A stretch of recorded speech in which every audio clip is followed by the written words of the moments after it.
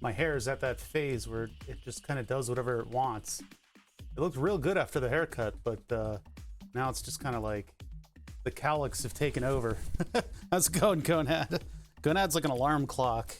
There's always a post at exactly my starting time, and I used to be very militant about the time that I started stream, but I had to poop, so you guys get to deal with a little bit of lateness. Where'd my soda go?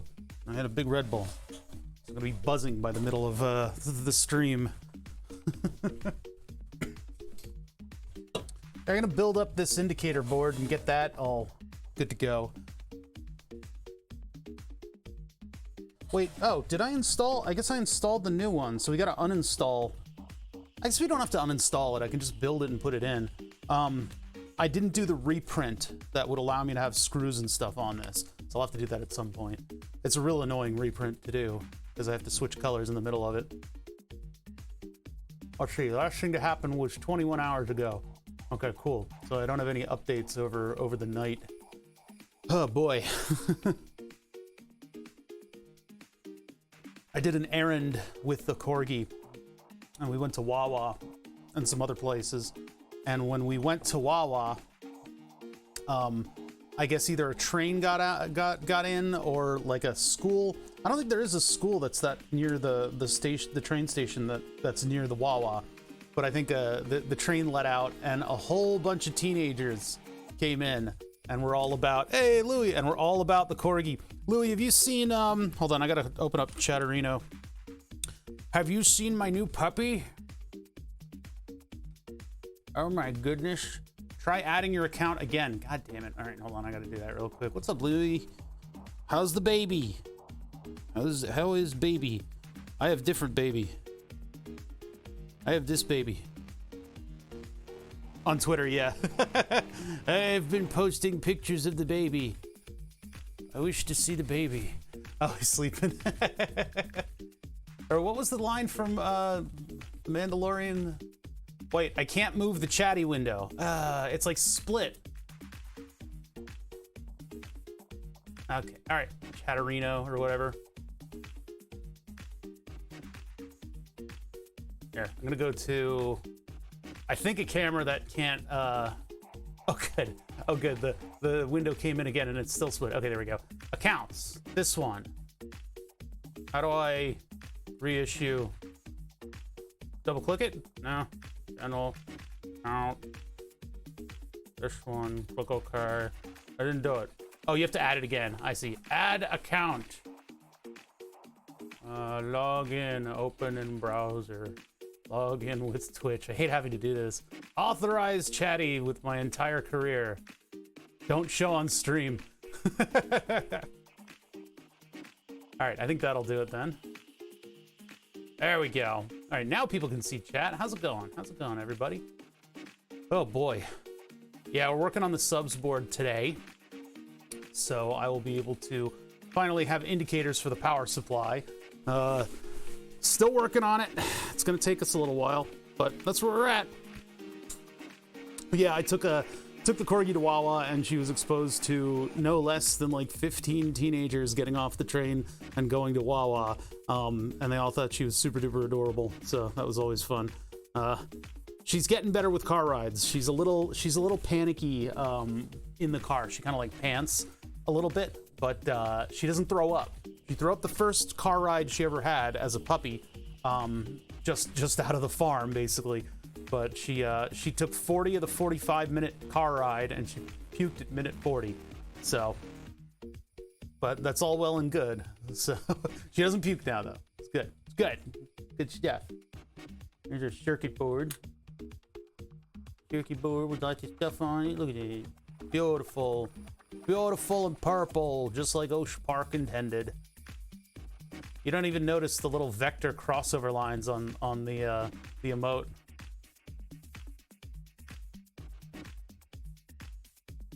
No silkscreen markings on the transistors, though. That's a little weird. I didn't notice that. I guess they've got it on a different layer. But this is what happens when you use sort of a mishmash of parts that are not necessarily curated by you. And especially like these resistors I'm a little concerned with, because they're going to be tough to get in there. They're going to be 0805s sized, And I think these are more suited for a smaller size. SparkFun's resistor is very tight. Tough to solder. But we'll get it. Or I could use the oven, but I don't want to pull that thing out of the back room. Oh man. Yeah, we gotta get more progress on these projects because I wanna do the rebuild the mill. Rebuild the mill is gonna take over this space, so I need to be able to get at least a little bit of progress on some of the secondary and tertiary projects around here, so I can kind of like pack them away a little bit. So I got my car stereo all up and running. That was the latest thing. BMW decided to put an amplifier and a crossover in the trunk, and they decided to orient it like this with the connectors up top. And so what happens is moisture somehow gets in, drip, drip, drip. That just put the R. Kelly songs in my head, just saying that. Anyway, drip, drip, drip right on top of right on their logo actually, on the silk screen, or on the solder layer there, the trace layer. And so, hey, what's up, Wiggle every time, boop.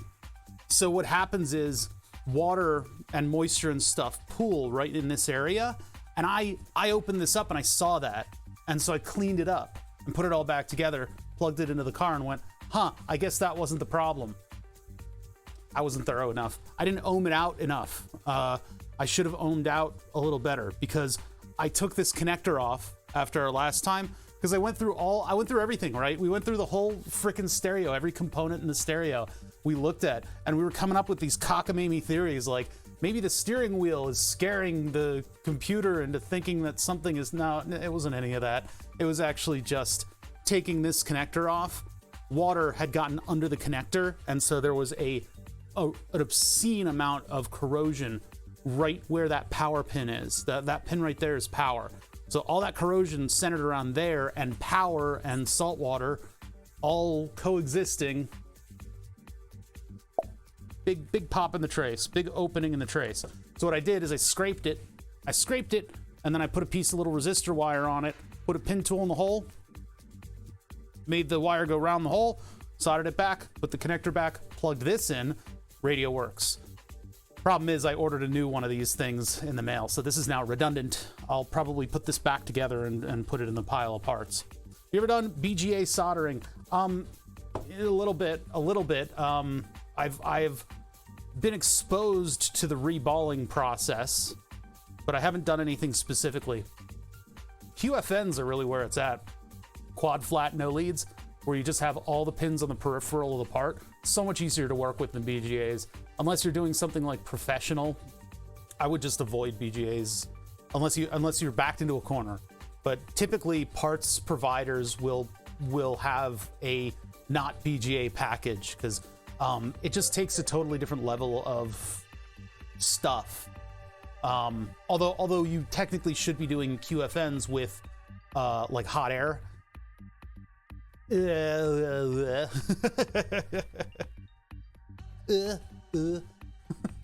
just make a noise to indicate how I feel about that.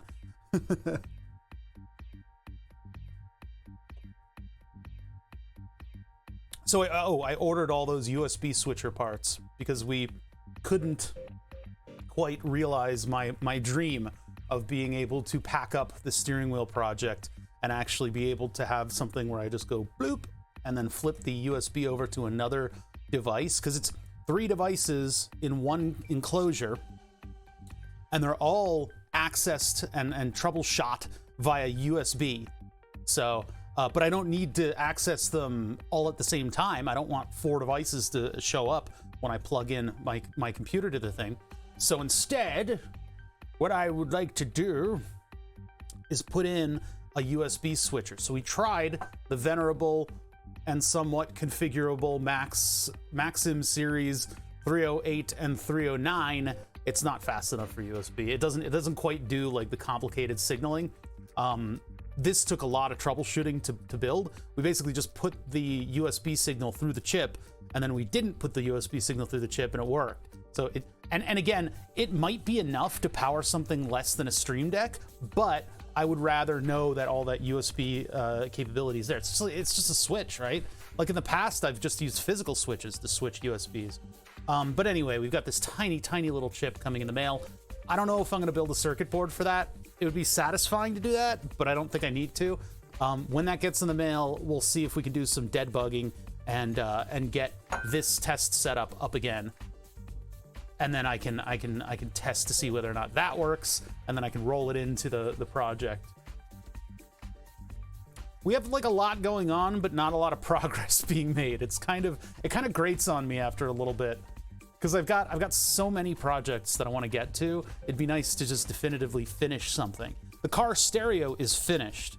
The only other thing that I got to worry about on the car now, well, aside from packing away all of the excess, I might have thrown out all the screws. Wait a minute, what did I do with all the screws that held that thing together? Uh-oh.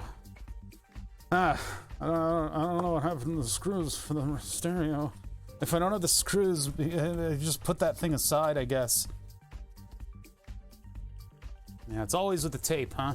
The other problem that I'm having with the car is something that I shouldn't be having because I just replaced the part. This is the pre-compressor pump for the anti-lock brakes, and this one we took apart just to take a look at how it functions. What's going on with this thing?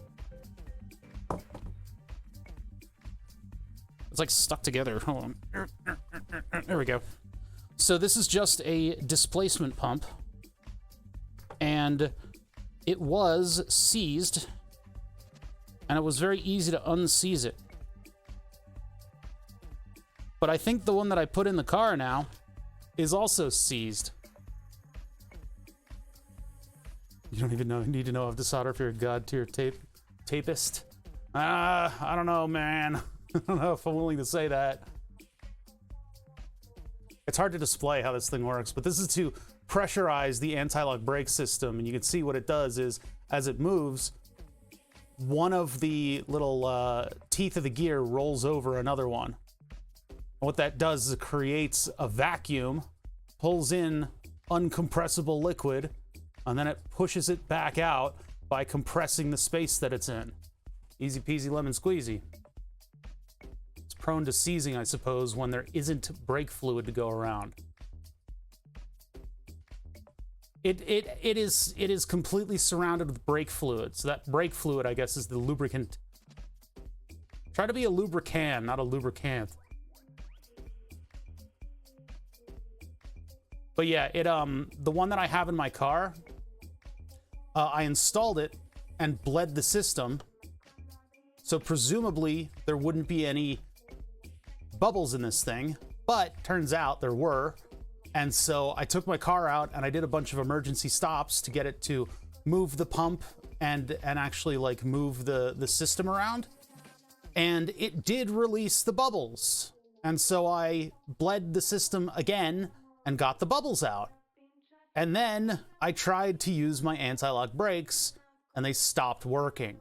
I think maybe twisting with like bubbles in here. NYX Saga, Nick Saga. Hey, how's it going? Thank you for the raid. How y'all doing over there? What do y'all do over there? Hold on, I'm gonna look up this. I'm gonna look this up. Twitch TV / Nick Saga, and take a look at who. Why did it go to Twitter? Twitch.tv. What's going on? What's wrong with me? Hold on. Who is this? What? It's just my stream. What's going on? Why is that? Okay, hold on.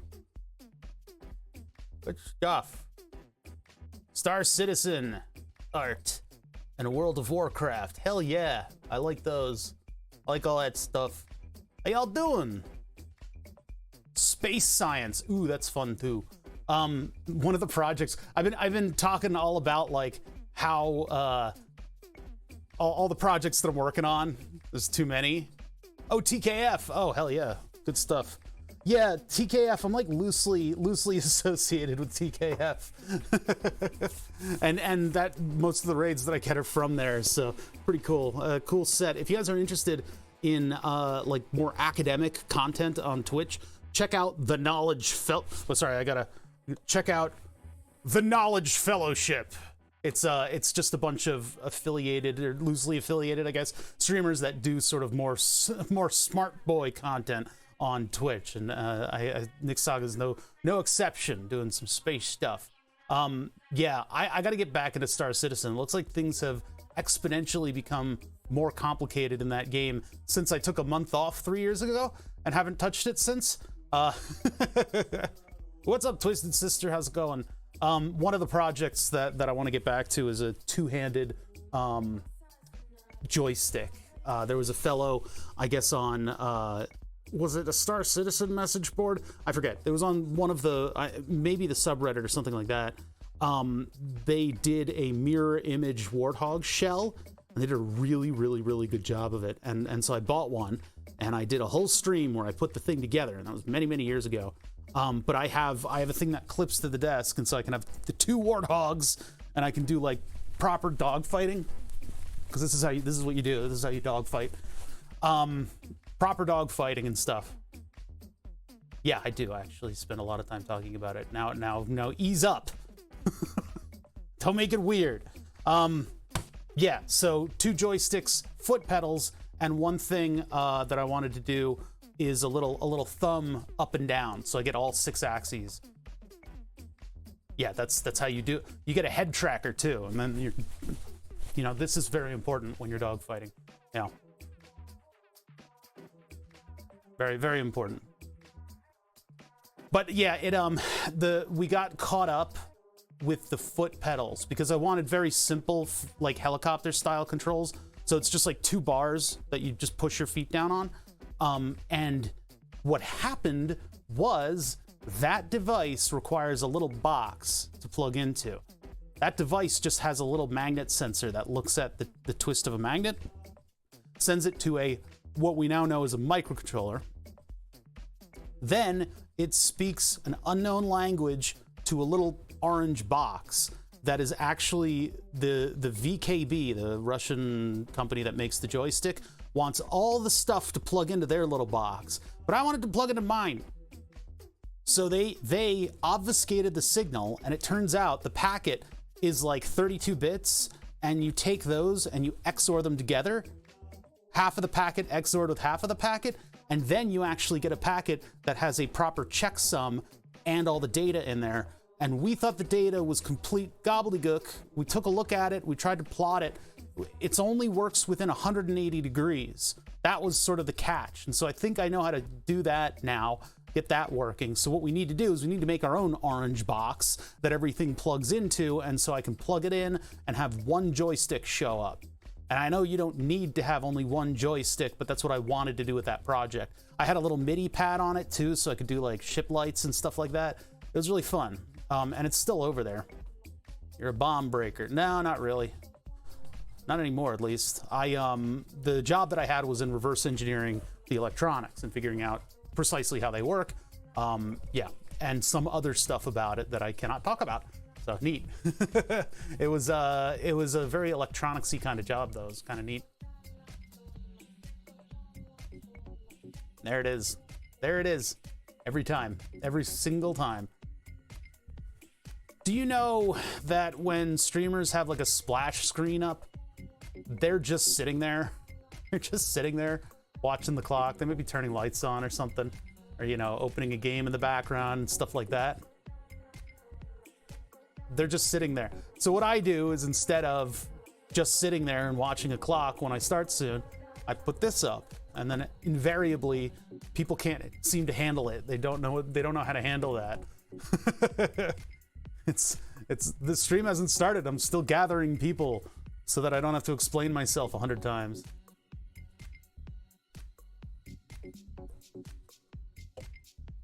Sisman65, thank you for the 3 months of Prime. Appreciate that very much. Those primes go a long way to support what I do here, which is kind of nebulous at the moment, but working on projects. I don't know if I can say finishing projects.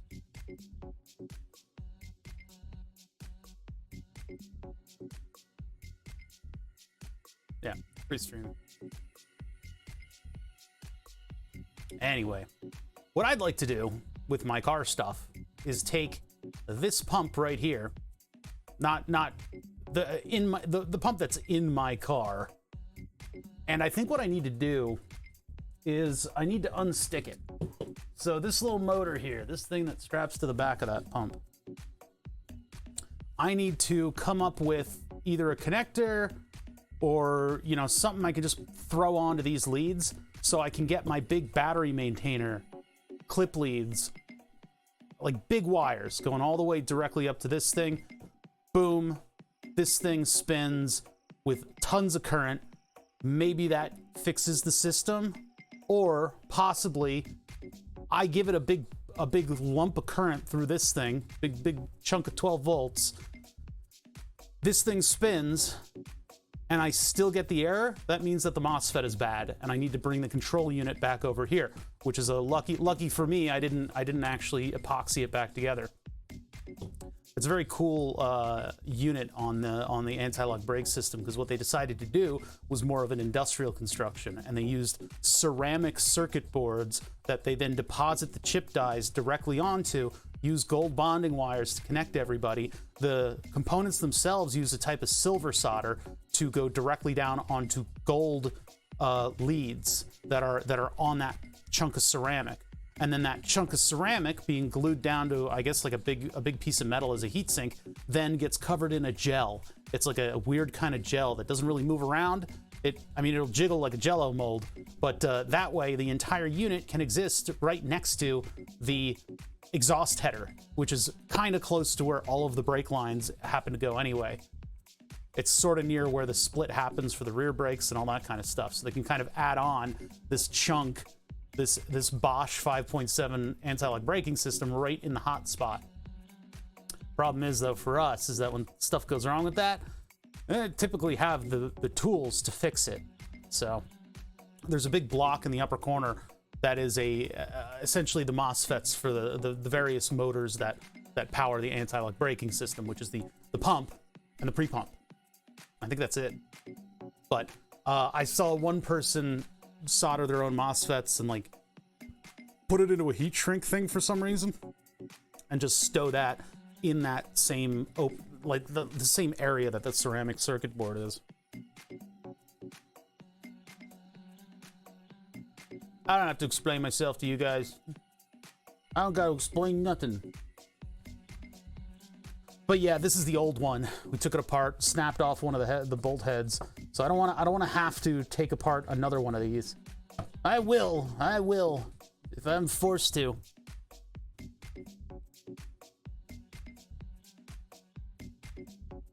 This motor seems to still be okay. I think it was just twisting this thing. I mean, push comes to shove. If I really have to do it, I can disassemble the unit without unplugging the brake lines and get a pair of pliers onto this and just twist it. That's if the current into this thing doesn't get it to trigger. And I guess I can take this out to the car and see if my my car can spin that at all, because I know that's not seized. And I got brake fluid on me. Brake fluid tends to kind of munch stuff chemically, so I need to get it off of my hand. How long have I been streaming? Oh my god, I don't even know. I think I started in 2016.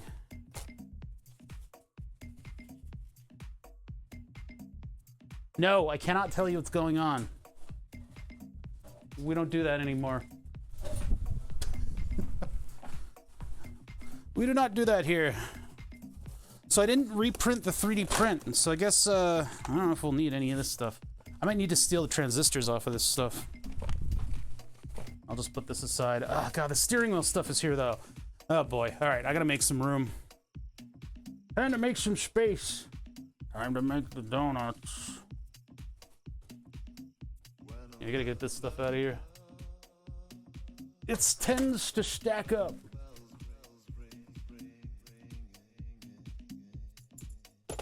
This is like the last thing that I want to do with the steering wheel project until I do like a whole overhaul on it. Is get that USB switching capability on it, and that way I don't have to fiddle with it so much every time I try to stream with it.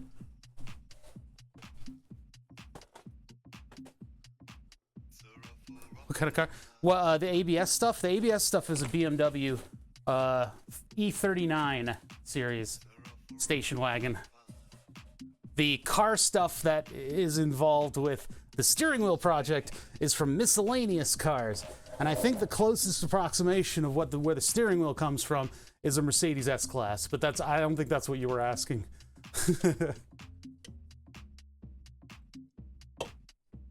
all the car stuff that I'm talking about, like barely maintaining and repairing, that's my E39 station wagon. And the only thing that we've gotten to successfully repair is, well, the stereo. I repaired the stereo system in its entirety, including the screen, which has trouble displaying digits after a while. That some of them fail, but mine works perfectly now. The lights don't fade as much as the console or the dashboard, but they do fade. So it's passable. It's passable, and at their brightest, they match the brightness of everything else. So I think it's pretty good. It's very dull orange backlighting and all that stuff. That's all my winter car, basically. Could you imagine if Topless Gun added an ABS system for my winter car? That would be the worst. I can't imagine having to maintain your heat level and take care of a kid, which I think is what you're doing in this one. I don't know. Nothing's really super been confirmed, I guess. But maintaining a heat level and then all of your health stuff and repairing an ABS system, I'd just die. I would die. There would be death. There would be a death, and that would be it. How little of this thing pokes through. I mean, I guess this thing is allowed to kind of like freewheel. It's a bit of, it's like a, what is it? What do you call it? Spring coupling. Because this thing kind of is allowed to spring outwards. I guess it all depends on what direction it goes in, but providing you with a little bit of like a shock. And I guess maybe it also prevents, because if you can't compress it, you'll stall the motor, I guess. I don't know. Actually, no, it would all be in there for misalignment, right? What is this very obscure reference? Dinky TV space? Dinky's Toys. What the heck? Ed Straker's car. You guys and your weird European fucking references. What is this crap? Another TV tie-in from the UFO series was Ed Straker's car. That thing is hideous. Keyless clockwork motor. Keyless clockwork motor, huh? Oh, I see. Yeah, that's right. To make the toy car. Yeah. 4 years. Most common was gold. Oh my god. This is like 1970s toys. Made in England. Yeah, there it is. There's a keyless clockwork mechanism too. Wow, this is actually a pretty thorough webpage, to be honest. I think I've seen that car in a book of like experimental cars back when I was a kid. It's like, what the heck is this thing? It's like, I need a futuristic hatchback.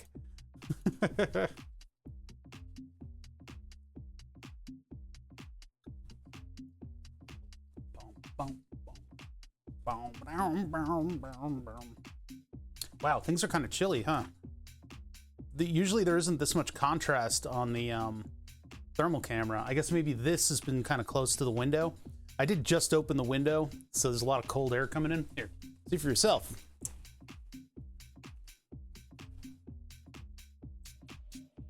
Oh, the thermals aren't looking in the same direction because the USB cable is a little bit, hold on, let's fix that. Boom, boom, boom, boom. There you go. Yeah, look at all the cold that's coming in from outside. It's a little bit chilly air if you didn't notice. Ah, hold on, I'm moving it around too much. It's when I point the camera in this direction, all my movements are mirrored, so it gets a little tougher to adjust. Wait, why is this thing? I need a better mount for the thermal cam. I need it to stick on a little better.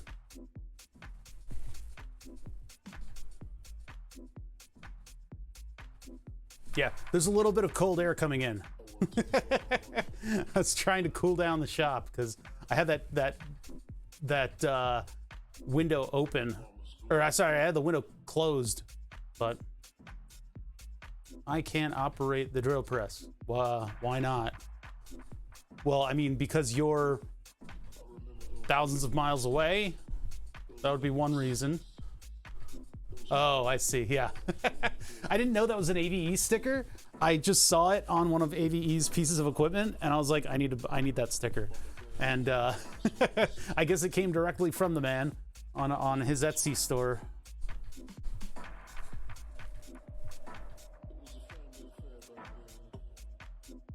That's some cold air. The Logitech camera's right in the middle of all that cold. Logitech cameras run a little bit warm. Womp. Is the other camera warm? Oh yes. Oh yes it is. It's quite warm. What's that?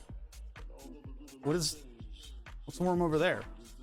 Something powered on that I don't know about, or is it a piece of metal?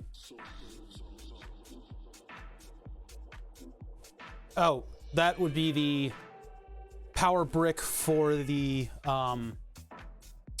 light. And of course the lights are quite warm. All right. Maybe it's time to get started. Maybe not. I was watching Tomato play, what is it? Gen Zero last night.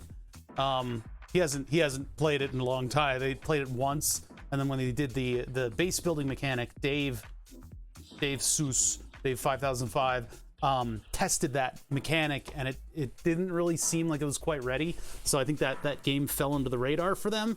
I've played a lot of that game, and we've even done gaming streams with that game. I was looking at it, and I'm like, I haven't played it in a while. It's looking kind of fun. I don't know if I'll get to playing it again. Dad's electronic repair business, had for 25 years and was growing up. That's cool. Yeah, the people often come into the stream, they pop into the stream, and they go, how do I get all that stuff you have there in your shop? And it's like, I can't answer that because I've collected this stuff over the course of 20 plus years of doing this kind of stuff. It's just stuff accumulates. Actually, I'm in the throes of a little bit of over-accumulation of the stuff. Really? You gotta read those descriptions. Yep, I used to. Have a question for you now.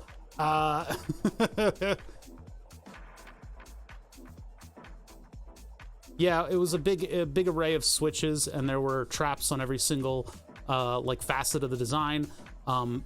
I don't know if they drilled a hole in it and filled it with water, but they also attempted, they might not have attempted to disarm it. They might have just blown it up in place. But FBI uses it for training now. Do you know what I'm referring to? Know the name of it so I can study it. No, but I have seen the training device that the Bureau has. They built a version of it that just had it was just plexiglass. So... But I think generally with something like that, when you have like somebody like, I'm a supervillain and I made this thing that's so complicated that they just blow it up. Like, all right, we x-rayed it. All right, fucking blow it up. Let's get out of here. Let's all go home. Sorry about your hotel. We evacuated, but then we just fucking blew it up. Good job, like fucking idiot.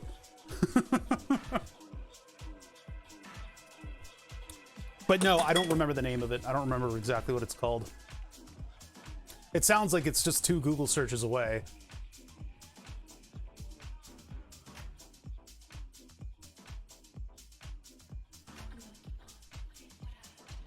Used a lot of ingenious stuff in it? No, it didn't.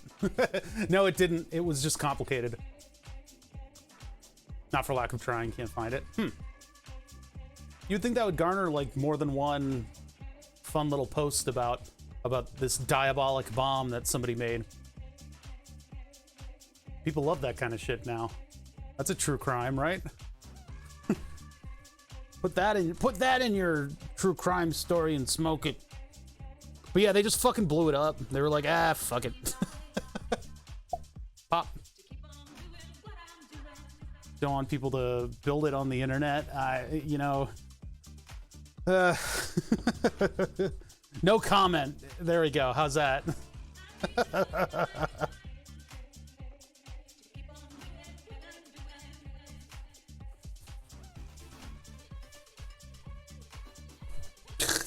Sure, whatever you need to hear.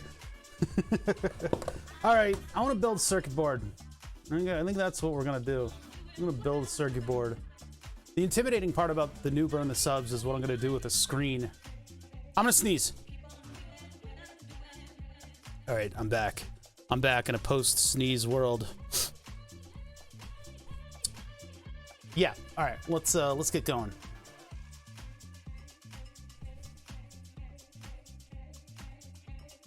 Let's do this. All right, how do I control stream again? I kind of forgot. It's been so long. It hasn't actually was streaming yesterday. Oh God, my glucose level sucks right now. All right. Sorry, my glucose level's open on a web page. So when I'm clicking through tabs, I'll pop over to the right tab and it'll be right there. Which, by the way, I've shared publicly the website that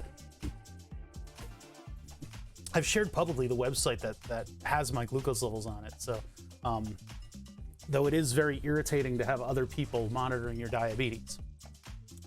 Keep it to yourself, any of the color commentary that you want to make about my glucose levels, but that information is available publicly just because I can.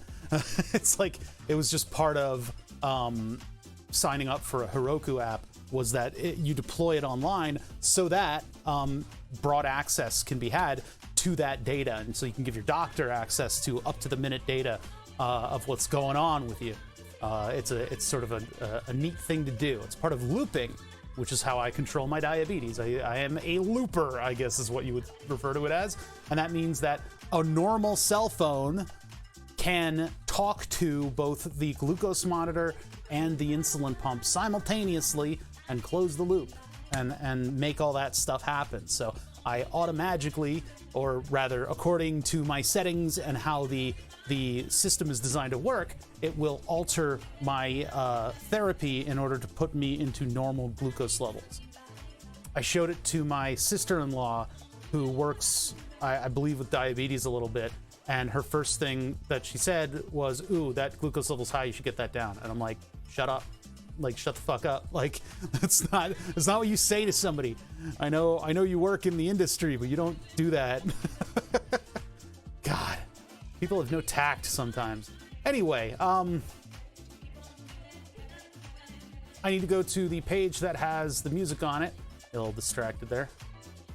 Let's just sneak it down. Let's just sneak it down a little bit. Sneak that volume down until it's nothing. Until it's nothing. All right. How's everybody doing today? Oh my God, Start Soon is still up. Are you okay? I don't know why everybody thinks that they can take the keys to my stream and tell me what to do. Okay, good to know. Yeah, you doing okay? So, hi. Welcome to my shop. We had a raid from Nick's Saga. They were talking about space stuff, and they decided to jump on into here. I don't have a lot to do with space, but I do have something to do with the Knowledge Fellowship, and that is a bunch of academics and sort of creators of like, just creators and like smart boys and maybe some not so smart boys. I don't know. Smart people who do like smart people stuff. Somehow this counts, even though I'm like a big dumb, like not even close to a smart. I'm not that smart. I'm smart to like other streamers who are gamers, but like that's not it's not the case. I don't know. I feel like I've somehow tricked them.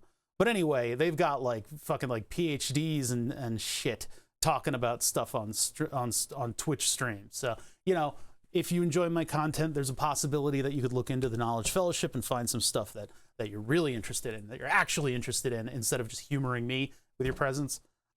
Anyway, welcome to my shop. This is where I mop occasionally. I gotta get that Looney Tunes bit out of my head because nobody gets your dumb old references, old man. Anyway, yeah, so we have been continuously working on Burn the Subs and making almost no progress every time, because whenever I work on it, we decide to try to do something better, and in doing something better, that becomes another project. And so we're fractally moving our way through this project until we're done. So what I've got sitting behind me is a big block of wood, and it's a big blank block of wood, except for maybe some like marker marks on it. Our goal is to make our machine move that X and Y axis that are over there. Now I need to rewire that whole thing, but it's still there. All the mechanical stuff is still there. We're 3D printing the things to tie everything together and hold it together. Our goal is to make a machine that will automatically take the name of a subscriber to my channel. For instance, we had Sysman65 sub with a prime for the 3rd month just now. That name, were the system working? If the system were working, that name is received by a Raspberry Pi, which connected to the Twitch API. The somewhat documented Twitch API is a way that people like us, idiots, can get in to the functionality of Twitch and do cool interactivity layer kind of stuff with it. We can work with channel points and make a machine that farts every time somebody redeems channel points. Or we could do, well, sky's the limit, whatever we can do. We could make anything happen with channel points or subs. I've decided to go with subs because it's funny that people pay to put their name on my board. So what we have in the Raspberry Pi is we have something that gets onto the Twitch API. It communicates with it. Twitch API is dumb, I fully agree. My biggest complaint about the Twitch API is that the return, and maybe they've changed this, because they certainly wouldn't ever document the fact that they've changed something, but they've got this JSON return that contains another JSON return. So first of all, that's a little weird. Secondly, the JSON return with the data in it, it's got all the information about the user and their account and all that stuff. So you can have something like this, or you can have something appear and have all that information in the user's profile picture and all that good stuff, right? All that information is in there. What they don't have, and even channel points have this now, is a unique transaction ID. I need that. I need that because I need to know when money has changed hands. That's all I care about. All I care about is the fact that you guys give me money. I don't care about you or what you're up to. I don't need to know anything about you. I just want your money. Fuck you, you know? God, I fucking hate you people. No, I'm just kidding.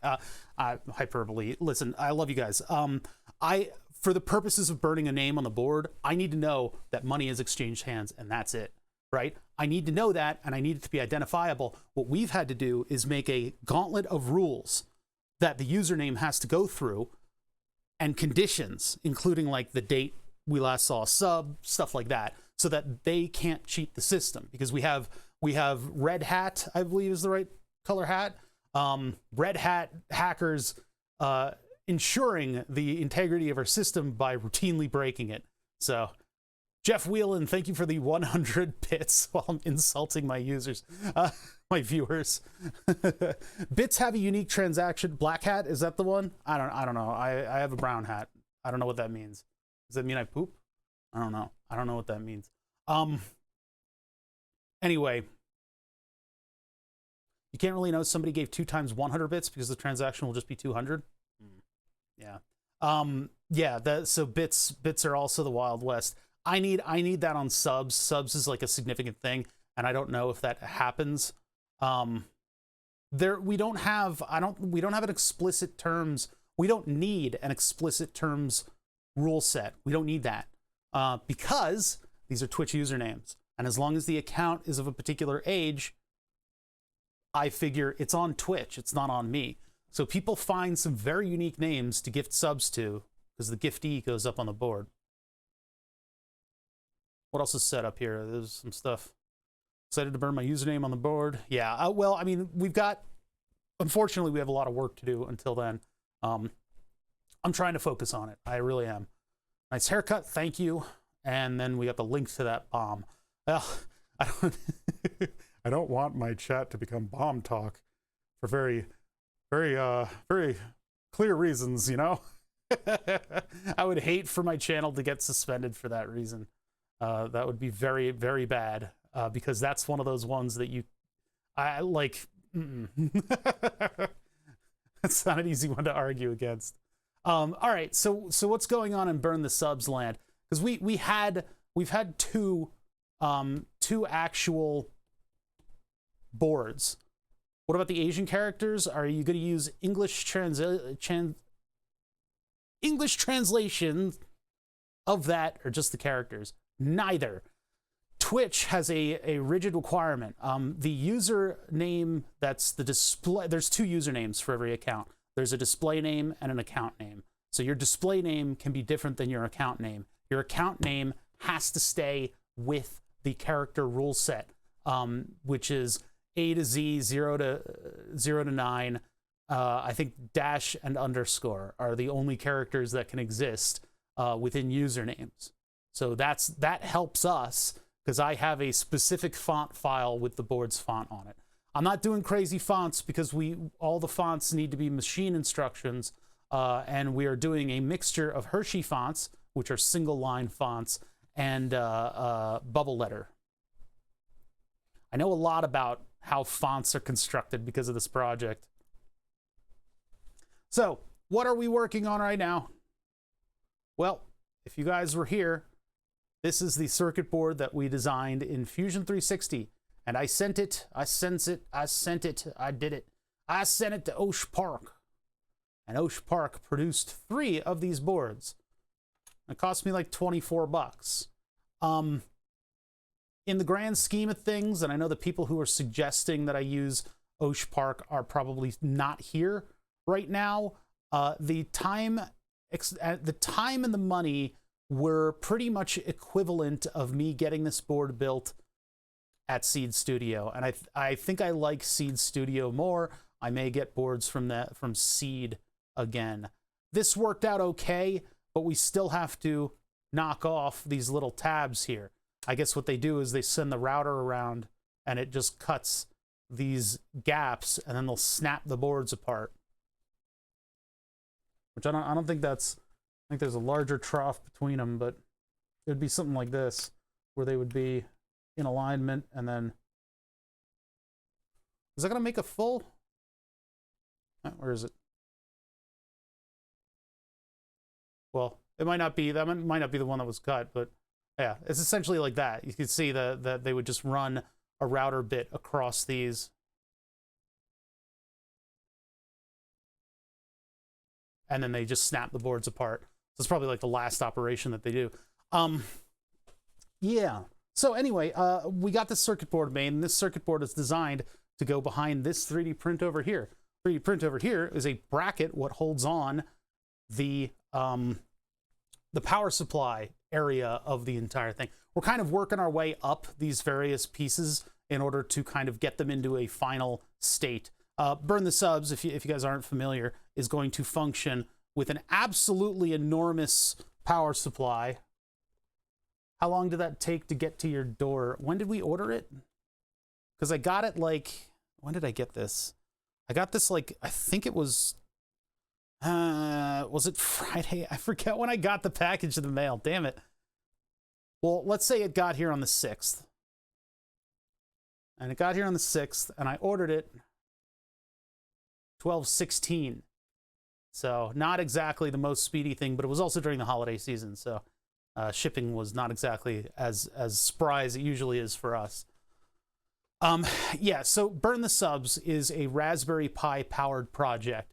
This Raspberry Pi will contain all of the Python that you could ever want it to. And we programmed it in Python because Python's fun, and it's a language that I hadn't really tried before, and it becomes kind of a very conversational coding experience where you're like, you know, I need this loop to do that, and so you go, hey loop, do this. Like, that's basically what it felt like to me when I was really into the throes of coding Burn the Subs.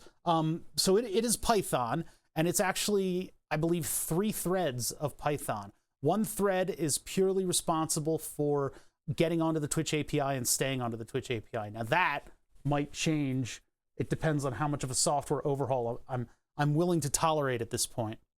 The second thread is responsible for searching a database.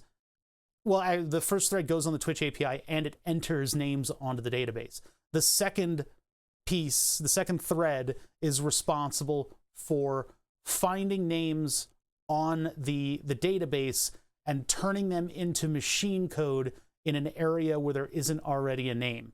So we do some manipulation of database entries. We do a little bit of font work and a little bit of scaling, and we do all that within one thread that just simply looks for an entry that has a certain status on it in the database. Then the last thread, the one that gets captured when I'm not streaming, is the one that looks through that database, finds names that don't have a status that says burnt, and streams the G code of those names to the motor controller that will then move the board. So when I start streaming, I open up that last thread, it looks through the database, finds the names, and burns them up while I frantically adjust the cameras in order to capture the name burning. With the overhaul, we have a new motor controller. I am toying with the idea, and I think I probably will end up putting Clipper on this, because Clipper does all the stuff that GRBL did, and it's still supported. So if we put Clipper on this, there is, I believe, an API that we can use to send the G-code instructions or whatever instructions to Clipper, and then Clipper will basically manipulate the microcontroller in order to move our stuff the way we want it to. We also have TMC drivers that do not need end stop switches. So all we need to do is make sure that there's a bit of a bump stop for the things to hit. We're adding a screen. That'll probably be controlled via Python and give us, I don't know, information about what the board's doing. And then, oh, as usual, this thing is going to be water cooled. The previous board was water cooled, partially as a joke, but you know, they sell water blocks that are Raspberry Pi sized, and I've got a couple of them, so why not use them? So I guess we might do just a brass tube on the back of the motor controllers that I can solder in place. And then for the laser itself, what I need to do, now that I've gotten my tubes, now that I got my tubes here, what I'm gonna do is pinch one end of the tube, solder it, fill it with water or brake fluid, and then pinch and solder the other end, preload that with a bit of pressure by pinching it a couple times, and then bend it around a form in order to create a coil. And that coil we can then make like a 3D printed holder for. We tried to print a water jacket out of PETG, and it was not having it. It wasn't having any of our crap. So yeah, it's only 2-axis. We don't have the board is pretty flat. It's flat enough that the laser burns at all extremes. On the old board, you'd run into like a divot, and sometimes it would get a little fuzzy. So, and then down here, we have the power supply. Now, this is something that I unearthed from the storage area. It is so much power supply for not a lot of project. This thing will take us into the 21st century. This power supply is probably going to be featured on the next version of Burn the Subs, which will be a little bit more power hungry for reasons that I'm not sharing yet. But this is 24 volts, 10 amps, and it's just so much. It's so much. The motors love higher voltages. This board can handle up to 24 volts, I think a little bit above. But we also need to create 5 volts and 12 volts out of that 24. So I've got this board here that's got a couple power supply modules on it. That needs a home basically behind this. So if I need to alter anything on the 12 and 5 volt line, I'll have to pull this entire thing off. I mean, I could bump this up and have this module sit here and have these a little closer together. But yeah, so 12 and 5 volts are created here. That's going to power the pump, the laser, the motors, everything.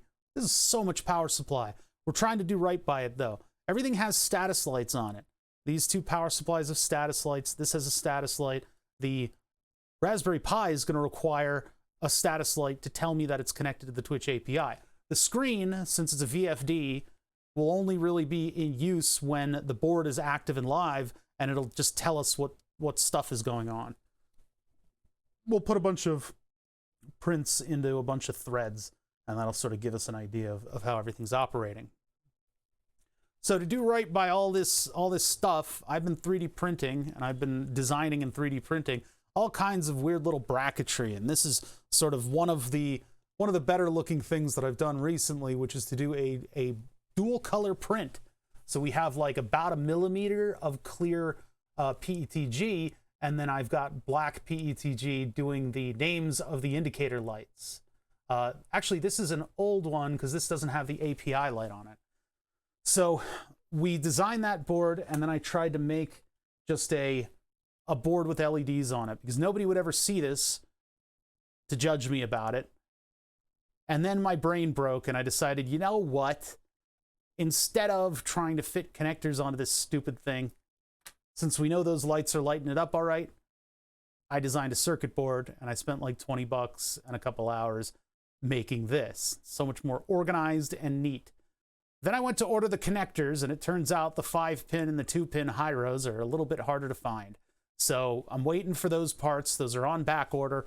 For now, what we can do is we can construct this board. I can put all the LEDs on it, and we can throw it behind the panel to see what it looks like, because we're going to have to do a little bit with diffusion on the LEDs as well, so that in the little gaps of the 3D print, because the printer is laying down filament diagonally one way and then diagonally the opposite way. And so those stripes of 3D print material lie perpendicular to one another, and there are these little tiny gaps. And so there are little tiny point sources of light that are visible through that. So we need to diffuse the LEDs a little better. And I think then maybe we'll have a good-looking screen that's not going to sparkle at me and distract me. Because this, at a glance, the reason that it's on this side is that when I'm sitting at my desk and when I come into the shop, I will expect to see the blue light from the API indicator. All right, so first things first, we need to get this thing to fit into 3D print. What happened to the print? Here it is. One of these guys. Now there is a further altered 3D print. So this is no longer our super duper nice example of how exactly everything's going to go together.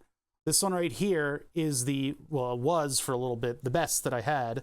I've made some alterations to this. For instance, I have, you can't see anything. Hold on, let's get in a little closer here. We did these alterations already. I just haven't printed them because it's kind of an annoying print. A Clipper likes to not pause with the pause command. Or sorry, it likes to pause with the pause command. It likes to not resume with the resume command. So you have to make your own custom resume command that resumes the print and Clipper. Otherwise, it will miss the color change pause the next time it comes around. It's very annoying. I don't know if there's a better fix for that, but that's just what I found online. Anyway, I've altered this a little bit so that there are now screw holes where the screw holes are supposed to be. But for now, I just want to get the optics on this thing correct. So let's get the file over here, and I got to file off all the little tabs. All the little tabs on this thing.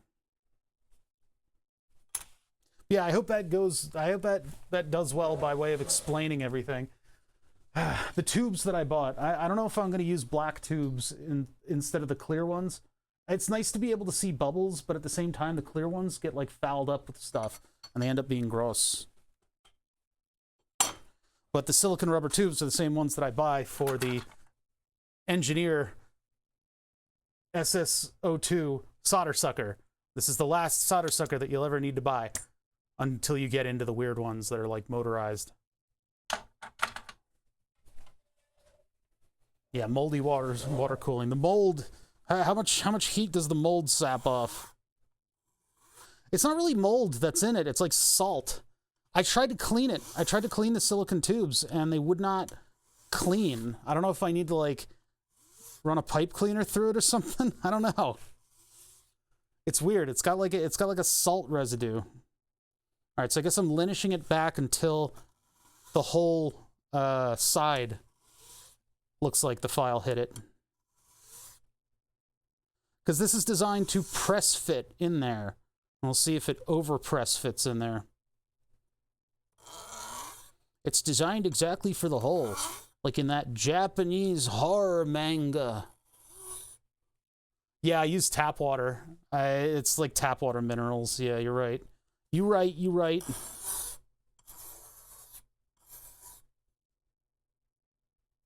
Okay. So the press fit isn't so important with this. I would rather it drop in and drop out because it's got screw holes. I designed it specifically to have screw holes. So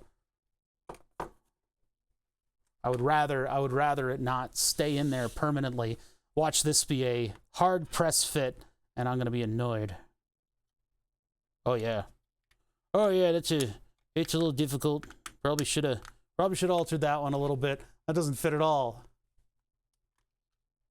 Here, hold on. I got a soda waiting in the wings, and my throat is dry because my glucose level is in the absolute fucking stratosphere. It was only a hoagie, I swear, officer. I had to go back to exactly the location where I got pulled over yesterday. I was doing errands, and I had to go. I had no choice. Luckily, they weren't there. So the question is, am I going to do another slow uptake and stay in this range for the next umpteen hours? I would rather not, but I've got all this insulin in my system that's still acting. I actually do wish that this screen would look a little bit more like what I have on the looping program, because this is a better view. This is a better view of what's going on right here. You see that? That's a much better view of what's actually going on. Wait a minute. That's not looper. Now, right here is the... This is a much better view. I wish Xstrip would display the insulin, like the active amount of insulin in your system. This is my night. My night was spent hyperglycemic without my glucose levels moving, and this thing being a little bit too much of a weenie to actually take action.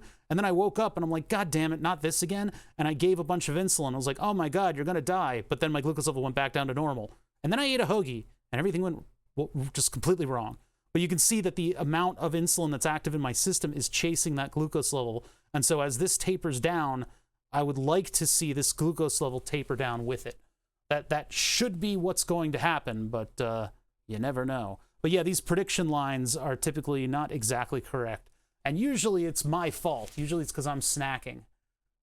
But yeah, anyway, I'm just dealing with that right now. All right, so I'm getting parts. No, I'm getting soda. That's what I'm doing. I'm getting a soda. Give me 1 sec. Move this back over here. There we go. I'm getting a soda, and then we're going to go and get the parts, which are all in my bins. My bins of parts.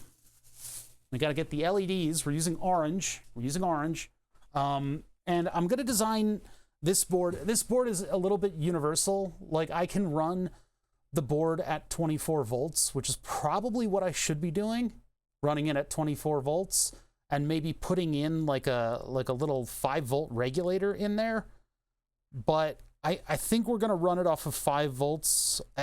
It's odd, though, because if anything down the line goes wrong, then the indicator won't display what's going on. Like, if the 5-volt regulator dies, my whole indicator panel goes out. What's the point of the indicator panel if that's the way that it works? So we have to kind of think about that, and I have to think about how I'm going to do that. I need that indicator panel to run at system voltage, I guess, which is 24 volts, if it's going to be effective. At indicating anything other than a slightly out-of-spec power supply that would still operate. We'll start with 5 volts, though, just so that we can do the optics of the LEDs. Burp, burp, burp. There we go. All right. So, circuit board barely fits. More filing. Basically, I'm just going to lineage back the edges. I don't think this is Osh Park's fault at all. I think it's more my printer. We can measure, although I don't know if my calipers are exactly Actually, wait, these are pretty new calipers. I had to rebuy my Mitutoyos. They're stuck. There we go. Jeez. There we go. I keep them in a little like cubby hole between the microscope and stuff. I gotta find a new spot for them, I think. Why isn't, oh, must have twisted that when I went to grip it. 20.6. 72.5. 72.6. 20.6, 70.6. You guys remember what our dimensions were? I don't want to open Fusion 360. It's like a whole ordeal. I think that is pretty close to our dimensions. But then again, if I measure the 3D print, yeah, 20.48. So 20.5.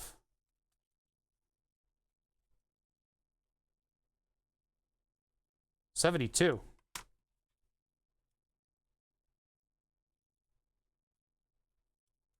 Yeah, so vertical, a little bit of vertical, a little bit of horizontal, but not much. It's actually very close to the dimensions that we set out to get out of the thing.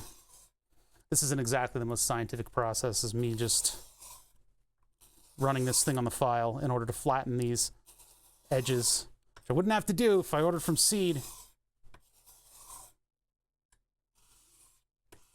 I need to take like a 0.5 millimeter off of both of these, so I don't know what that entails other than just doing this a couple times. Problem is, every time I do this, I tend to hold things like that. So this will end up being tilted that way a little bit, unless I flip it. Do the same thing on the other direction.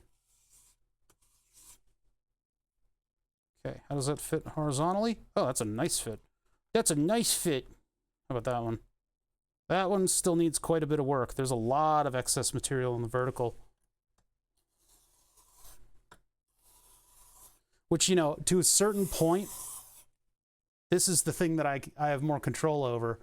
I don't want to alter, like if I decide that, oh, I should alter the overall dimensions of the board, that takes a couple weeks, whereas this takes like one evening of 3D printing. And we're talking about 0.5 millimeter here, so it's like, yeah, just move the wall back in the CAD program. Use a little less from these. Remember, I don't want it to pressure fit at all. I want it to just fall in. So very close. See here. Look closer. Oh my God, too close. I just feel like the microscope was a little further away than this, but I guess it's a normal thing. So part of this could be caused by the fact that the 3D print really doesn't like those corners. So I guess I'll soften up the corners a little bit. Just a little tiny bit to deal with the sort of rounding of the corners that happens in 3D printing. And it only takes a couple strokes on the file, since this fiberglass is a very fragile material. When under filing, I guess I should say.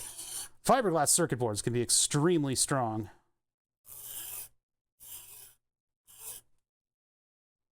But in certain ways, that's, you know.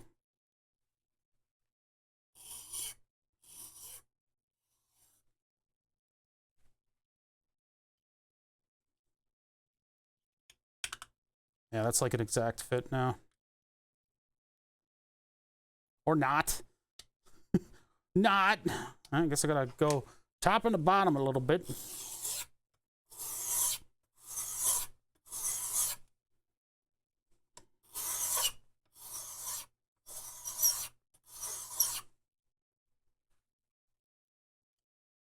How's chat doing? Aside from everybody asking me about bombs all of a sudden.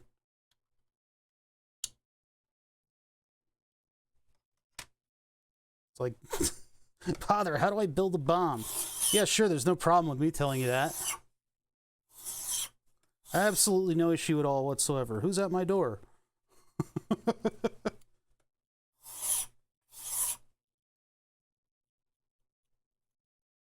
Wonder how many federal crimes you can commit with a 3D printer.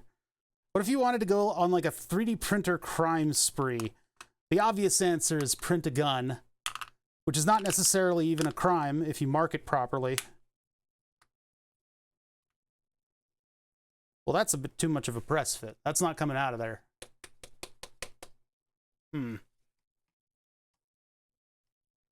That's what we have a pin tool for. Where's my pick? There it is.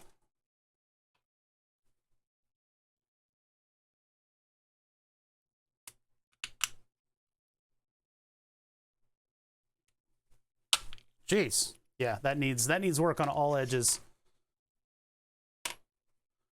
Pump here to the RGB. There's no RGB. We don't do RGB here. We're adults. People don't realize that the RGB is just to show off the capabilities of the thing. It's not too late. Redesign this thing to use NeoPixels. I could have done that. I could have used NeoPixels, but then you have to have something that thinks come up and do your indicator panel. And this is supposed to be a very dumb indicator panel. This thing is just supposed to light up when things work. All right, that's still a bit much of a press fit. The sides went in nice and smooth, but the top and the bottom are hitting up against the ridges of the 3D print, and I don't want that. This is supposed to be much more simple than it is. This is supposed to be the super duper easy part, which is just simply get LEDs to light up. Now these screw holes are really close to the edge. I made the other panel specifically to have the screw head overlap the plastic. So it might not hold on to the board very tightly because of the plastic there, but the pan head of the screw was getting in the way of all the components on this thing. And I guess I could have probably just made room, because there isn't a whole lot going on near those two screws. I guess I could have moved them in a little bit. I could have even put one in the middle, but oh well, bygones be bygones. We got to deal with what we got, because it takes too long to get a replacement.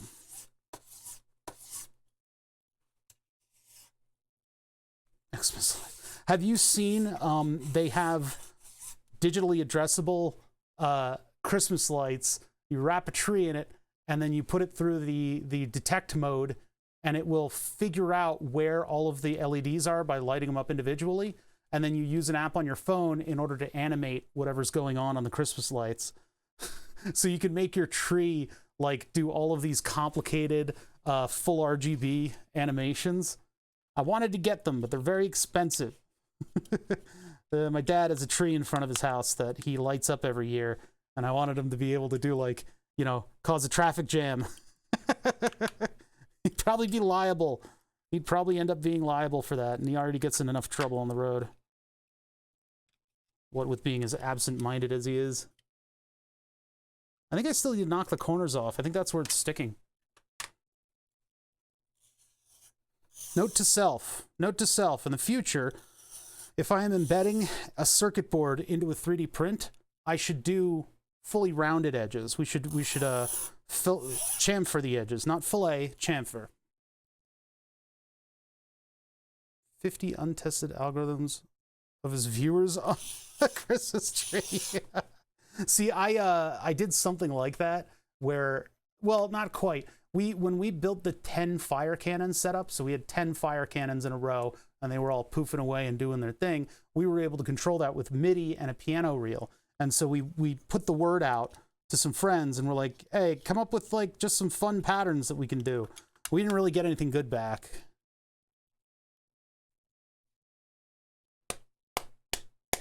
Yeah, I guess if you've got a big enough audience, you can do stuff like that. I don't have a big enough audience. I don't know. I wouldn't get anything funny. All right, so. Or there would be people trying too hard. Let's get some components on this thing. I think we got to start on this side, and then we'll put down all the transistors and the resistors and stuff. I got to remember what all the values for everything were going to be. I mean, it's really just 1K, 10K, right? Our pull-ups are going to be 10Ks. Our resistor for the LEDs are going to be 1Ks, because we don't need these to be at full brightness. We don't want them to be at full brightness. It'll blast my eyes out. And then the, what do you call it? Transistors are just going to be 3904s. Did I have an MS? I had an MS Paint. I had an MS Paint for this. Let's find the MS Paint. That'll just tell me all the answers that I need. This is why we keep records of all this stuff. Stream projects, born the subs. Oh my God, where is it? 3? Power supply diagram. Hey, I found it. Yeah, so 10Ks, 1Ks, LED Ks. And technically it should all be 24 volts. We're gonna make it 5, but I'm still gonna use all the same values for everything. So yeah, like some of them are supposed to have like 2K on it. I'm just gonna make everything 1K, and we'll just see where we get to with this, because replacing the resistors should be kind of trivial. I got the soda, but then I never took a sip of it. What is wrong with me? All right, hold on. Let's get 1Ks and 10Ks. There's not a capacitor in sight. I didn't put any capacitors in. And they're indicator LEDs, so maybe I don't need them.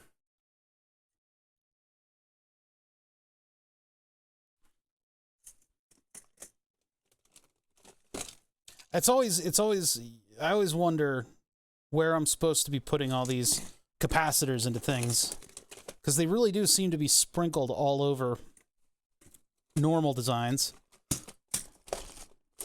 And, you know, apart from decoupling your chips, what's left? Signal lines? A little stability on the signal lines? I need to find a guide. That's essentially what I'm saying. I need to find a guide to putting the final touches of capacitors on your designs so that I can relay that to you guys. Because generally when I'm using them, they're kind of spread. Yeah. I saw a website that I've lost since then. That is a here's all the parts that I need. It was essentially a guide to making what do you call it? A guide to making all these components like resistors and hold on, I'm gonna burp. God, that was a huge burp. There was a guide to making like capacitors and different types of circuit structures without the components. You were basically putting down traces and putting like little deviations on the traces and stuff and little shapes on the traces in order to create these components that typically at high frequency. It's something that oscilloscopes do a lot. But it's kind of cool because it was like, how cheap can you possibly make a component? Well, we could buy a component and solder it in, but then we're going to have to deal with all the shape of the component and all that stuff. Or we could just make it with the metal that we have already. We have component at home. Component at home. All right. So these two down here are the 1Ks. Those two are the 10Ks, the ones that surround the transistor. So that's easy enough. We're just going to go down and sprinkle some 1 kilo ohm components on this thing. Now, if I was making more than one of these boards, I could use the oven, and then we would basically just put a little dollop of solder paste on every single one of these, and then I would just pick up and place the component. What is that? Looks like a little thinness in the solder mask. Osh Park, I'm disappointed in you. I will never forget this. This right here, this mistake. All right, my soldering iron arm does not have a clear area to exist in. I gotta move everything down. When I can get around to doing the computer project, aka putting the streaming computer into a rack case, then I will create a whole lot more desk space for myself, and I think I'll finally be able to hear myself think. All right, gotta put this thing all the way over here. Hold on, you guys can't see what I'm doing. Oh God. Ugh. I had to like reach under a light. Yeah, literally unusable. There's no desk space at all. It's ridiculous. I can't exist here. My immersion. Okay, let's do that right there. Now I can spread out a little bit. This needs to go away. We're done with the breadboarding for now. I ordered that chip. The USB switcher chip. Might be a little bit much, but I ordered 10 of them.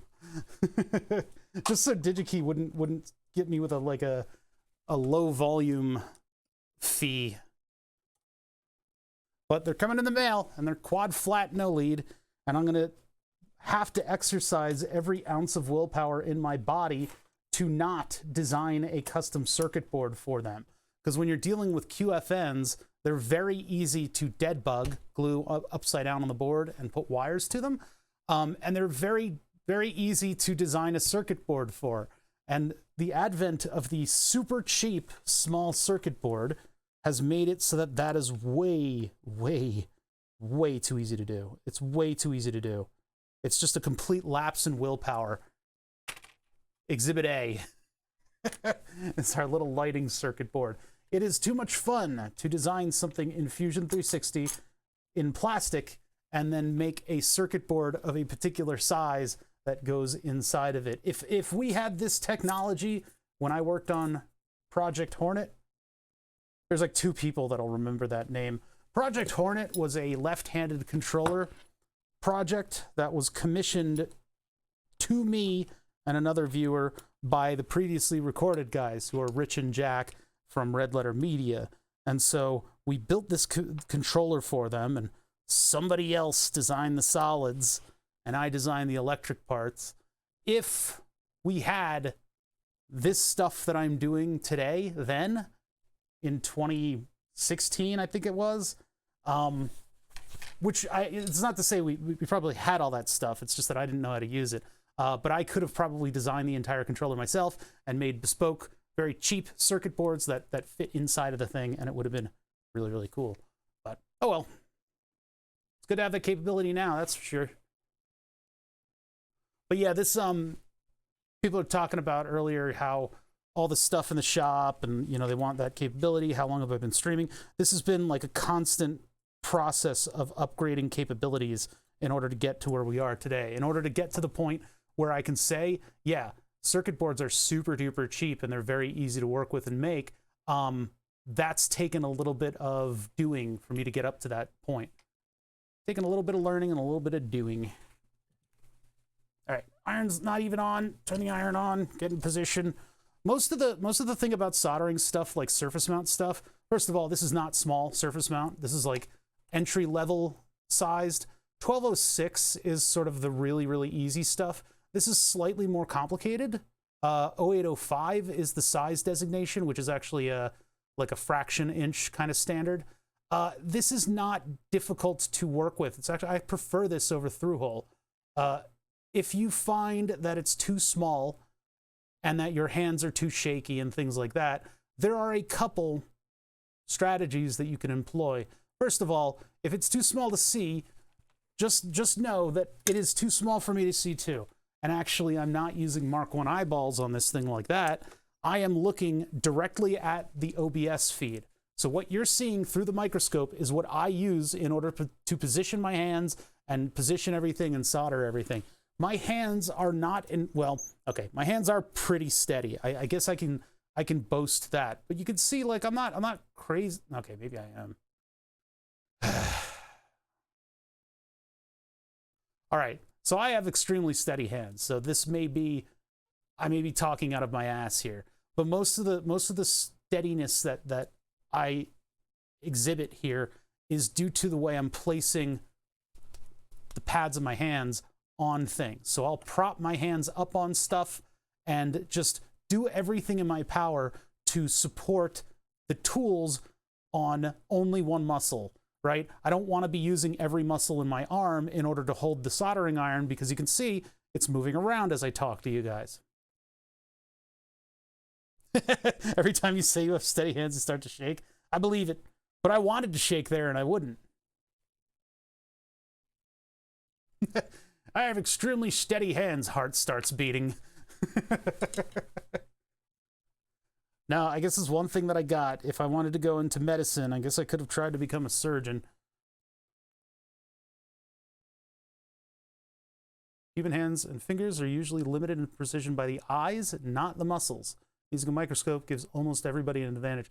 Yeah, using the microscope is very, very helpful. I mean, also, you know, if you have a lot of trouble with steadiness in your hands, exercise them. Get a little squeeze ball. because the more muscle you got, the more still you can hold. It's one of those things. Also, you know, just being healthy helps. I have my latest fun thing. Fun, haha, hee hee haha fun. Haha, hee hoo ha ha. So much fun is that I've been getting a lot of diabetic neuropathy in my hands. It might be due to the positioning of my elbows when I'm sitting at my desk. It could just be that's it for me, you know. Guess what? You've baked your nerves with glucose. As I improve control of my diabetes, which is an ongoing thing, and as I exercise, it tends to go away. But I have to deal with that. So every now and then I got to stop and shake my arms off. Neuropathy is when your nerves basically fail. And I've had diabetes for, haha, hee ha ha. Oh my God. It's been like 30 years of diabetes. Yeah, I've had diabetes for 30 years. So shit happens eventually. You get complications. I've been able to stave it off for quite some time. This is what I'm talking about with these SparkFun resistor things. They're a little tight. It's a little tight for me to solder, but I guess I can do it. Everyone at work, I could solder as he'd broken up a small part on the graphics card. Oh my God.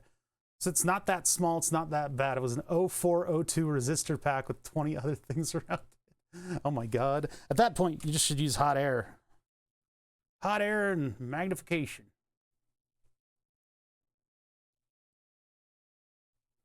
We got a dog. That means I'm walking the dog a lot. It means I'm exercising. Hopefully means I'm losing weight. I don't even know.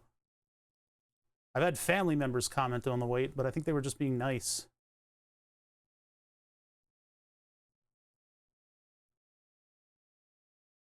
But I think over time we'll see improvements. Now, this is just simply to keep chat from being too OCD. Never trust family with weight. Yeah.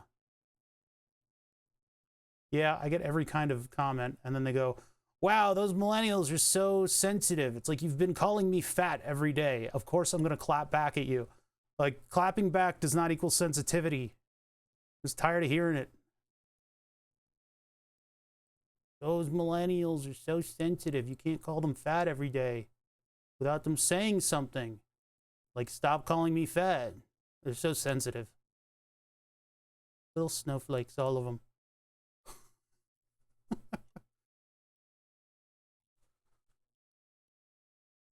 What are you, a drug ad?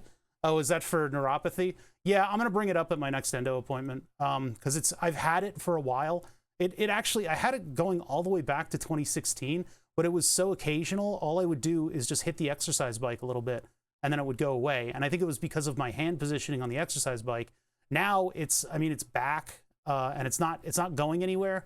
So when I do stuff like this, like soldering, right now I'm actually doing pretty good. We're on a roll and I haven't gotten any feelings of like neuropathic feelings going on right now, but it was pretty prevalent in the past couple weeks where, you know, everything, it's like TV static in your fingers. Sucks. It sucks because I use my hands a lot. I use my hands a lot for very weird stuff, like replacing motors in my car. Ah, we soldered the via. That via's uncovered for some reason. I don't know what that's about. Maybe the via we used was an uncovered via. Or it could be an Ocean Park thing. Ask your doctor about Ozempic today. Side effects may include.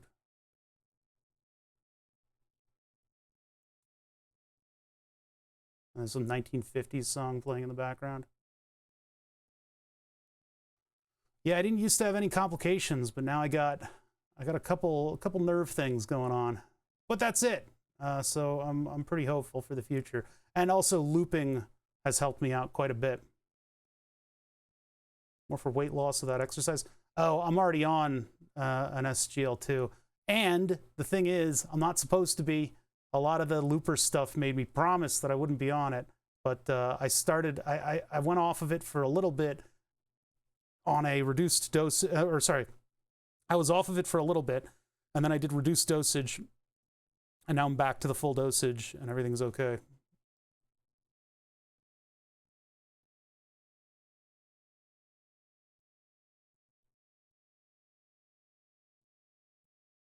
Yeah, isn't there's for like allowing blood flow to extremities, you can be prescribed that and it can be covered instead of paying thousands of dollars for the stuff. Am I gonna have to start taking dick pills in order to get better circulation? I do have documented the days when my fingertips are cold. You can see it on the thermals. You can see how cold my fingertips become.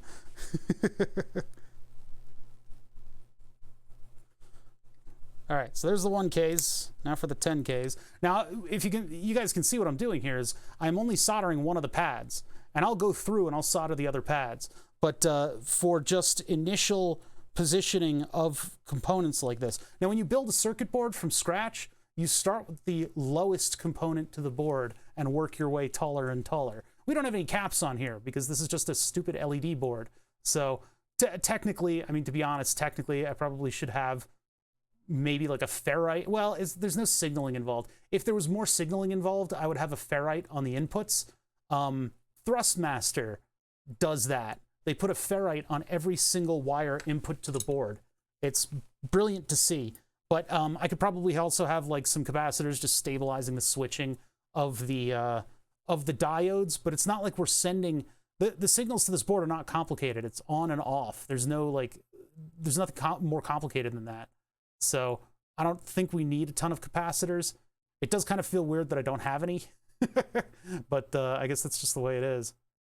Oof, arthritis in my hands. Number of remedies and supplements people have told me to use. Dude, somebody posted an article a little while ago that was like okra water to cure diabetes. You put the okra in the water, and then you drink the water that you put the okra in, and it cures diabetes. They never specify the type of diabetes that they're talking about. Okra water. Of course. It's all so simple. Now, we're not doing any level shifting or anything. It's literally just flipping the thing. I guess I could do, but yeah, it's just triggering a switch that turns on and off the LED.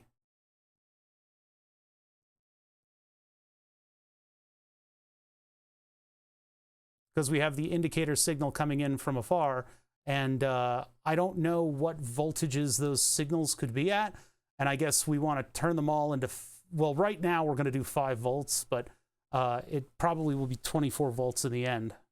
So that's really why we did the transistors, was because everything was going to become 24 volts.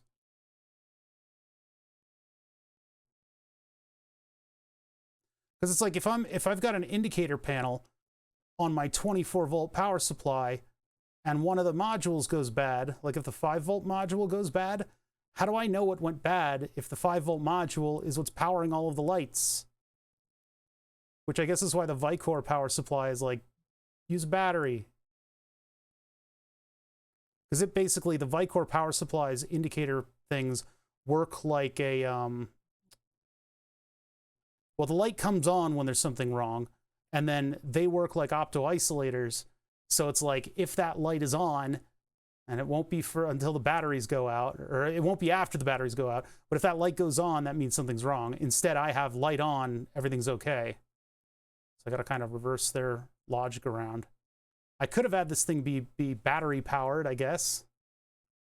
Put a couple little coin cells on this thing, and then have everything operate on opto-isolators. But then if I turn off the power supplies, all the indicator lights are going to turn on. So, so where's that? How do I disable that?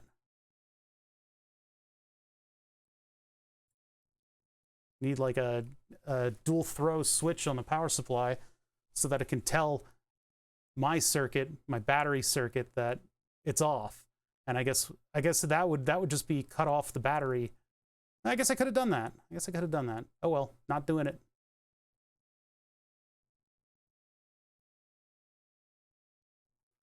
Because one of our indicators is whether or not we're connected to the API, and that's kind of an important one. What a weird LED resistor cluster over there.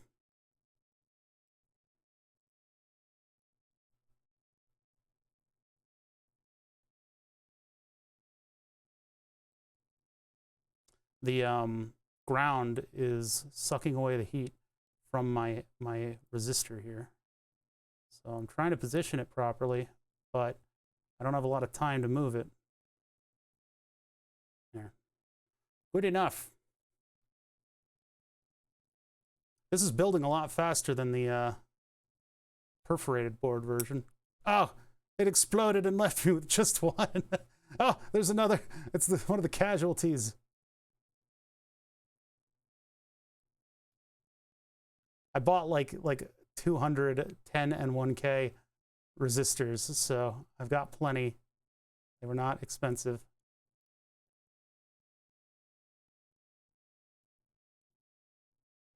Flip. Solder. There we go. The oven would, of course, make this circuit board look much cleaner. Oh well.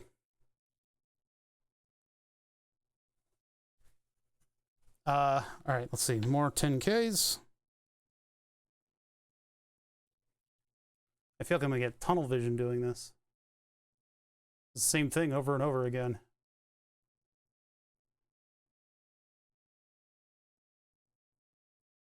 So you just slide the resistor in, and then the one pad anchors it. And then when we come back and add solder to the other pad, we can jump from pad to pad and get the resistor to do its little surface tension thing in order to position itself properly. What the heck was going on there? Why did I hear, did my stomach just growl? What's going on there? All right, so that. Bring that one all the way up here. Flip. No, no, where did it go? Oh my God, I think this is one. Probably strewn throughout the entire desk. I could just take any resistor and it'll probably be a 10K. Any resistor that I find on the floor. 5-second rule does not apply to electronics.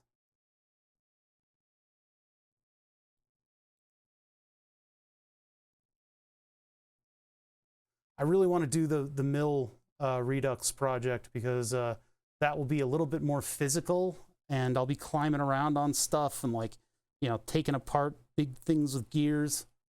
We'll wait to do the, oh, that's a 1K. We'll wait to do the upgrade to the motor. I'll just take the one I have, take what I have apart, and we'll get it back together and get it all trued up and nice and functioning again. Because we need to do the camera so that I can reskin the camera on the arm, the one that's sitting right in front of my face. And that'll help me mount the thermal camera a little better, so it's not always jumping around. All right, that's all the resistors down. Let's get us some transistors. Now the question is, do I want to steal the transistors from this board and move them over to the other one? I probably do, but it might be kind of difficult to get at these. These are kind of buried with wires, so let's just do new ones. For things like transistors, I actually have these little booklets, these little binder booklets. I guess I bought them online. I don't know how available they are these days, but they're just, where did it go? Where did I put it? There it is. It's a sample book of components. And this one specifically is transistors. This comes in a little thing like this, sample book. I labeled it transistors, and you just have a whole variety of stuff to choose from here. All the jelly bean parts. Now our 3904s and 3906s are the ones that are the NPN and the PNPs that are sort of the 2N, 2222 equivalent.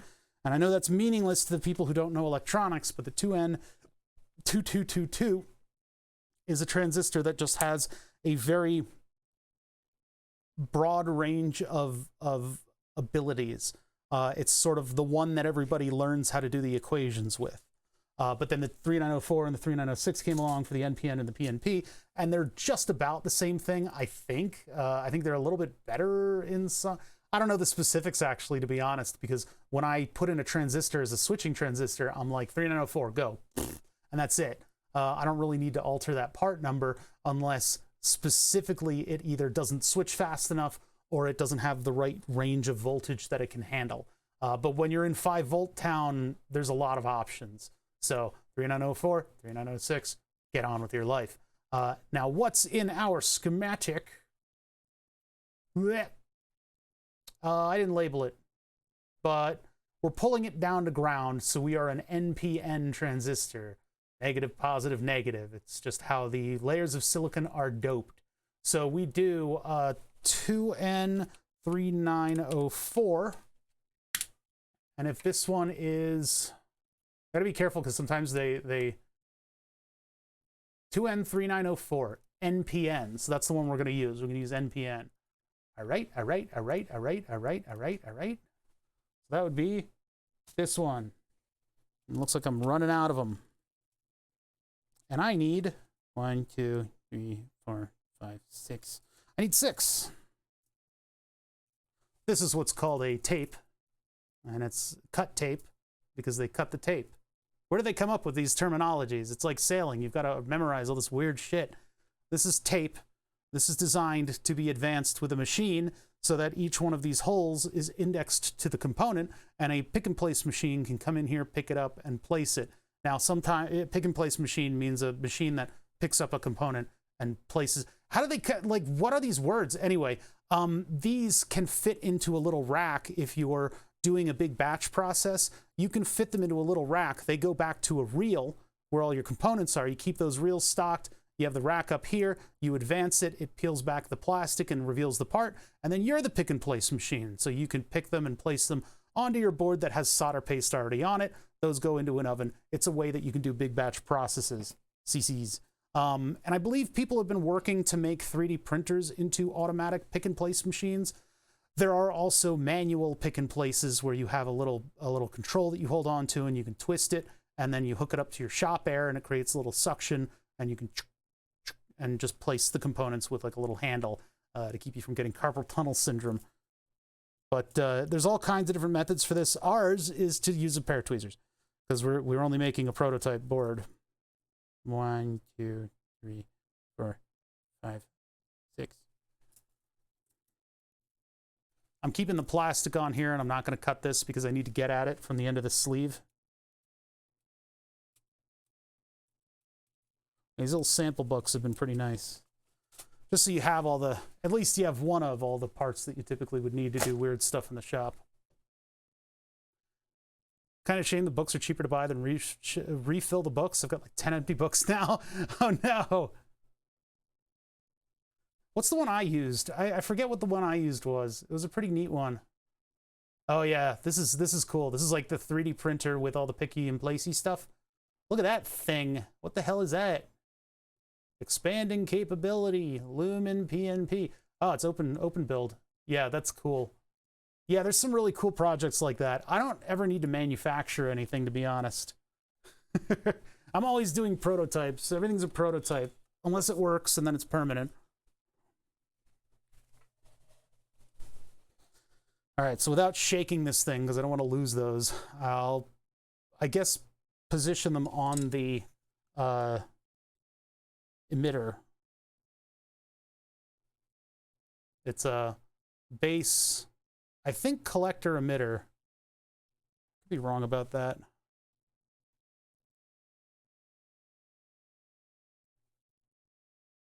That one was off camera. Don't worry about it.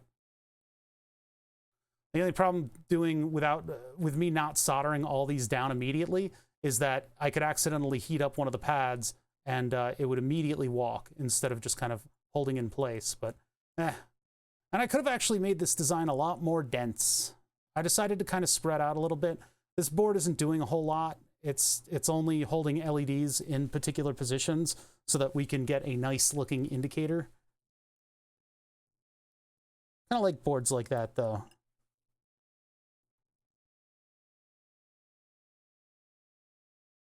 I gotta let it fall against the board, and then I gotta put it in position. Okay, my thumb is shaking. There we go. Now that shouldn't look, that's way too much solder. Maybe we can come back in there, get rid of a little bit of it.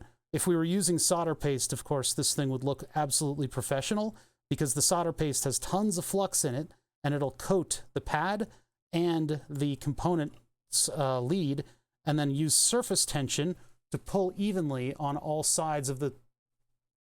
Where did he... Oh, it's still down there. To pull evenly on all sides of the component, and that aligns it. At least with resistors. With transistors, I guess it kind of does that too. Kind of.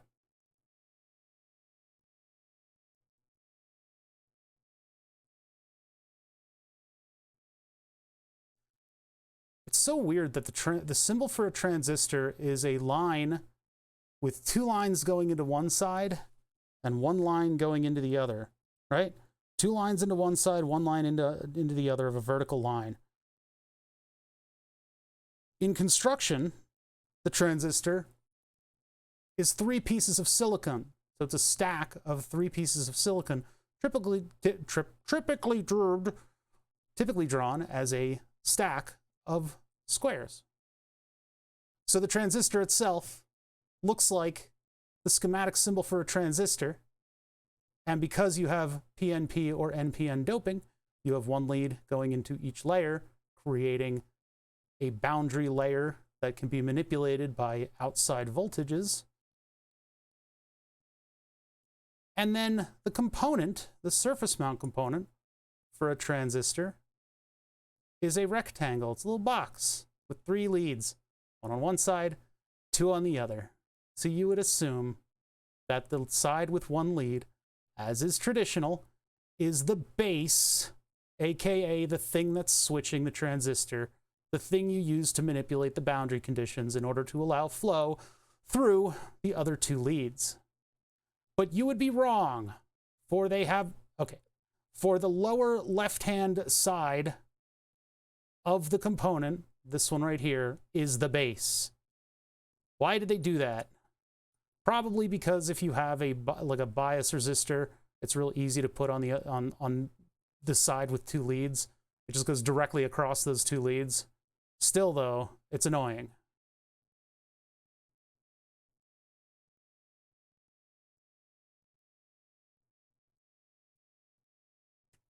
Go. Last one.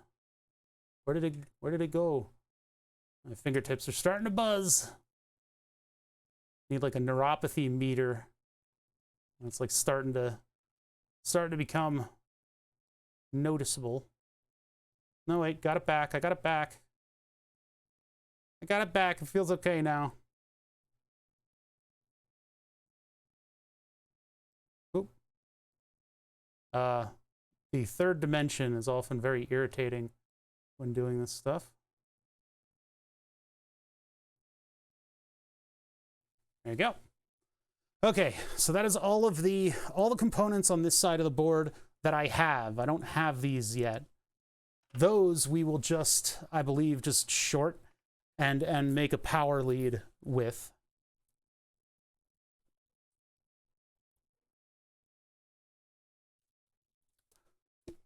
Couldn't they just load them onto the back of the ferry? And if the car is on fire, they could just push it off? It's pretty crazy. I mean, you can you put out those kinds of fires? I guess that doesn't necessarily solve the condition of what caused the fire. How do you put out a lithium fire? That seems like kind of extreme. I thought it would be perfectly possible to put out a lithium battery fire. Are they still using 18650 cells in the car batteries? Salt water makes the lithium fire go hotter. Yeah, but if you drop it off of the back of the ferry, it's nobody's problem anymore. Well, it's Flipper's problem. But I've been training Flipper with lead acid car batteries, so they should be pretty cool with some lithium fires.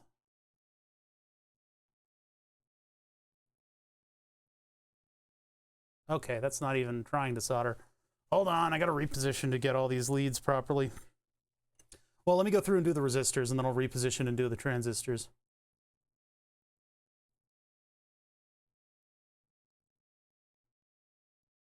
I got thinner solder to do this kind of stuff. My solder before was the I believe, what is it, 0.6? And this is 0.4. So this is a little bit more wieldy. And so all of my resistor leads aren't like complete over soldering messes. I'm still putting a little too much solder into each of these leads. It's really supposed to cover the pad, not as a bubble, but as like a surface tension kind of thing. And I guess I could go over this with hot air if I really feel super self-conscious about the amount of solder, but I don't. Spoilers, I don't.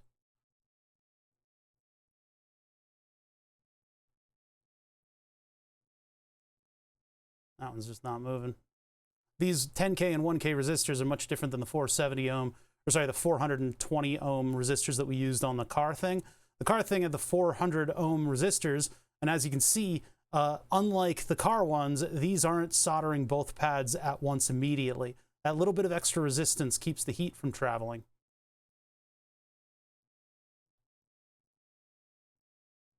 I could probably hold on that pad for just a little bit, and it might eventually transfer the heat over.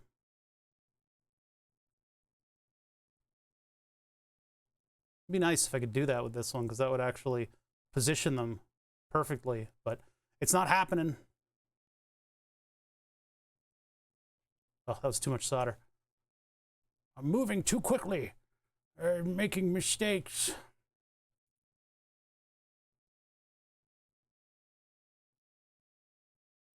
You know, designing a circuit board where you could instead just use a perforated prototyping board, I don't know, it's kind of fun to like get the circuit board in and do this, where you have just like a build day. You're like, I've already done all the drama of figuring out the design. Now I can just purely just build. Only problem is back-ordered parts. What's messing with me currently is that I have so many parts on back order. Waiting for them in the mail. I did all right. I did all right. Whoa, that one's in space. See if I can get the solder to go on everything. Okay, if I can do that, then I think what I can do is I'm probably gonna have to put a little pressure on it because this ground pad here is sucking up all of my heat. But I'll heat this for a little bit, really soak it with heat, and jump over to here and heat this one. And it looks like it's not really gonna cooperate. I'll put a little tiny bit of pressure on it and just bounce from side to side. Bounce with it. It's not moving. Yeah, the higher ohms of these resistors are keeping me from having the heat transfer back and forth. A little bit of flux could help too, but did that do it? Almost. See, it's still kind of riding up a little bit.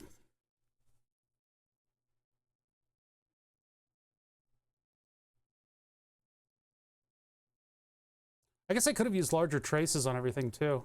Made these circuits look a little bit more bold. Part of it is that I wanted to see what Ocean Park was capable of. I seem to have done a pretty damn good job making this board. What's happening here? Oh, my soldering iron turned off. Great, thanks. I have something called IntelliHeat on this iron, which is anything but IntelliHeat is a system where it tries to prevent you from burning down your house by turning off your soldering iron in the middle of you working. There's a button on front that you hit that turns it back on. I don't know if it's something to do with the way that they're sensing the ground on the iron tip. I don't know what triggers it. I don't think it's just a timer, but it is partially a timer. There's way too much solder on that. Ugh. Ugly, ugly, ugly.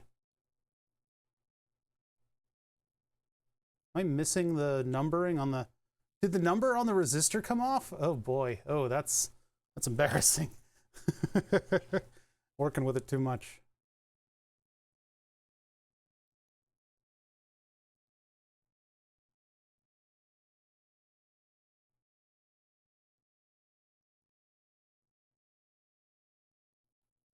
Now with through-hole components, you're supposed to... What the fuck? Hold on.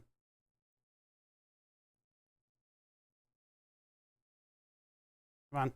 Get in position. Jeez. With through-hole components, you're supposed to hold the heat on there for a little bit so that the heat gets all the way through the via that the part is mounted in. That's not so much the case with surface mount, but if you do hold the heat on a little bit, I guess it can kind of permeate. There's always one. I intentionally did that to fuck with chat. Well, I intentionally didn't spend the time doing that in order to not spend the time doing that. Because that doesn't matter. It doesn't matter. Why would you make them all face the same way like some kind of freak?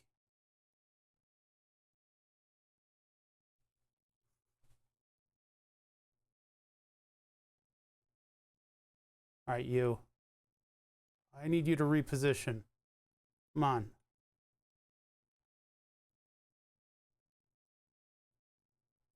Yeah, these pads are not cooperating. They're sapping the heat away very quickly.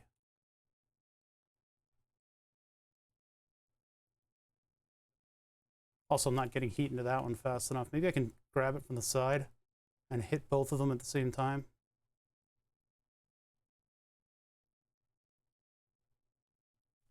Of course, I don't know if I'm at the right angle.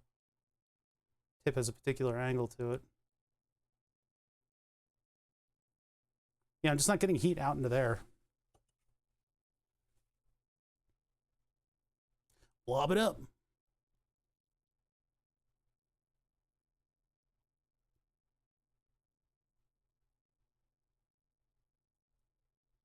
Oh, God.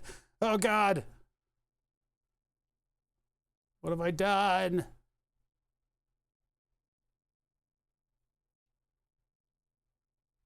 Do-over. That's a do-over. I think 650 is what I'm at.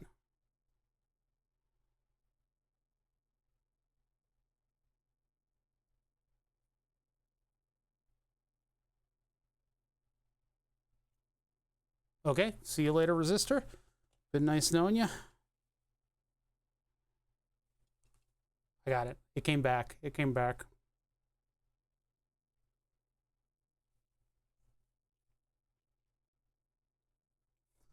Start saying that my iron's set to none, yeah.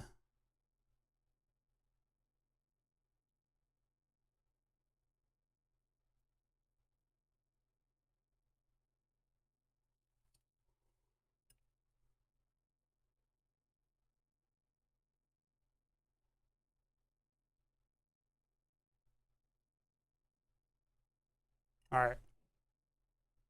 Is you soldered? Yeah, that's soldered. All right, let's do these. Not going to worry too much about how pretty it is right now. If I want it to be pretty, I'd use the oven. I'd go get the oven out of the storage space and bring it over here, hook it up.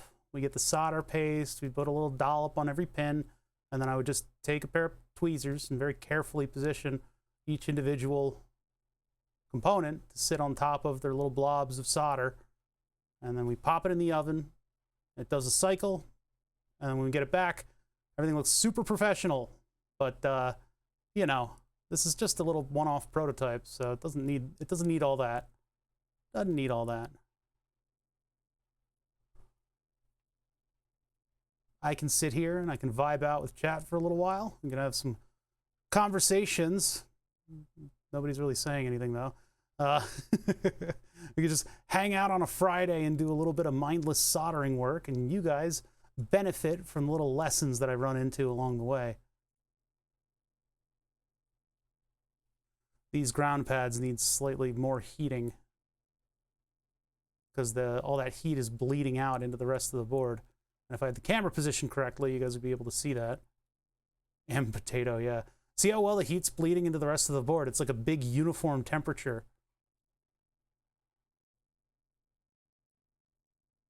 That's why people have things that preheat the board. You heat up the board, and then your ground planes aren't going to fight you as hard. All right, that's the top soldered to the best of my ability. I'm not going to go back and super clean up everything. If I really want to, I could just do a little quick hot air session with this thing, and that would reposition all the components to be even on the pads and sort of make them all flush, and all that surface tension would work in my favor. It's not something I'm ruling out, but it's not something I'm going to do right now.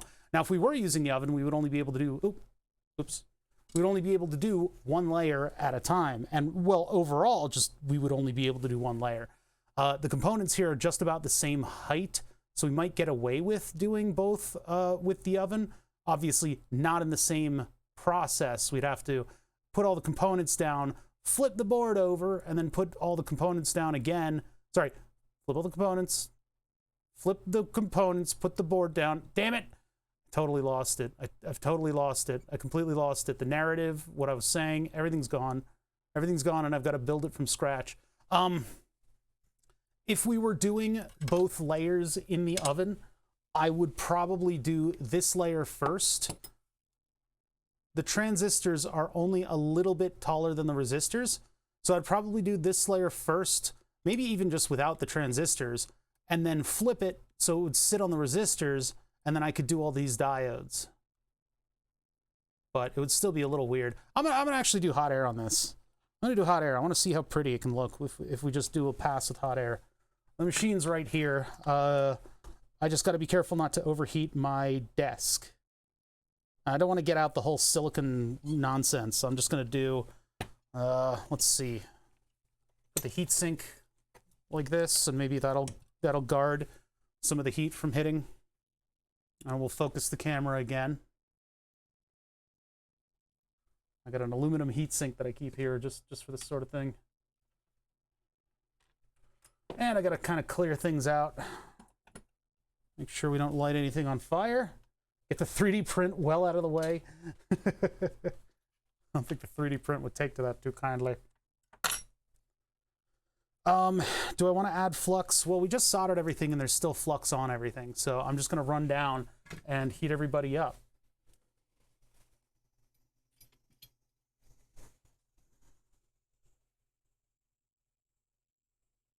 Nice even heat. You can see where my arms were.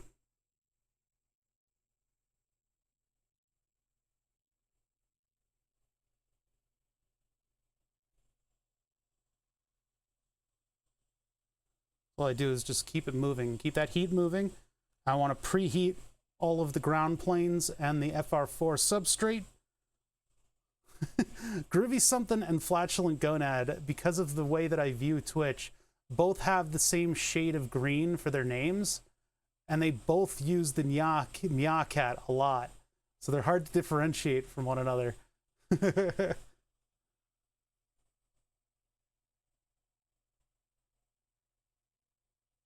Hashtag just streamer things. You can see them kind of move themselves into position there a little bit, right?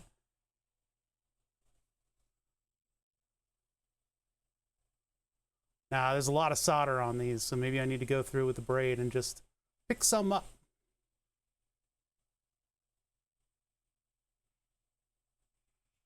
Oops, jeez. I like British racing green. I wanted to own a green car for a long time, but never got around to it.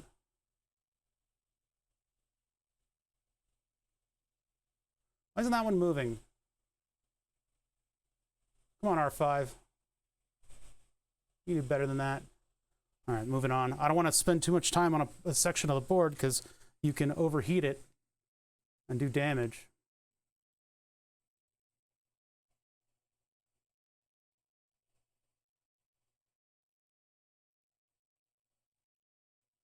Yeah, I think some of them aren't moving just because of the amount of solder.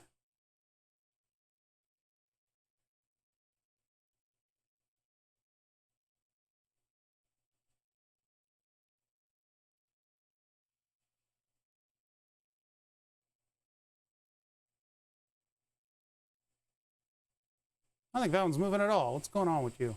Hey. Hey, can you melt? That's too much heat. I gotta move on. Too much heat. The cops is on me.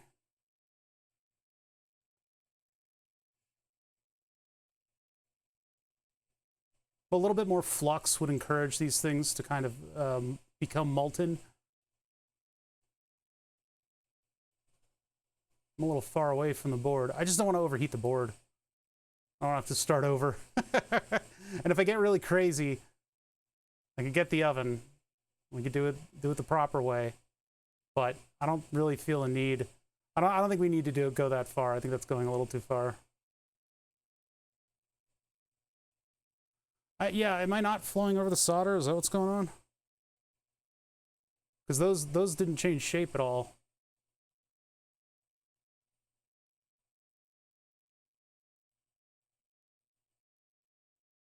Circle. Circle the drain. Circle the drain. Circle the drain.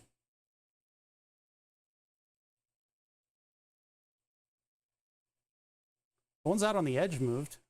I wonder if the clamp is soaking up a lot of the heat. I gotta be careful. I gotta move on because that area of the board is way too hot now.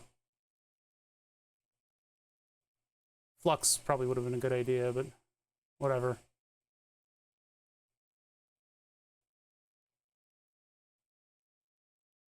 Yeah, don't you have to do this to the Xbox? You need like actual hot air. People use toaster ovens and stuff too.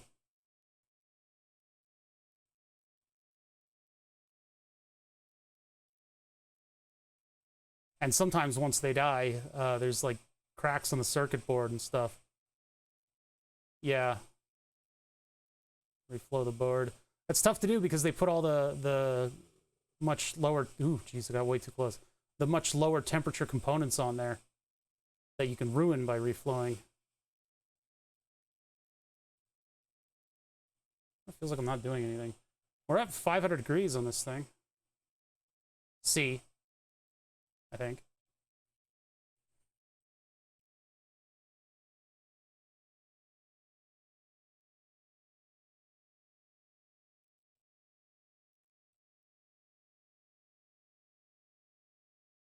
I don't really feel like I'm cleaning it up at this point.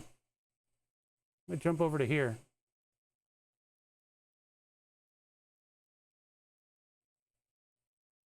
All I'm doing is heating up my vise.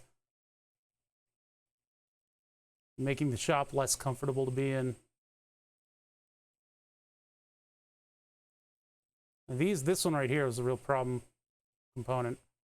This is the one that I really need to flow over.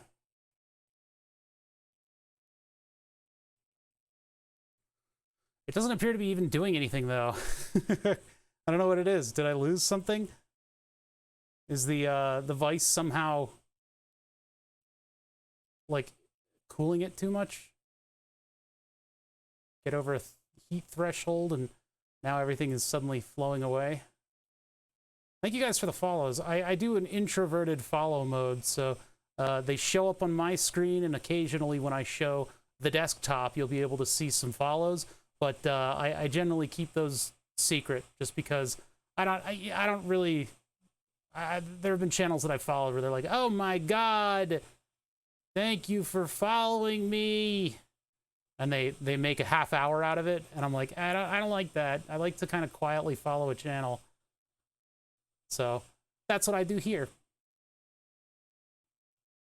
We keep it nice and quiet. I feel like I'm not actually flowing over the solder. Something's not happening here. Probably if I poke it, it'll end up moving. But I should really be seeing results a little faster. Okay, that was a little bit of adrenaline into my bloodstream. The ones on the other end showed movement very quickly.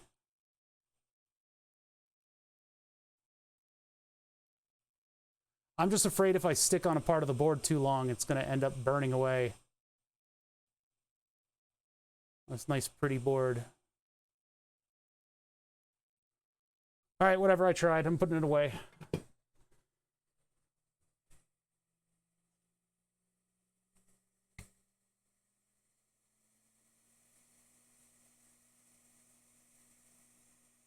Not too bad. I guess everybody's sitting flat now, which is the important part. There's really, well, it's not really the important part. There's no important part. It doesn't matter. It's just an LED board, and this is in free space, so.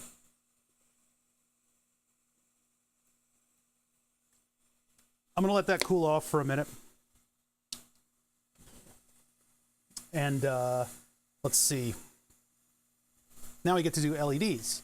So the only component on the other side of the board are the LEDs. So I've got pink, I've got ultraviolet. Why do I keep buying ultraviolet LEDs? I'm not doing anything with them. I can't use them with plastic. It'll harden the plastic over time. White, orang, green, yellow, blue, red. We're going to use orang for the indicators, and we're going to use blue, not these blues. We're going to use these blues. These are much smaller. We're going to use these blues, and we're going to use these orange, and those will make up the look of the panel. These oranges I also used in my BMW. We replaced a lot of the lamp bulbs with a singular orange LED. These I'll get 2.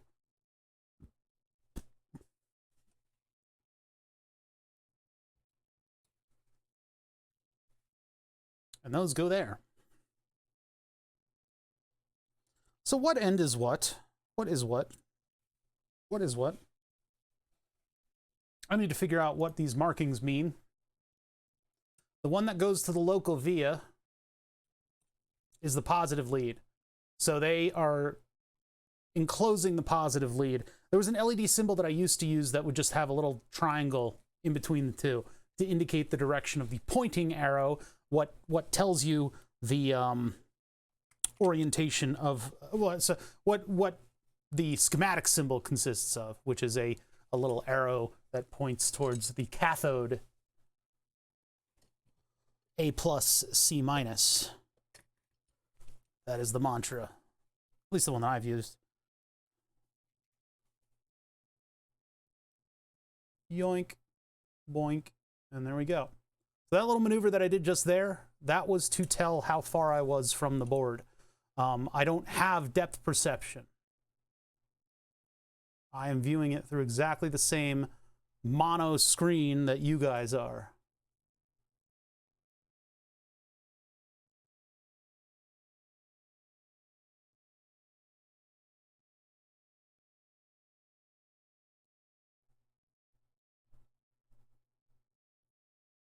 Doot, doot, doot.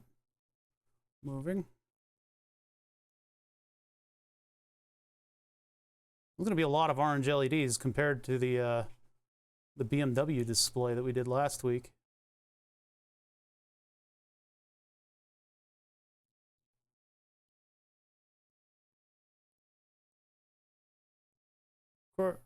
Keep moving, keep working. And I'm going to have to figure out what I do over here. I'm going to have to bridge things and make a 5-volt and just a single 5-volt and a single ground wire, because we'll just turn it all on at once. All right, so blues. Blues first, because I have the bin in front of me and open. Now on these, paradoxically, the bar faces towards positive.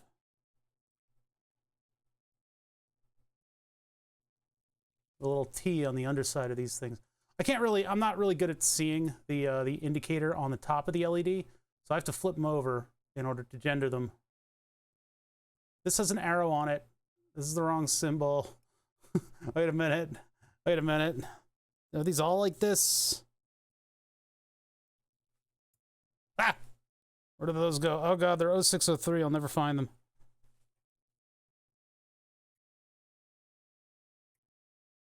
I got flux on my tweezers. Damn it. And then the other one that flew off is right... Nope. You can often see them on the desk. It may not be easy, but you can. You went too far. I don't see it anywhere. All right, I'll get another one. Got plenty of the blues.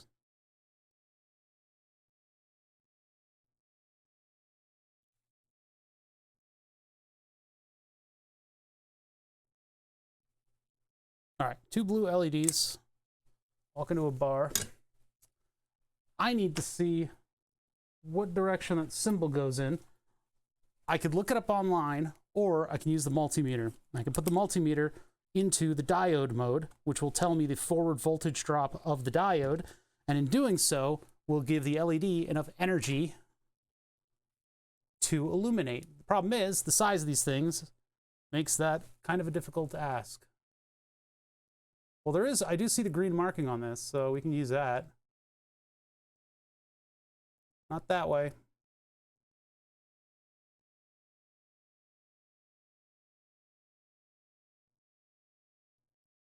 Oh, come on. Pivot, pivot, there it is. Bada bing.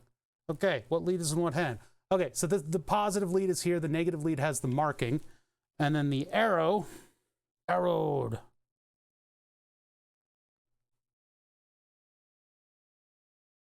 Points towards negative. So it is just like the silk screen marking. Get off, get off, get off, get off of me! Stupid flux. I hate it when flux gets on the tweezers. Got him. Got him. All right, so now I can move this away. The other ones I know the symbol for. It's just, I guess I put the wrong symbol on the label. So it's the arrow towards negative.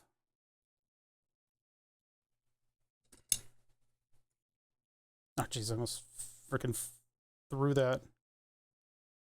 Careful now. Okay, I'm starting to think maybe it's magnetism.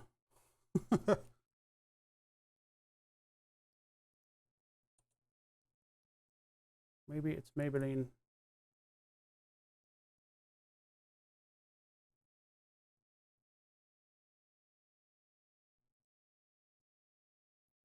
Like holding my breath on that one. Oh, I really screwed that one up. Hold on.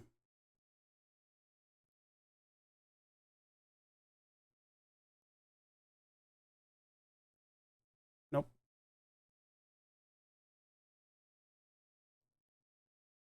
Ugh. I'll have to fix that with the iron. Maybe add a little flux to it. Oh, neuropathy, just in time. Thanks. Really love you. Really love feeling my my whole hand start to buzz. Scratch my eye. Get feeling my fingers back. There we go. Oh, don't bump the table. Big earthquake when you do.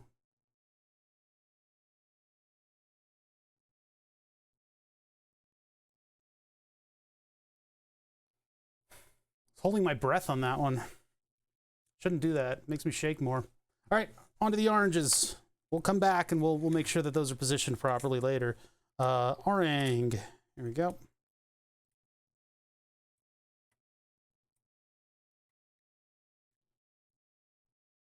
Gonna need a couple of these things. Can I see a marking on this? Kind of. There's kind of that little corner that's just barely shaded in.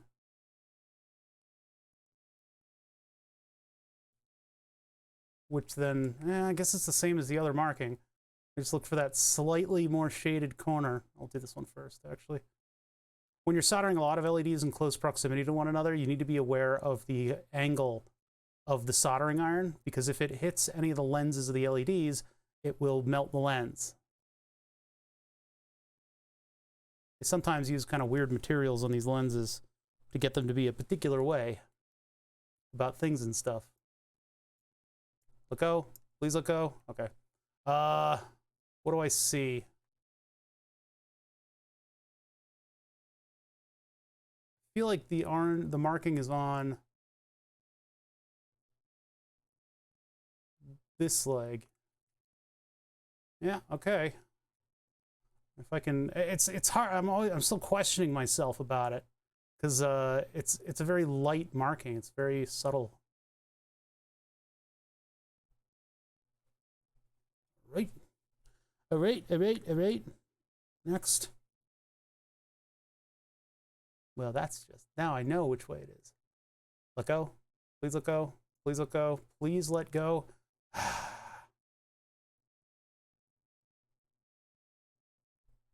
Yeah.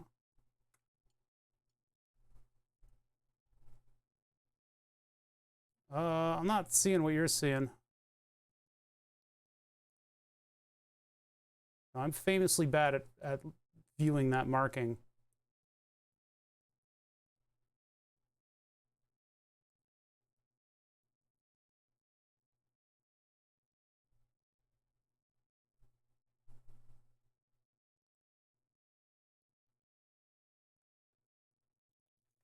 I don't see light blue. I'm not seeing what you're seeing.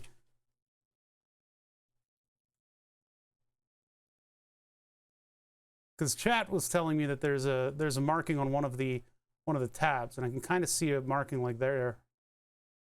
Yeah, there's a light green marking is what everybody's talking about, but it might be out of my ability to see things. I guess I'm not viewing it full screen by any means. My thumb really wanted to shake there.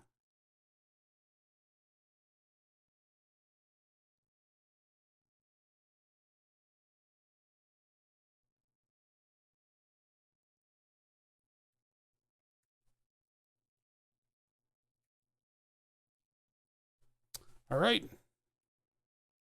Keep moving. Whoop. Dropped one. I think. Nope. Never getting that one back.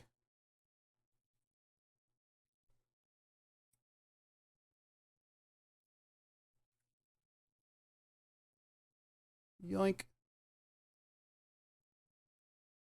Flip. Drop. Drop. Drop. Drop it. Drop it. Ugh. All right, try to knock it with a soldering iron. Boop. There we go. See, I don't know if it's magnet.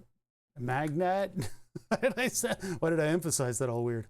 I don't know if it's that the iron is, or sorry, the tweezers are getting a little bit of magnetism in them, or if it's just flux on the tweezies. Usually it's flux on the tweezies.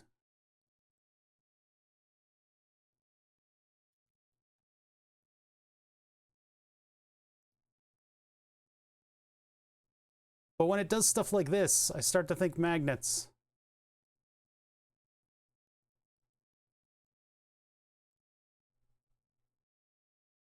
Oh, hear the dog barking. She's really found her voice. That dog is barking all the time now. I guess I don't really mind it. She's got a cute bark. She doesn't like, it's more like a bar than like a shrill bark. But if she's really like scared of something, or she, you know, sees birds, she will let out a loud bark.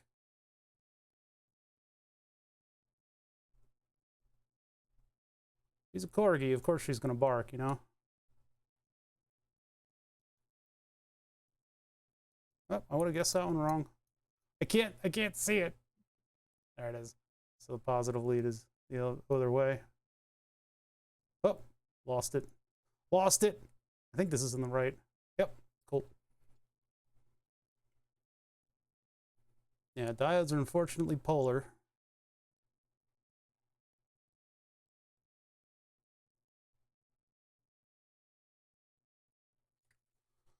Okay, 2 more, and then we can clean up all the other ones. I didn't really put much of a dent in my orange diode, orange LED collection. Please, please let go. Please let go. Ah, damn it! I gotta find it. Where'd it go? It went all the way off of the. Oh, there it is. It's in the lettering.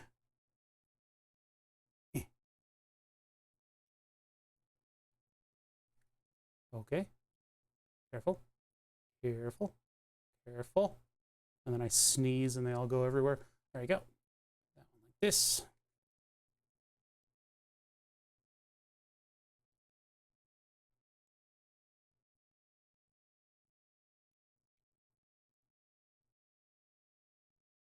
Do I have the 4-pin high-res stuff? I actually might. I don't have 2. I have 3-pin. And then the 5, I don't have either. Most of the high-res stuff is on back order. The reason I'm using high-res is I ran into them when messing with drones. I think the GPS uses a high-res connector, and it is a miniature, just square header, and it's just kind of, I don't know. There's nothing too special about it. It just kind of works in the application. So I keep them in stock. I try to anyway. I just don't have a big variety of them. The soldering iron turned itself off at the end of that. That was always nice. Bastard. Okay, so all our LEDs are in. Let's get them all soldered, and let's make sure that these are sitting flat. These are the ones that are important that they're sitting flat, because the light is supposed to be cast up in a particular way. Cast upwards in a particular way. Why is this piece of... Get off of there. Jeez. Everything is falling apart around me.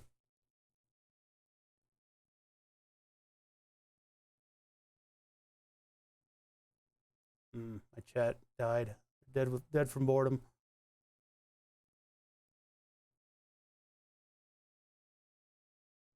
These should be easier to keep soldered.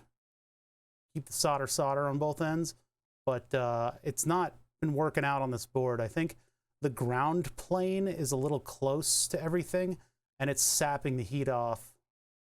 and dissipating it, as it probably should in any design. What the hell is that? Oh, I got a whole blob.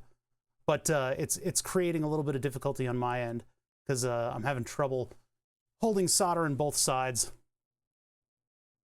Just holding our breath also. Everybody was holding their breath. And I guess I could add flux in order to facilitate the surface tension positioning of all these things. We'll see if there's like a big irregularity in the light that it produces on the 3D print, then we'll address that. I suspect there won't be. I really wish I could get this one to flow both ends at once. I just don't want to get flux all over it, because I don't want to end up cleaning flux, and I don't want to accidentally de-lid an LED. De-glove an LED. Don't look that up.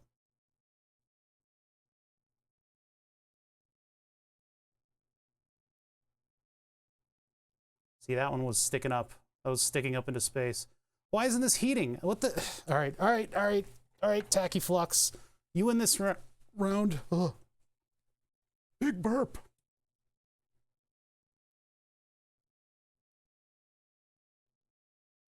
Flux does a number of things. One of the things that it does is hold heat into an area. It allows you to hold the heat into the solder. So if you're having trouble with solder not flowing properly, you can see right there, the flux is helping to hold that heat in. Fortunately, not enough that I can actually frickin' reposition this thing so that this thing can reposition itself. You're supposed to do this for me, LED. You were supposed to be the chosen one. I think the closeness of the ground plane is what's messing with me on this one. Typically, it's not this difficult to... I got it to move once. Typically, it's not this difficult to keep the heat in.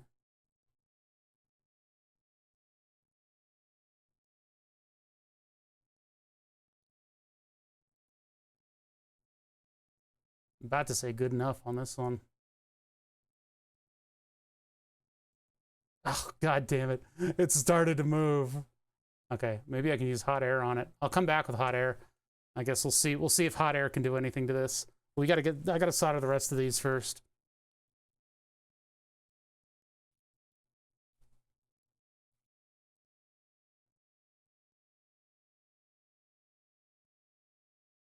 I don't know what it is about this board that's just not cooperating. Heat-wise, that is.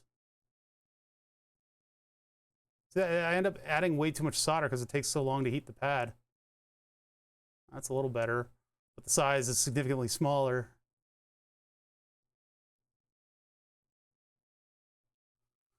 All right, so because it's important that these things are oriented in the right positions, I'm going to do dollop of flux on every single one. We'll have to clean off the board. I'll have to use some kind of acetone to break off the flux. So I'll just get a little bit of flux on each of the leads here. I hate using this much tacky flux. It's going to cloud up the whole shop. I have a big fan on my back, so that should dissipate it pretty nicely.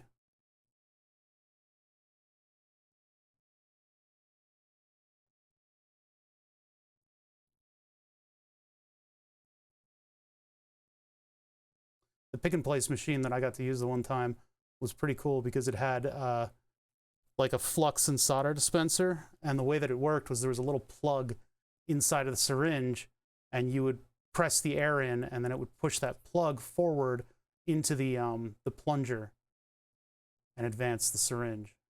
Pretty neat. I don't know how it did it. I probably had a voltage, or voltage. They probably had a pressure regulator that you would tune, but it made for a nice, even dispenser of these sort of tacky chemicals, these viscous fluids.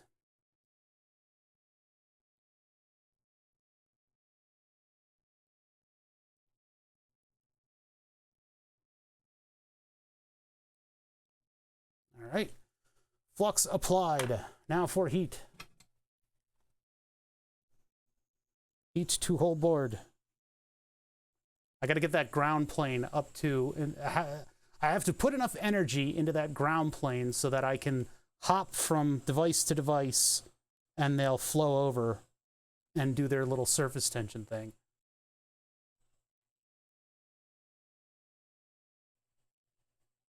And I'm probably going to dry up the flux before that happens, unfortunately.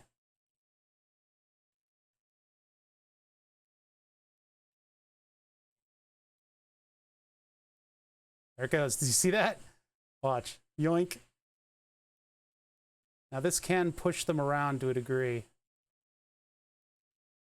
I gotta be careful about that too. Ah, they're on bubbles. Solder. The hot air gun is at 500, I think C. I think that's set for Celsius. Which is pretty much salvaging temperature because this can be pretty dangerous for the board if I'm not careful. Flux is helping immensely to hold the heat in though. I mean, look, yoink. I think we've got an unfortunate amount of solder on these. I may need to actually go in with braid. I'm going to go in with braid and I'm going to remove a little bit. We're going to remove a little bit of solder because they're getting tilted. Look at that. Which is going to remove a little bit of our flux, but still can work with it.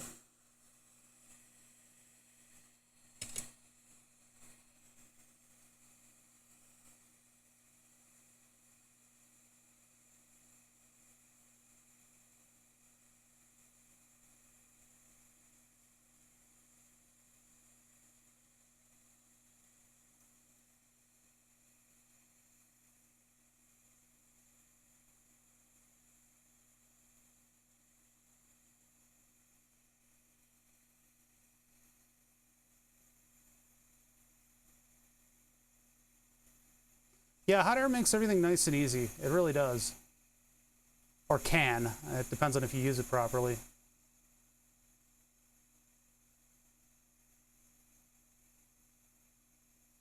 Just trying to be very careful and remove only a little tiny bit of solder. And then I'll flip it and do the other lead. Because while we need solder on there, I don't need it to be completely dry. I need it to have just enough to attach the part. That's like there's like nothing on there now. I need to put just a tiny bit on that one.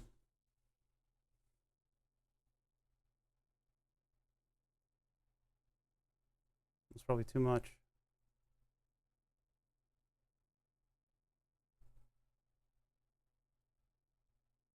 That's probably good. Maybe, I don't know.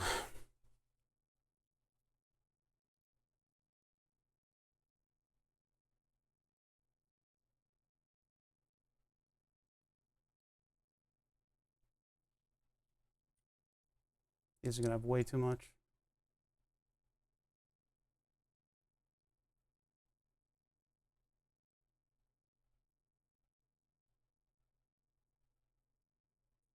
Like using a soldering oven is probably a little bit more controllable than this because they're not going to end up rocking back and forth depending on where the air is hitting them.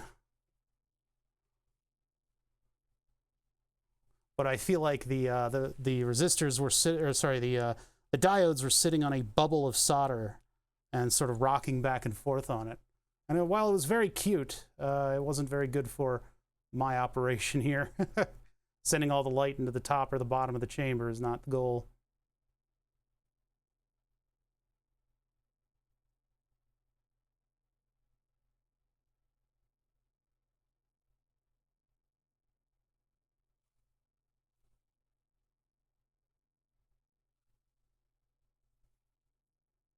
I think this thing slipped down in the vise a little bit.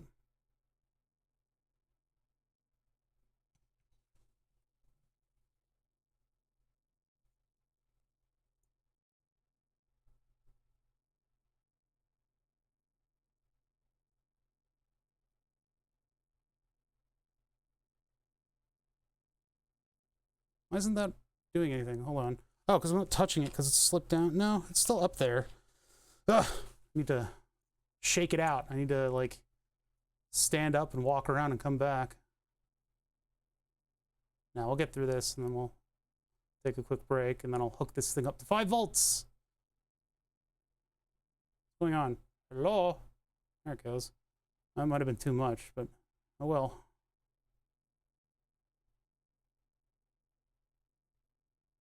These pads are so tight that I can't see what's going on. I need to fix that one fully because I think it's detached.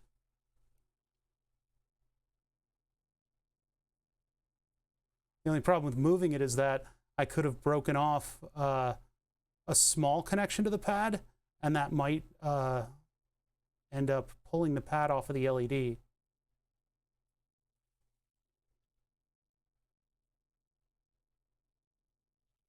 Ah, jeez. I can't go from that direction.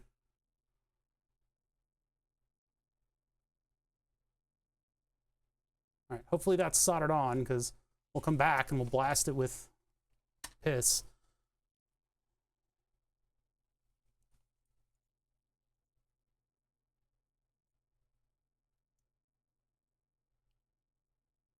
This is one of those times when it's like, man, I should have just used the oven. I would have been done by now. I could have shown off how cool the oven is at doing stuff like this. Because it is much, much cleaner at making stuff like this.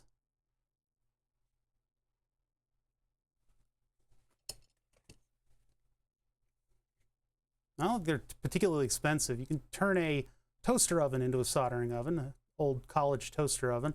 I say old college because you do not want to serve food in it ever again. Considering even if you're using lead-free solder, that there are some pretty rough chemicals that you don't want to end up in your bagel.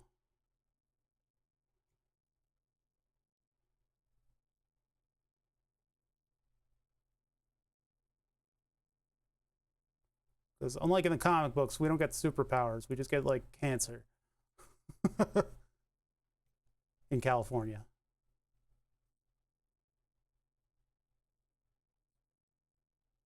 Okay, so now, coming back over here, now I can use hot air. And I think I'll have much better results.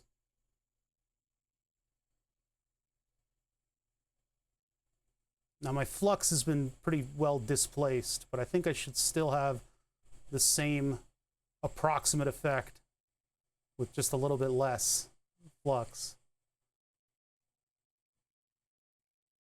What we'll see is D12 is going to move to the right. It didn't.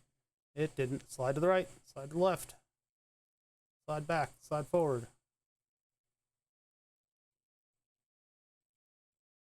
I think D11 did its thing.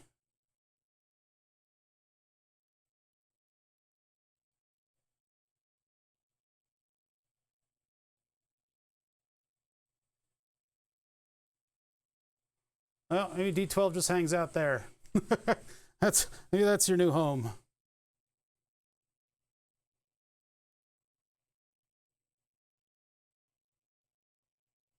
See what 9 and 10 end up doing.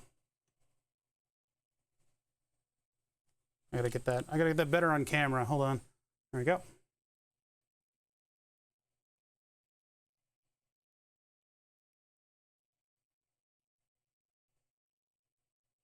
Okay, D9 looks okay. I think D12 might need a little solder on the one lead. That might fix it.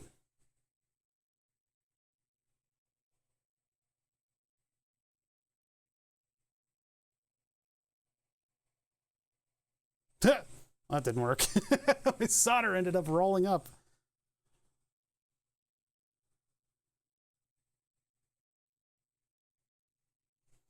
Well, if I can get this like to temperature.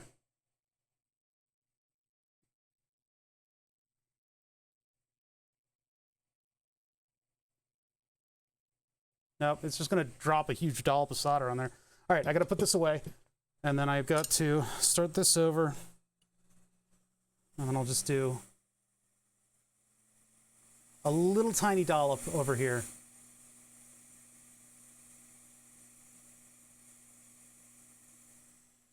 And then hit it with hot air.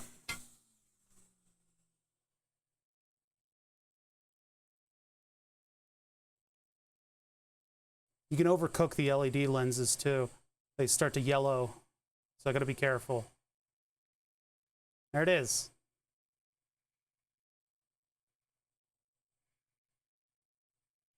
See, now I can just kind of like nudge it with the air, and it's pointing straight up. Hopefully. Hopefully. Viola.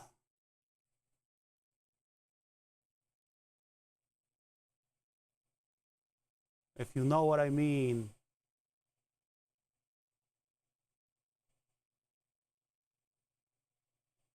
D9's looking a little cloudy. Hopefully they'll clear up when I hit them with the cleaner. The flux is doing wonders for hot air though. We're at least getting a lot of heat into the actual solder. What's happening over there, D8?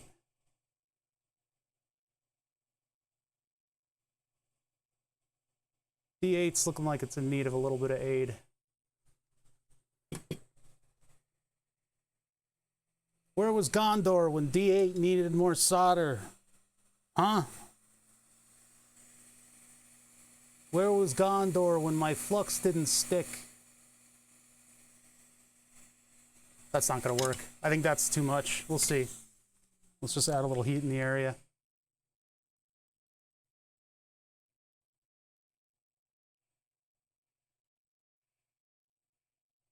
I think it's gonna sit on top of a bubble.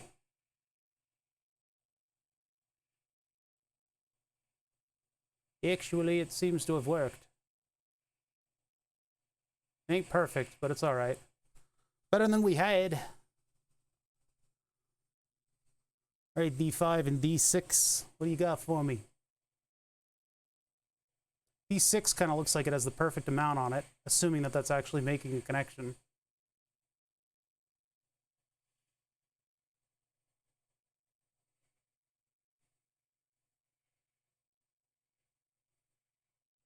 I feel like I'm baking a lot of these. The lenses are kind of yellowing over. That might be a little too hot for them.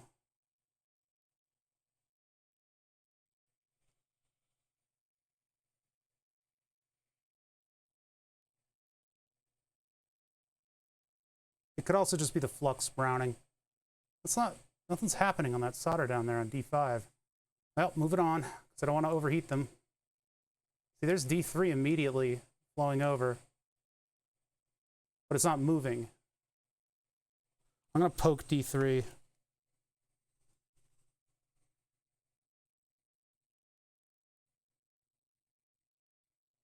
Too much poking.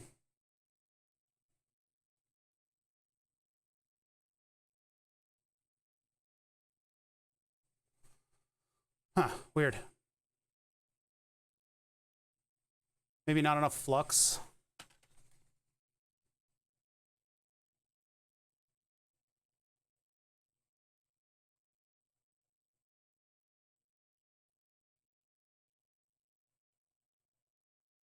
There's D1. I think D2 is already positioned. D1 needs a little help.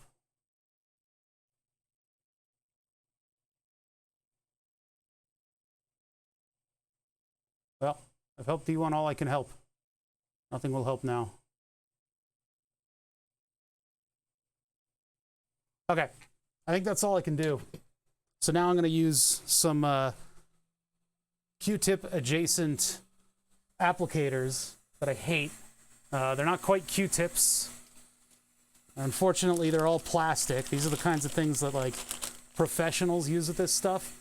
But I hate using plastic because it's like completely unrenewable, right? I don't want to encourage them to make shit like this. I think that the Q-tips, in spite of leaving behind a cotton hair every now and then, are much more, I don't know, they're just a better tool to use for this. So I'm going to let that cool down a little bit before I pour chemicals all over it. You can see with the thermals that it's pretty toasty right now. I mean, I guess my design is good enough that all of the, what do you call it? That all of the heat dissipates really well in this. Yeah, only one end, a plastic stick on the other end. I use Q-tips as like, I also use them as epoxy mixers.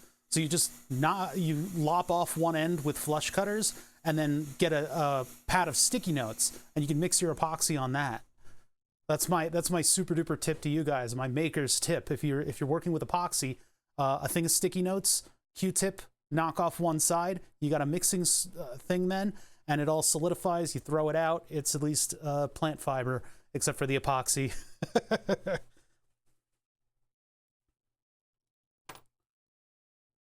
Now, one of the things that could have happened from our application of hot air to the other end is we could have overheated some of these components and they might have dropped off.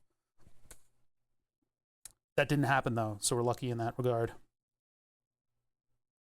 All that flux, all that flux. Most of the LEDs look like they are pointing in the right direction though. Some of them do have a little bit of an excess of solder, but I'm not about to, you know, order a solder mask stencil for this thing. If we were to oven this, I would just be applying the solder paste with a syringe and hoping that I didn't put too much on any one end.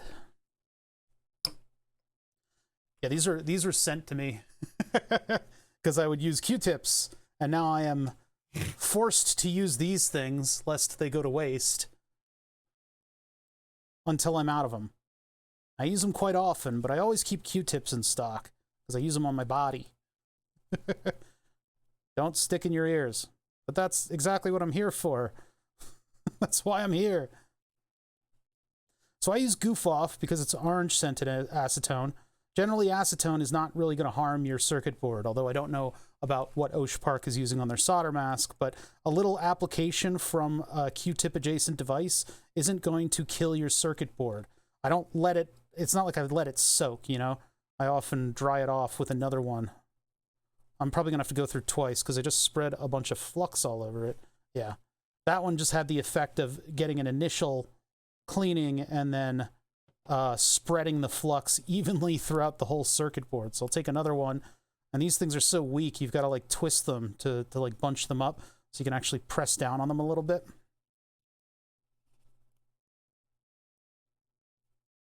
So 2 little applications of that.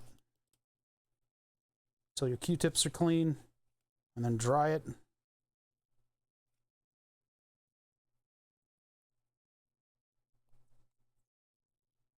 And presumably at that point, your board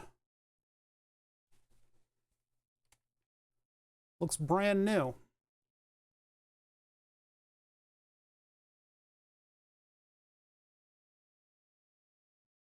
I actually think the acetone is doing something to the solder mask. It really shouldn't. Most of the time I'll use the Goof Off and I'll end up with a shiny, perfectly new solder mask, but I guess there's a slight effect. Most of these look like they're pointing in the right direction. And they're decently seated. Not that one. Ugh. Well, all I can do. Yeah, that one baked a little bit. Look at that. Hopefully the browns and yellows aren't going to affect the orange that comes out of these LEDs. Overheating the LED could also damage the diode. Mainly, the thing that I'm most fearful of when I'm doing LEDs is that I overheat the lens. And so here are examples of 2 lenses that were ever so slightly overheated by the hot air. How's the back look? I don't really need to clean up that, but I guess I will.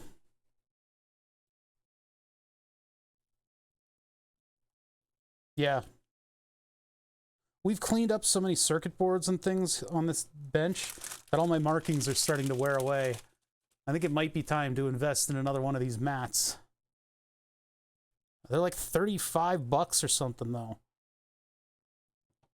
It's sad that I can't use the other side. The other side is white, so that would just overload the cameras at all times. Maybe like light mode bother. And, you know, people who use light mode have some kind of a screw loose in their brains. Looks directly at Groovy something.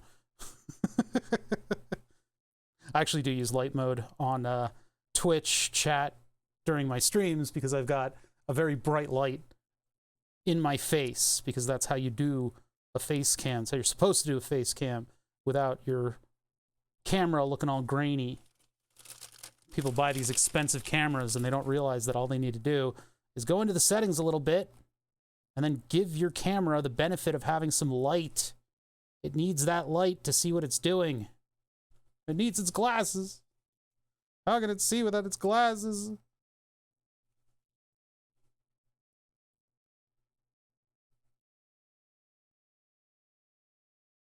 All right. Oh, that's good enough. Not totally clean, but it's clean enough for us.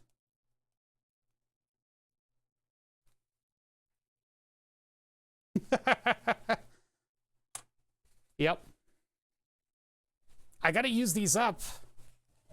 I don't have space for an ultrasonic cleaner. It'd be nice if I could. I just, I mean, I guess I probably could have space for an ultrasonic cleaner. If I arranged things, like really rearranged things in here, and I was really careful about where I put stuff, and I had a couple more cabinets and drawers, I could probably, yeah, fit like a little desktop. The problem is the stuff that I clean varies in size constantly. So I'm not always working on, you know, 1" by 3" circuit boards. I'd have to get a decent sized one for it to really matter. It's what it's. All right, so how are we applying power to this thing? Well, these things are active at 5 volts. Dude, that's still pretty cloudy, isn't it? That didn't really clean up like new, like the like here's a Seed Studio board.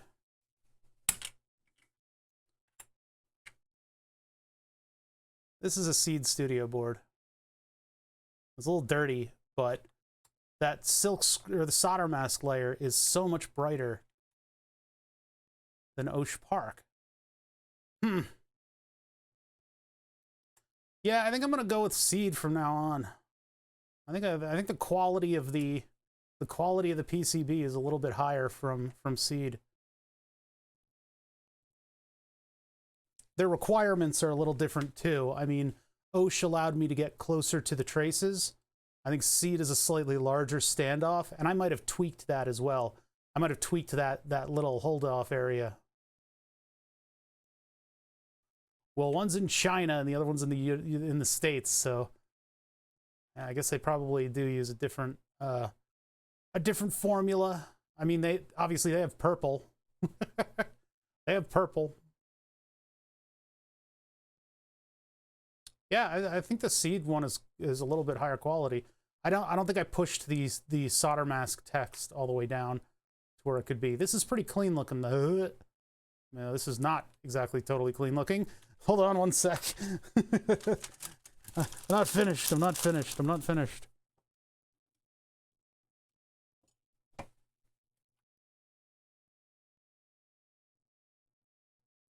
Yeah, their text is very sharp at Osh Park.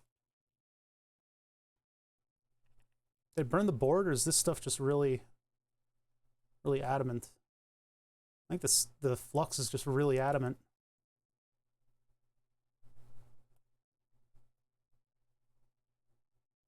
Or I burnt the board. Did I burn the board? No way.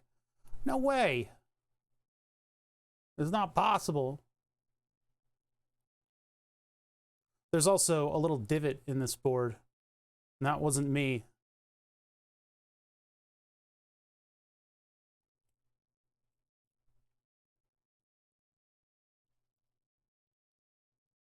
It's not really breaking off. It might be a burn mark. Is that a scorch mark? No way.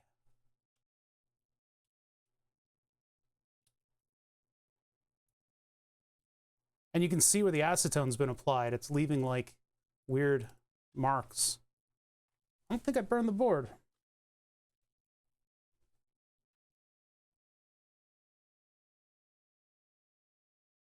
Wow. I doubt that I burnt the board. I think it's just residual flux because I was working on this area quite a bit. Yeah, I don't think I'm going with Osh Park again. I think Seed Studio is a much higher quality board, in spite of the fact that their silkscreen layer is a lot more blurry. Look at how crisp that is compared to this. Actually, wait, do I have that logo on this one? I don't think I included it. Darn. Where's a Seed board where I included that? The thonker. It's probably at a slightly different scale, but That's unfortunate because OSHA's very nice solder masks, or sorry, silk screens.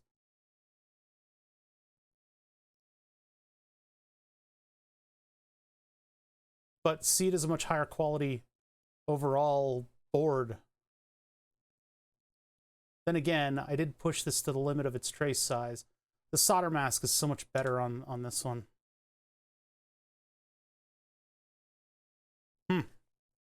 This is also, I mean, you can also get different services to get the details in there. It's all tweaked and tuned. All right, so I need to activate all these. How's that going to work? Well, I've got kind of a schematic. Looks like a compressed JPEG. It looks out of focus, and that was really messing with me when I was building the circuits for the wheel.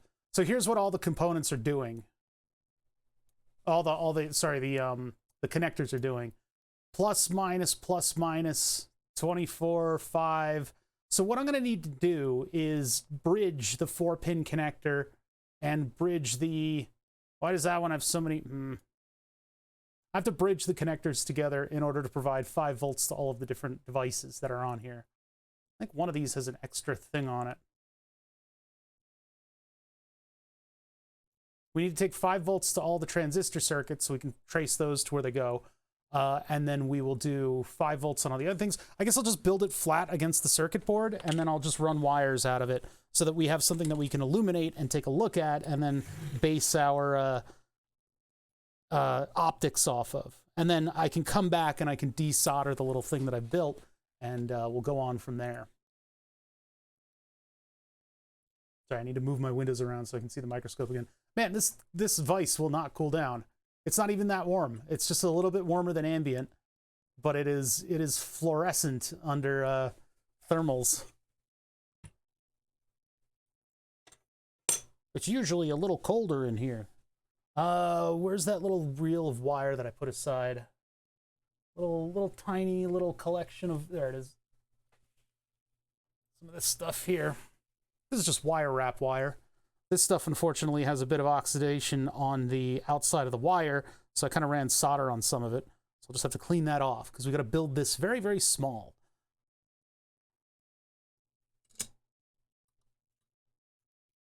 Actually, I should probably just start over. Start over. It's the Delco accent leaking in. I don't have a Delco accent. I can't even do a Delco accent. I don't know how to move my mouth in the way people at Delco move their mouths, but I've tried. I've tried, and it hasn't succeeded. So I don't know what the hell they're doing over there.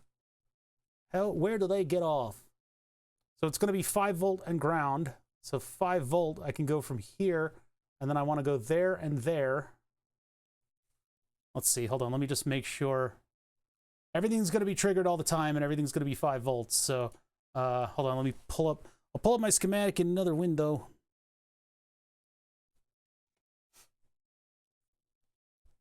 Yeah, I guess 5 volts goes everywhere but ground. Because on 2 of the circuits, we have to provide the switching voltage externally. I guess I don't have to do it on... Okay, let me move this window. There we go.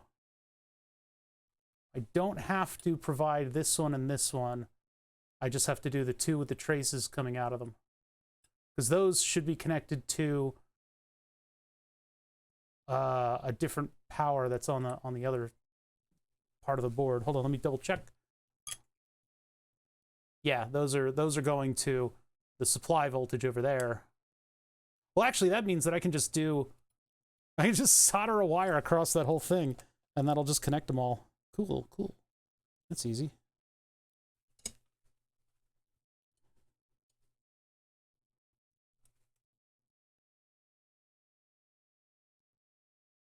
Of course, I'll have to rework this when I put connectors on, but for the test, simple ways. I just need to go across this thing.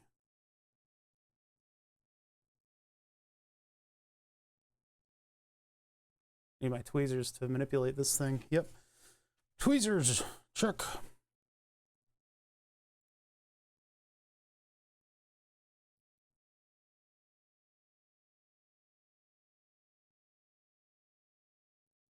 We want to add a little solder. Well, let me cut it first.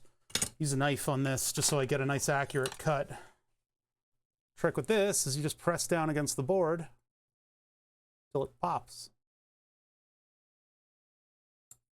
You just have to know where your blade is. That's the hard part. You can put a gash into the board if you're not careful. So it helps not to do it around traces.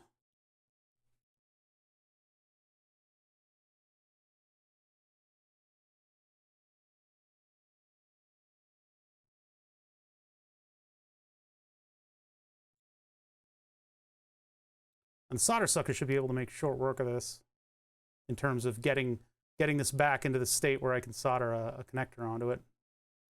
There's probably droopy solder on the other side of that. Now this, it's just going to be all of these connected in a row, and then that'll make almost every connection that I need.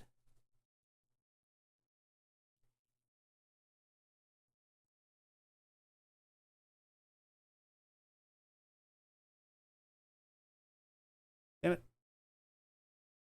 Damn it. You're not supposed to apply the solder to the iron. Sometimes you need to in order to get that flux to flow so your heat can be held into a particular area.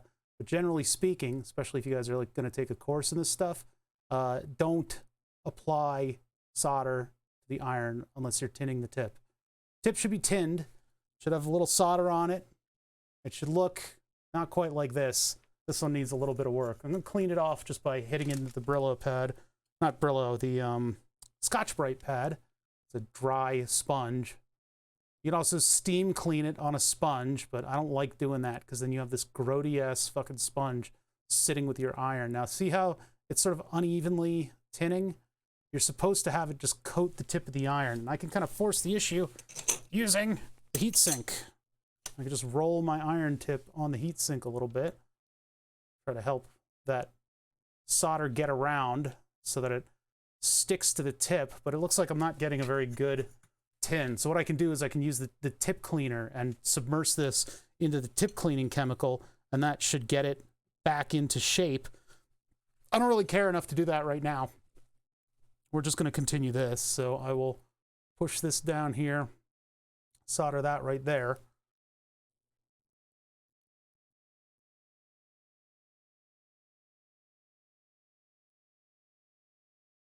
See how that kind of flows over and coats everything as if it's wet? In fact, it's called wetting. You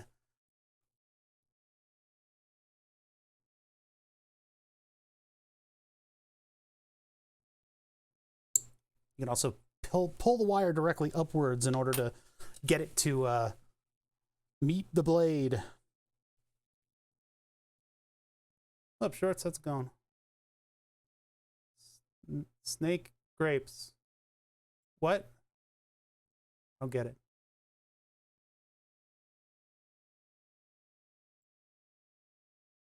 Snake and grapes? Did you just call me what I think you just called me? You son of a bitch. All right, I need to get 5 volts to that last one, so we have to just make a little bridge here. Grape snake. I don't get it. What are you calling me? I don't deserve this. Oh, grape flavored PCB. Yeah. Yeah, I think I'm doing seed again. I don't think Osh Park, my cleaning process with Goof Off was a little bit much for the Osh Park board. I think I scorched the board in some places. Their solder or silkscreen layer is gorgeous. It's very crisp, very, very readable and all that. But the Seed Studio solder mask, not silkscreen, Seed Studio solder mask is a bit superior.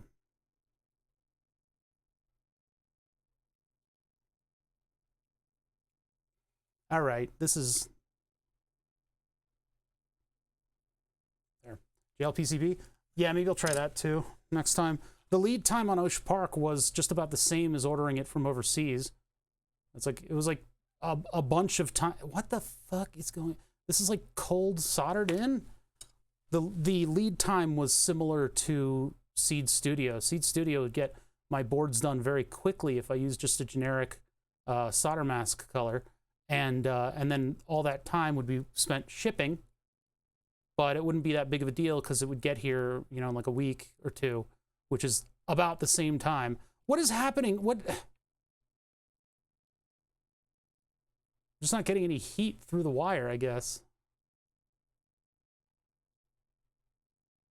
I'll just bathe it in more solder. More and more solder. I probably should have also used much larger traces. I wanted to kind of push Osh Park a little bit, but larger traces would be easier for me to rework if something went wrong. All right, see, that's absolutely soldered now. Jeez, stupid thing.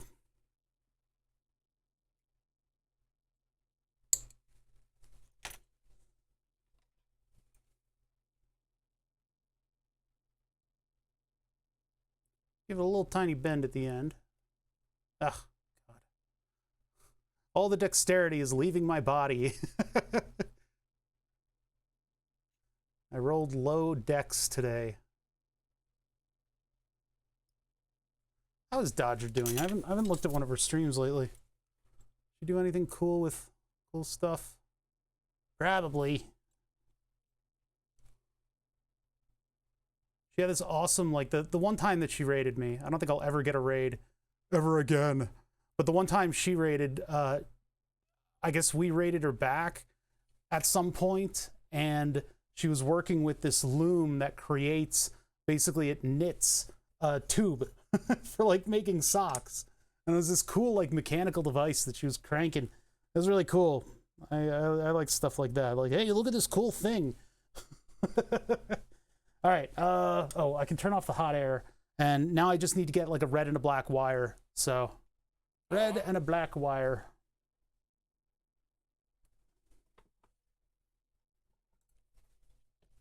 So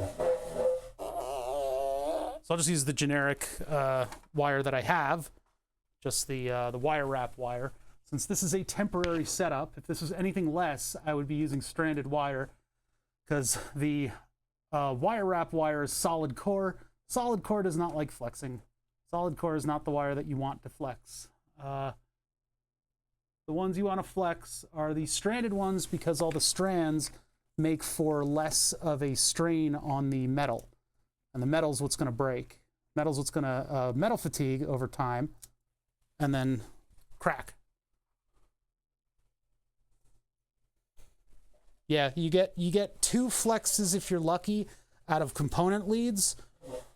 You can get up to 5 with the solid core, but not much more. Not much more.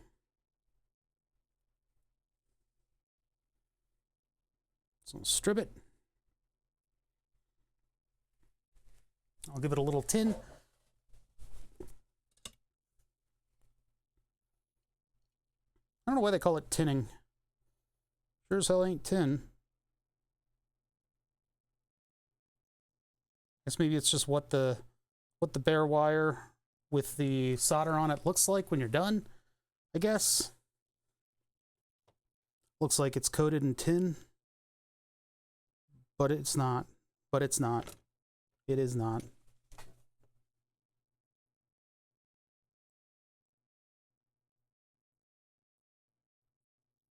Ah, fine, I'll do it flat then. I'm having a lot of trouble getting heat into this board. I don't know what it is. Could be my iron being a little funky, being a little noodle.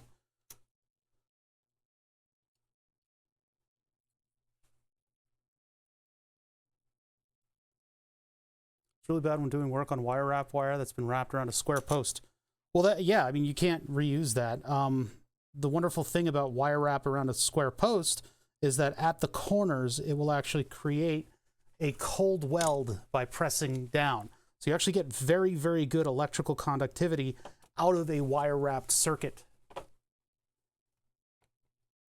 And you can have 5,000 layers. It just depends on how much wire you want to store.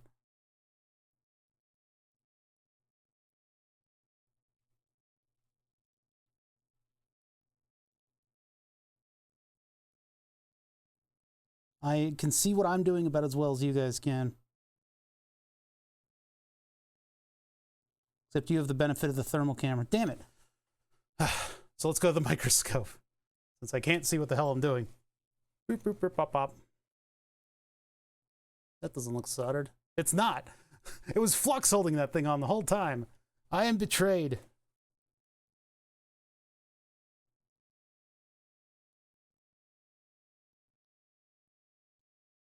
It's not even... Like I said, I'm having a lot of trouble with getting heat into this board.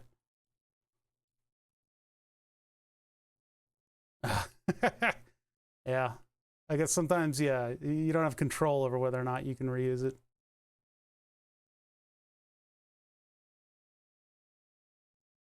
I think these pads are just so small that I have to basically be on top of it in order to get heat into it.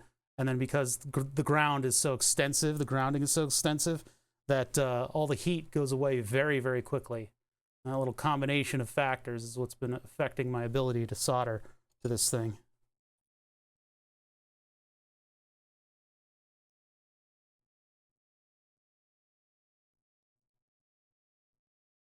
Cool, that doesn't look like a cold solder joint at all. No, sir, not here.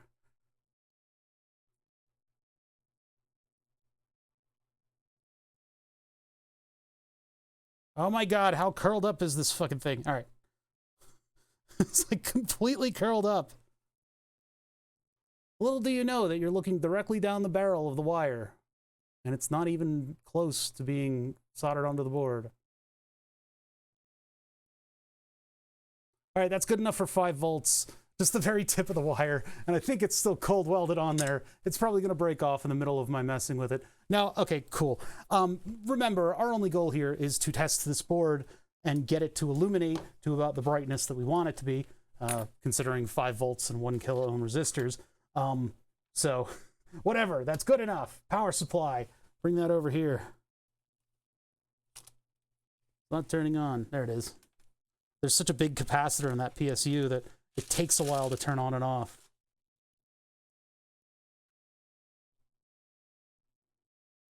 Strip it, clip it, and then ship it.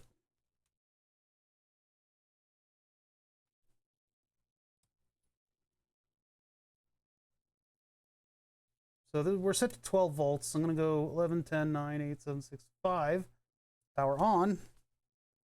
Nothing happens. Neat. Where's the heat? No heat on the board? Okay. 4.99 volts.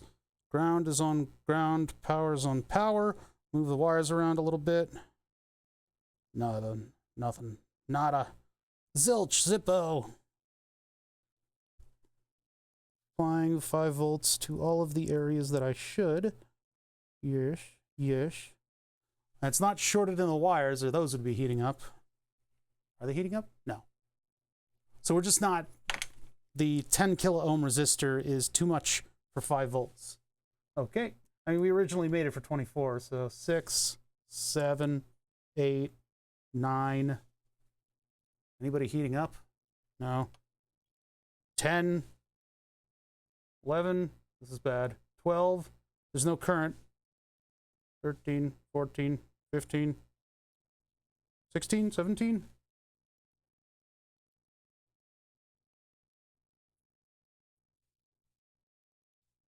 I'm looking for a current spike when I turn on the power supply. No, it's not detecting a short. 20, 21, 2, 23, 24. Okay, something's wrong. All the way back down to 5.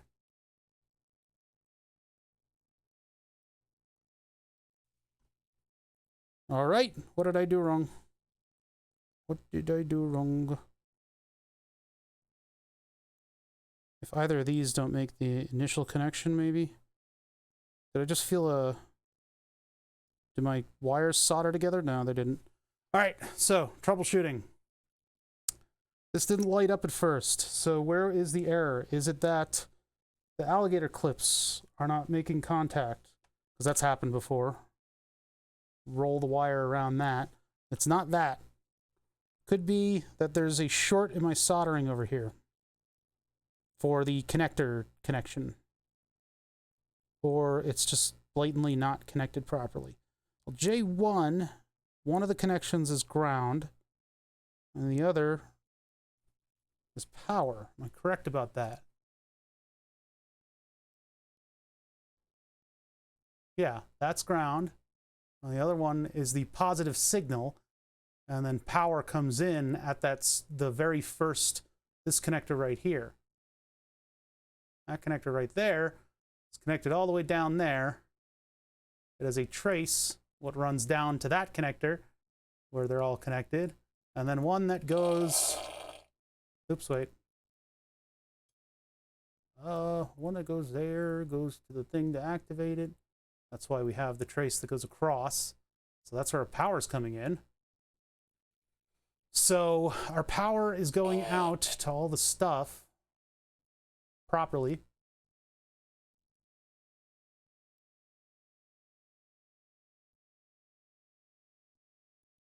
Could all the diodes be backwards?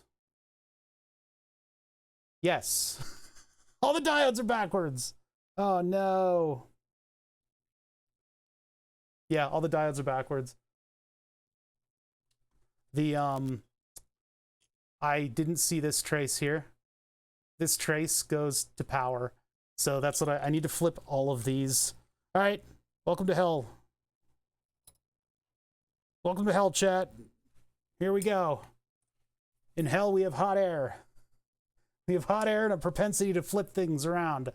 How are we going to do that in one easy fluid motion? This is one of the only instances where having... Oh, wait, I need to put the heatsink under this. Hold on.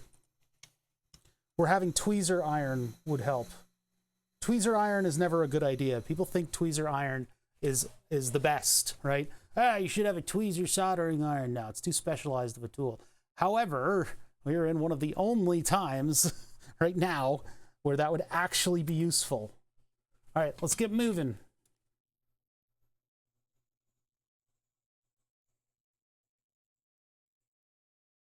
Oh, I need flux. Yeah, remember, this doesn't work without flux.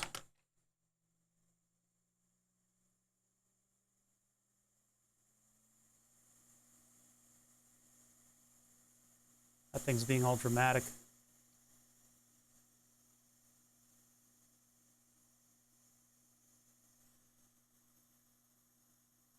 Can't you just reverse the polarity? Yeah, that's what we're doing. Make a plasma storm. Shut up, O'Brien. I'm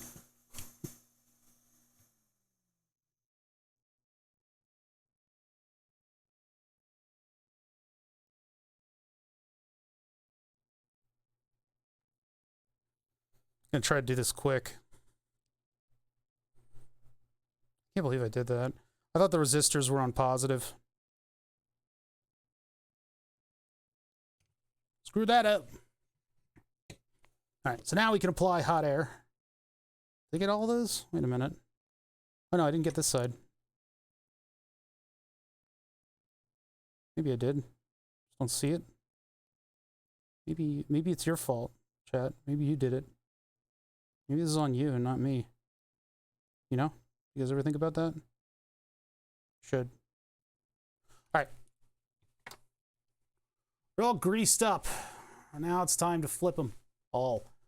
I got to do this somehow elegantly. A pair of tweezers in the presence of hot air.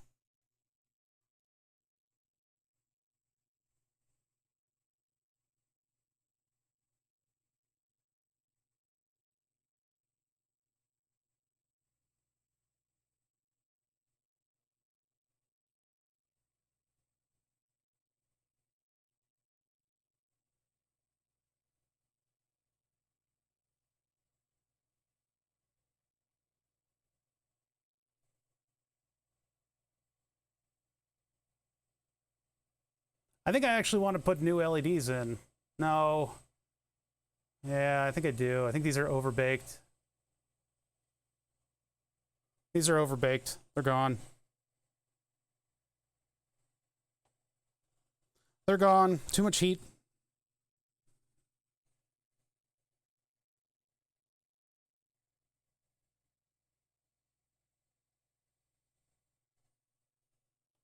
Of course, now my tweezers all freaking loaded up with way too much flux, like bathed in it. Ugh, I can't get stuff to drop out of them.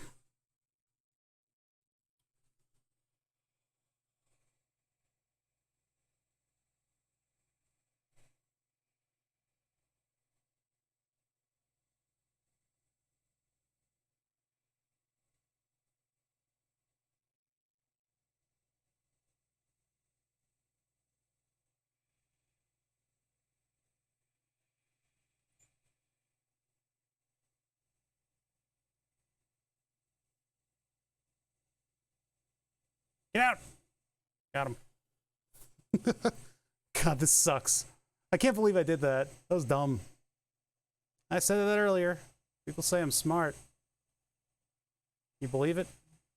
Makes no sense to me.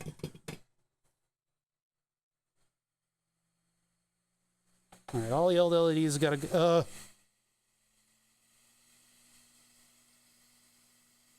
They won't even separate anymore. Ew. Ugh.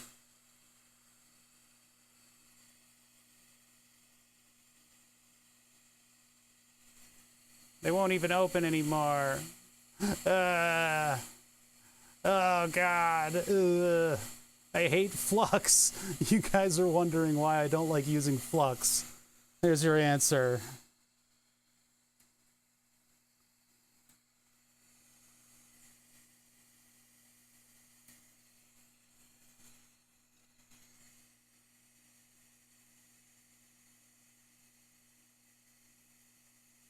Oh, it's disgusting.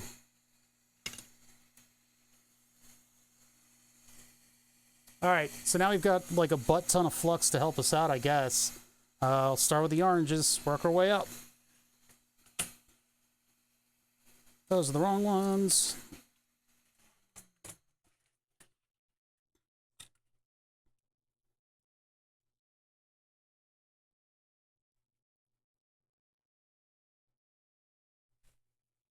Okay, and then this time, positive is to my right.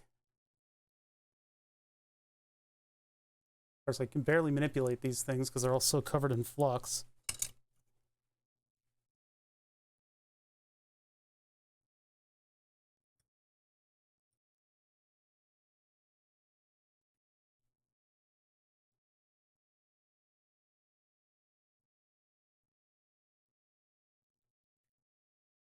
Doing that so I can at least let go of the component.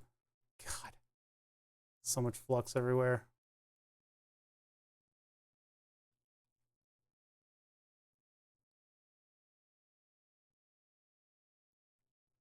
All right, next one. I have to like pry the tweezers open. I could probably clear the tweezers off, but they're just going to get sticky again because everything is covered. These will need hot air because there's solder on both pads. The solder isn't really going to allow this to lay down flat. I can try to encourage it to make the connection so that when I hit it with the hot air, the surface area, the surface tension is going to pull it in the direction that I need it to. But I'm definitely going to have to go over these with hot air again. And this time, be a little gentler. Hopefully not bake my parts too much. Bake my bits. Bake my grits.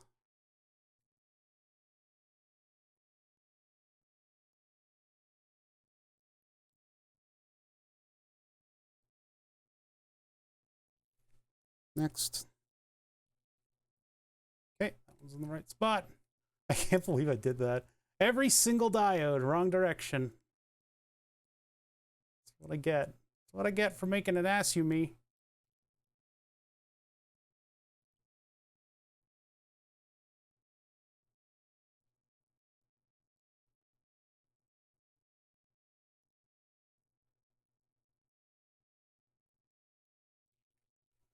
I mean, some of them could have been improperly connected, but how can you tell the plus and minus? I can't. I can't.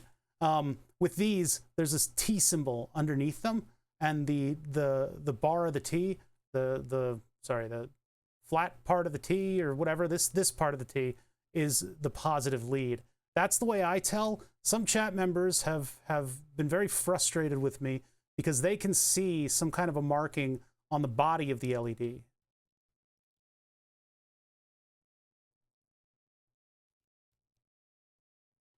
They can actually observe a marking on the body of the LED that indicates to them which one is positive and negative. So I got this symbol, the one with the little box around the leads, I got that mixed up. That's why I consistently flipped all of them. Where did that go? Where did that go? It flew away.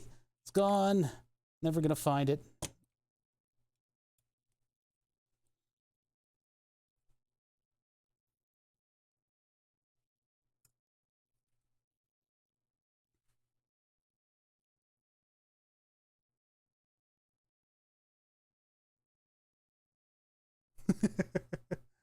Bye. See you later. Found out that if I say hello near the dog, she starts barking at the door. All I have to do is say it in that tone, and she just runs off barking.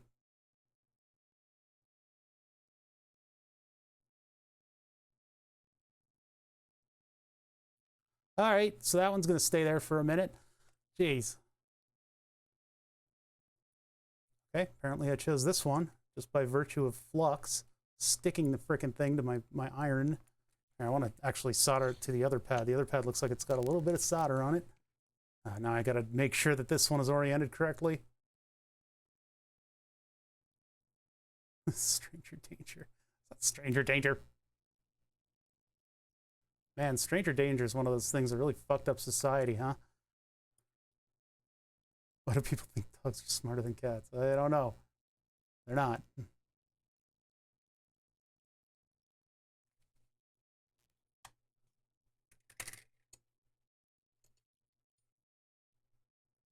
I gotta be really careful about the amount of solder that I put on this thing, but this lead definitely needs just a little bit.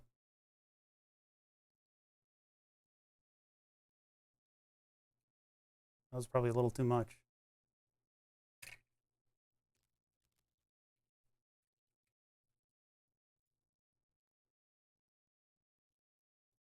Well, you know that the thing about cats not caring is sometimes not true.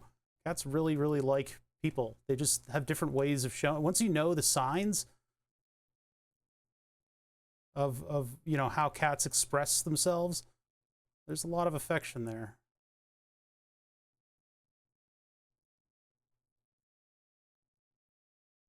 But I'm also very allergic to cats, so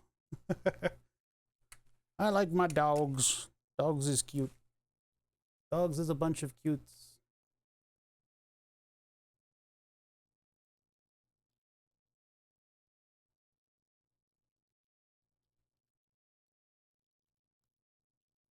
I'm gonna be really careful with the amount of solder that I'm putting on this thing.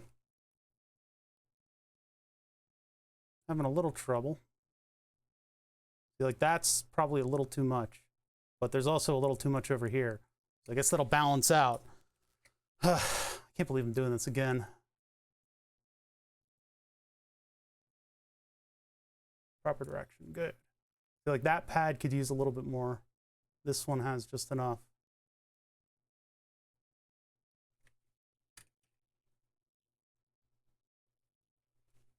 I could use even thinner solder for this. Just like that. That was pretty good. That was pretty good.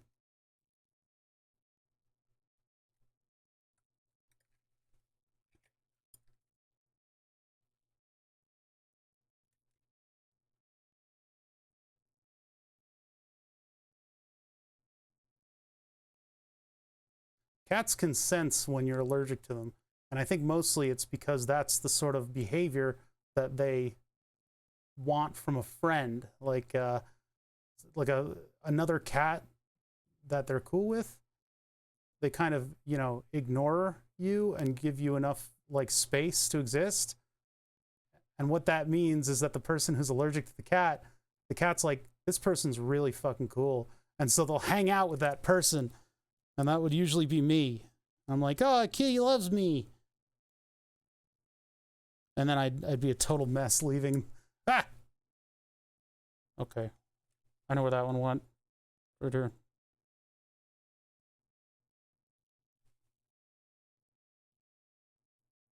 Oh, come on. Dealing with the flux is the worst part. Uh-oh. Now I can't tell whether or not this is a new or old one, so I have to reject it. What's this one? New or old? Old.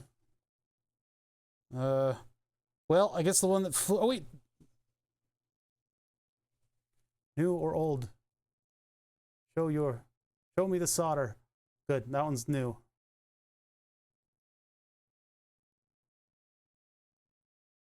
Brand spanking. Who is spanking new things? Or why are new things spanking? What is this that's going on? It seems like a little bit of a violation. You guys see that light up briefly? They tend to do that. Yeah, what brands are the spanking new? Where's that coming from? Why is that happening? Nobody said anything about it. All right, now 2 of these tiny little blues. Like, not preferable, right? Uh-oh. Uh-oh, wait a minute. I might have done the last couple ones in the wrong direction. I'll check with the probe. I'll check with the multimeter. I might have done those in the wrong direction. Pulled a brain fart.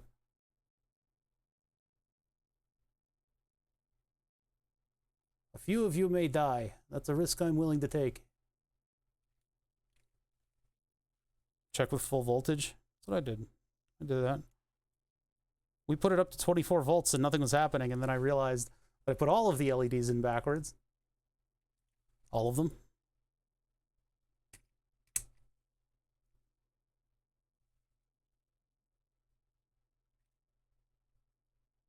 The arrow was pointing in the way of the diode. So this one goes like this.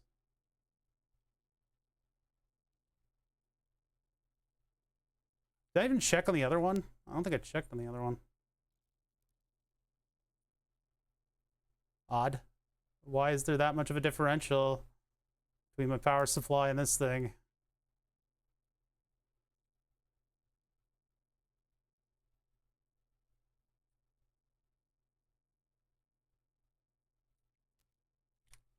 This one had a T on it, and the other one had an arrow, didn't it?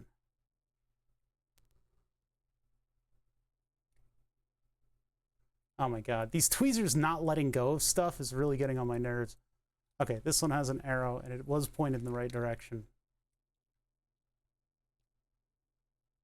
No, wait, it wasn't. It was this way. These are going to be all discombobulated, aren't they? I kind of lost my concentration in the middle there. We'll test them, though. I have 3 of these, because that's just what the min quantity is. All right, let's just test them real quick. So these should be under diode test. And then positive needs to be on the left, where if I just do positive to all of them, I can just hit the negatives. That's positive on all of them. And I can just go down the line.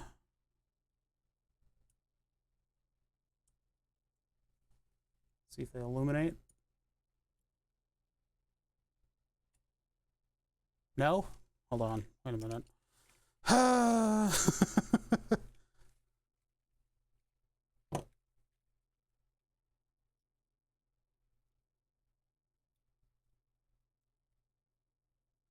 Do they not light up in the circuit? Or you get them all wrong? So I should be able to go from this lead here,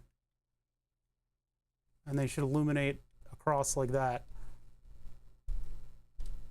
I should be able to see them light up. Oh, we're on ohms. We're on capacitor ohms. Hold on. This is wrong. This is wrong. Okay. Okay, now it should work. Now it should work. Why doesn't it work? Did I get them all wrong? Well, we already know. Okay, there we go. That one illuminated too. Briefly, I guess the solder isn't really connected. That'll be fixed with hot air.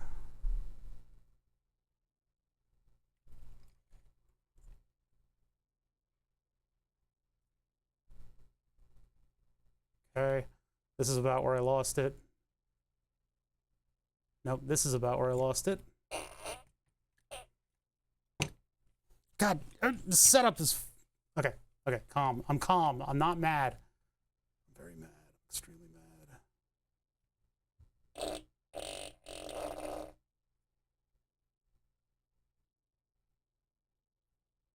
Let's see a little mark on that one. Yeah, these two are wrong. Okay, D3 and 4.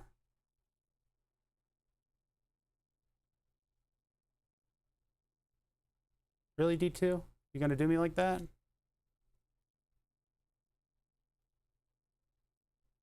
Really? 2, 3, and 4 are the only ones that I gotta flip.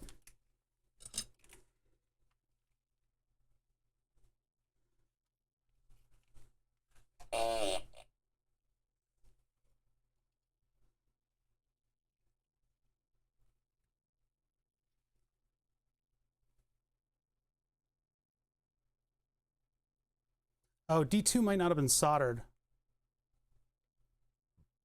Why is it still fighting me?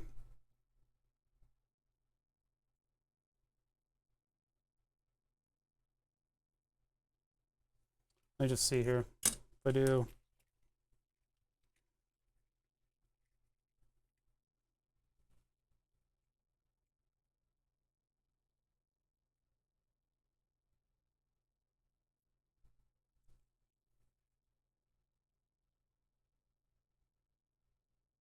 I flip him? Shit. Okay, yeah, I have to flip D2. Flip it.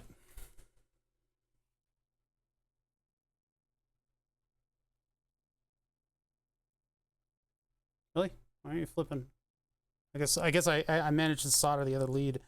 Hey, I'm gonna do this.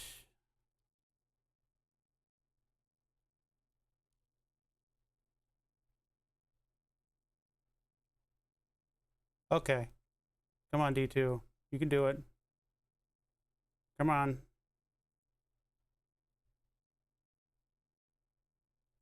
Really? Okay. Your funeral.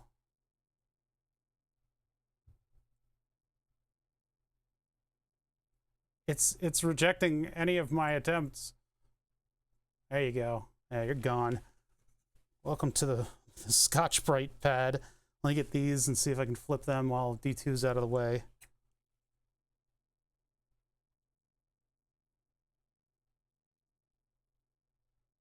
That just soldered.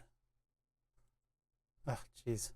These are one of the problems is the pads are very narrow to the LED.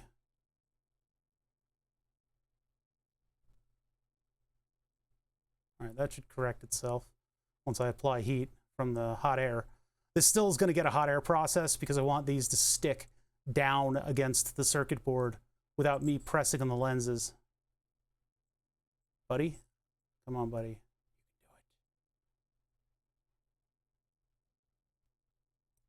So there's not enough... I can't get heat into it because of the tip that I'm using. This might have called for the more precise surface mount tip, the little needle tip that I have.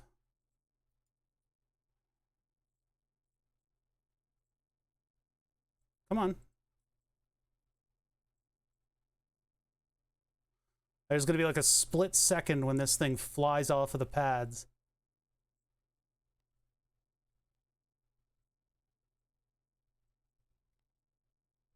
We can just get it to leave one of the pads, it'll be good.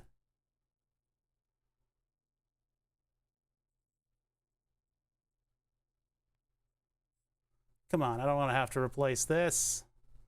The other one went so easily. Oh, there goes the lens. Yep, that's what I'm talking about. See, I just bumped the side of the diode, and this whole lens assembly just moved. So whatever internal connections there are in there are now probably severed. See that? Just the whole thing. That's accidentally the whole thing. That's what happens with these guys.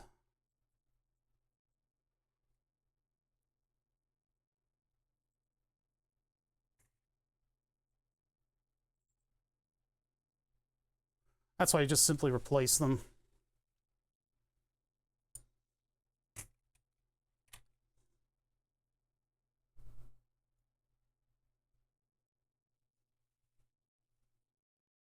Just dropped it somewhere. I don't know where it went. Oh, man. I think this might be it. Yeah, it is. Okay, cool. And then our positive lead is facing downwards.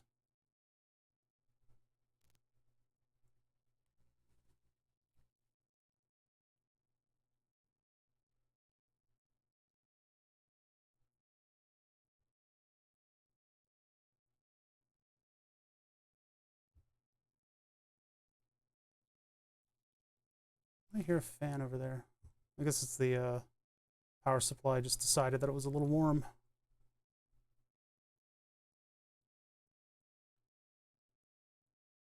Come on, just stick to that. There, that's all I needed. And then one more blue LED, and we're done. Well, and then we hit it with heat.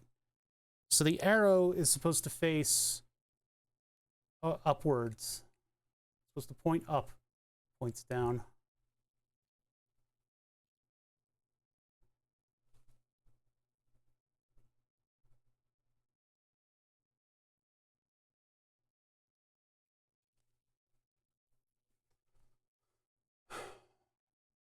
Green marking looks backwards on D4. I'm only going to trust my multimeter on this one. So ground is supposed to be this lead. Oops. Ground is supposed to be this lead. Power is supposed to be this lead. Son of a bitch. Reverse. Yeah, that is backwards.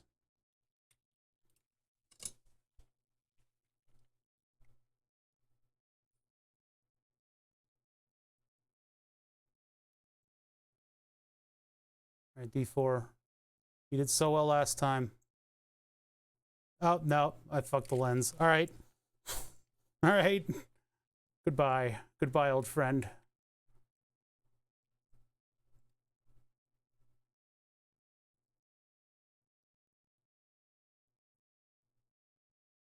It's almost like something's wrong with my soldering iron, but I really do think that it's the ground plane. But I'm having so much trouble like heating both of these leads at once. There it goes for like a split second, and then it immediately cools. Look at that. I got like a fraction of a second. Get out of there. Jeez. This fucking thing sucks.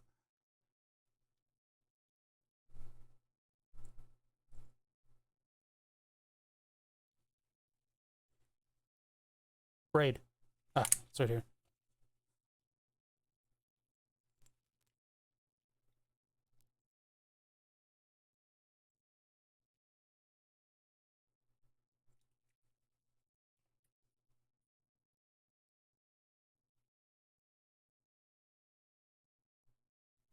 Yeah, I don't know what's going on. I think maybe I need to retin the tip.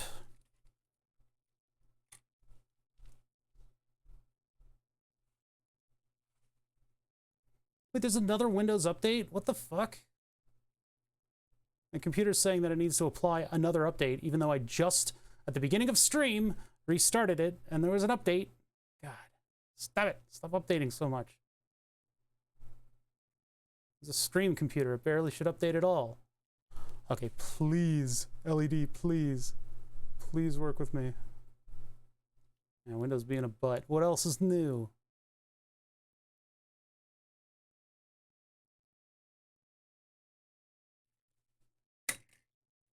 Close that bin before I upend it. My workspace is just like covered with LEDs right now. LEDs all the way down. All right. And then let's just try to get D2 to cooperate a little bit. These wires are starting to piss me off.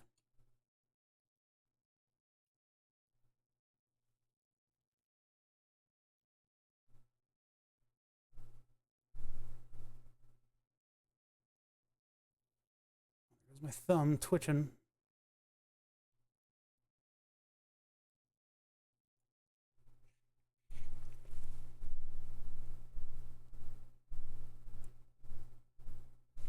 Okay, now let's just double check these, the ones that I replaced.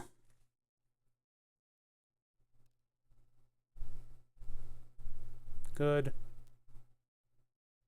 Good. Good. Bad. Okay. Hot air. Hot air. Got too many things on the desk. Hold on. Too much things. Too many.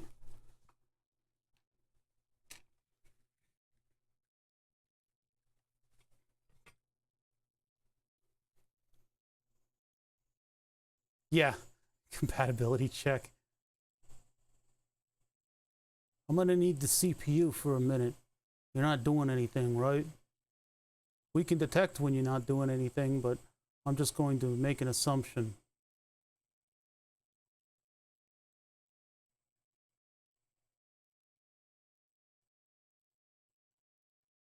That one shifted a little bit.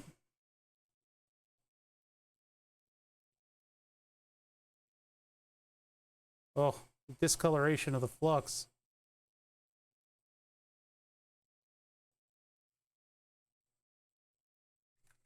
Ah, damn it. What happened there? What happened to you? I think I need to put a little solder on that pad.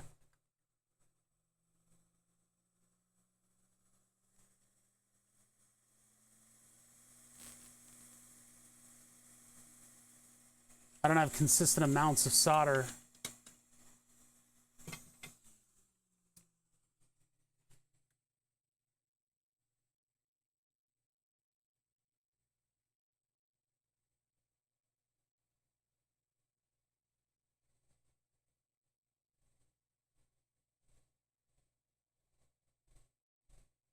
I won't put too much pressure on it. There it goes. See that? Nope. I will not get angry at inanimate objects. I will not get angry at inanimate objects. I will not get angry at inanimate objects. I will keep my cool. A cool head and a cool disposition. You'll get more flies with honey than you do with a fly swatter. I think. I don't know much about flies, I guess. There we go. Just don't want to add too much air in any one position. I want it to where I'm just barely scooting it around to the air. Then I can kind of encourage it to go into the right spot. There we go. Cool.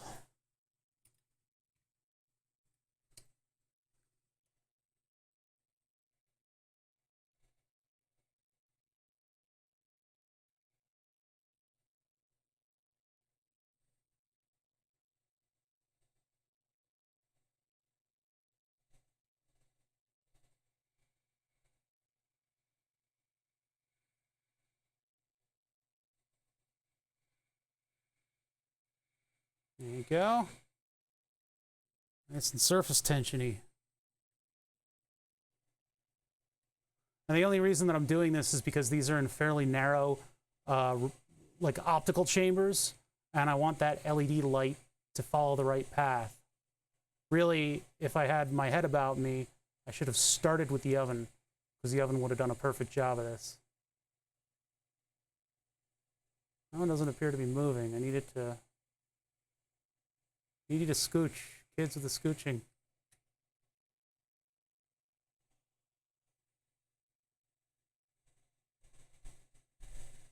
That one doesn't appear to be moving at all. And I don't want to I baked the lens a little bit there. That one also doesn't appear to be moving.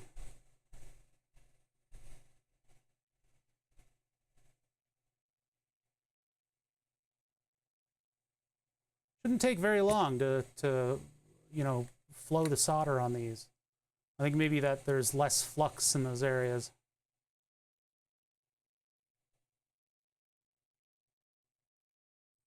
All right, that should do. That should do okay. I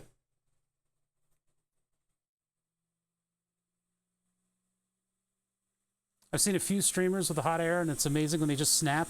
Yeah, the problem with what we were doing is I had so much solder on the pads that the pads were lifting the part, and the part was doing this.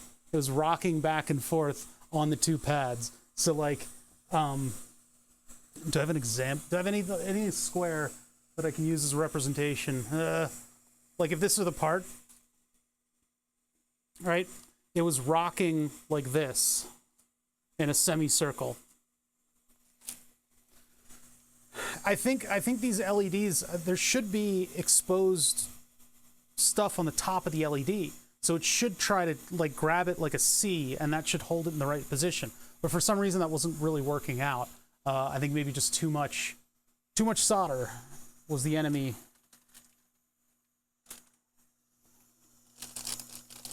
So if I was using an oven, I would have just been able to put a tiny little dollop on all those pads, and it would have been just a little bit more consistent.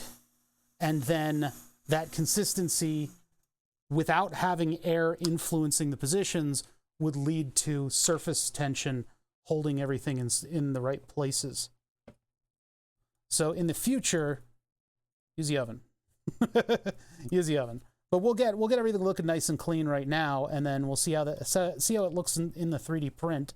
And in the future, I can plan on grabbing the oven if I really want to make a perfect example of this part. I think we'll be good enough. It's just I'm a little concerned that I kind of overbaked those two orange LEDs right here and here.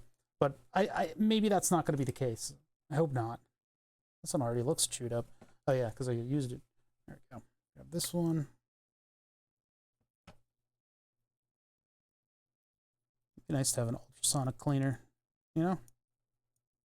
Be able to just dunk this thing. And I bought an ultrasonic cleaner. It's what it was. Definitely an ultrasonic cleaner.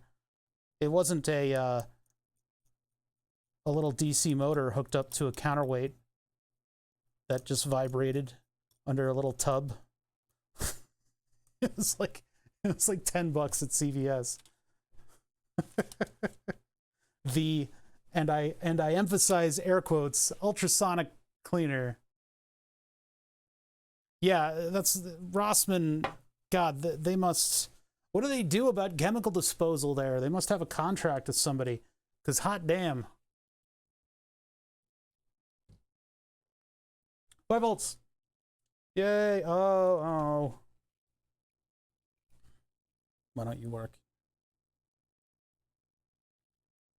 Everybody else is working, but you guys. Everybody else is pulling their weight.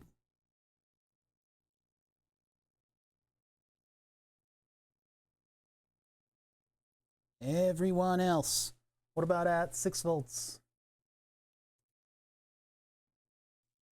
7, 8, 9, 10. 9, 8, 7, 6, 5. Now, these work at a variety of voltages. The light is a little weirdly inconsistent from them, but these two are just simply not showing up for work. Let's check the resistors on them. Just check all the parts of the circuit. Blue takes a lot of power to light, and it's got enough power to light, so 1 kilo ohm on each one. 10 kilo ohm on each aspect of that thing. Those all look perfectly well soldered. All the way down here, these two are the activation for that one. And we've got a 5 volt and a ground right there. It's going to activate the transistor and switch 5 volts to the rest of it. I don't think they're in backwards again. The rest of the circuit's working, so everything else is wired up just fine. That ground connects to every other ground. So it's probably the LEDs.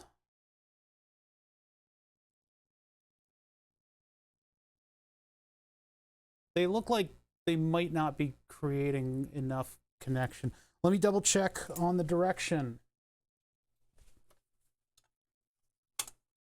It might be that I have to get to like over 12 volts to get them to light up. So this is the reverse polarity. Nothing. What is the voltage drop in this diode? That's the correct orientation. I'm not getting it saying overload. So these probably operate a little bit hotter than the rest of everything else. I don't think that means that it should still work with 5 volts and a 1K. And yet, here we are. So let's go up to 5, 6, 7, 8, 9, 10, 11, 12, 13, 14, 15, 16 volts. Absolutely, that should be lighting up. 15, 13, 12, 11, 10, 9, 8, 7, 6, 5. Could the transistor be bad? Turn that off. Take a look. Over here.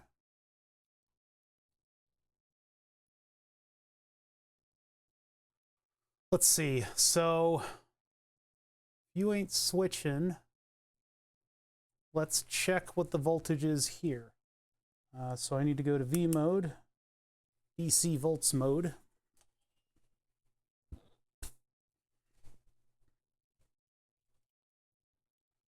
Turn this back on with 5 volts. Nice cool 5 volts. Go to ground. Ground to ground, since we're probing. And let's look at voltage here. 3.5 volts. That's switching ground down. Yeah, that's 0. That should be at 0 potential because it's switching the ground. Up here, we see 3.5 through the diode. What are we seeing through the diodes here? 3. Actually, more current is getting through these. What the hell? Activation voltage on this right here, which is 0. This is going to be 5.7. R1 having trouble? No. Where does that one lead? All the way down. Oh, did I sever the trace? I might have cut the trace by accident.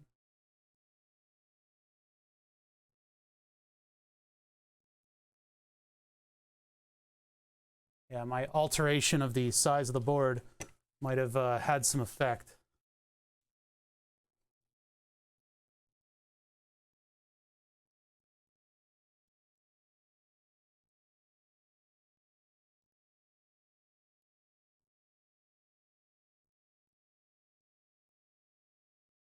Yep. Yeah, I cut the trace when I was sanding it. When I lopped the corner off to get the 3D printer on there, that's what killed it. Okay, so I'm just gonna bridge from here to here for now, and we'll take that into consideration. I don't think I'm gonna need to reprint the board to get around that. I'll just probably have to build up another one, and we'll use the oven in that case. And then also take under advisement that I should probably use larger traces on boards like this, so that I can scrape up pads and use other things. I'll turn this off while I'm working on it. But we'll just take this board right here is just a, well, first of all, a lessons learned, but it's also a test board so that we can get the optics right. Actually, you know what I can do? I can widen, affect the thing that you can affect. It's not like we're going to design another board. All I need to do is widen the opening in the 3D print. I'll just give it a little bit more wiggle room, and that way I won't need to cut the corners off of this board. I'm doing this with eyeballs. I'm not using magnification.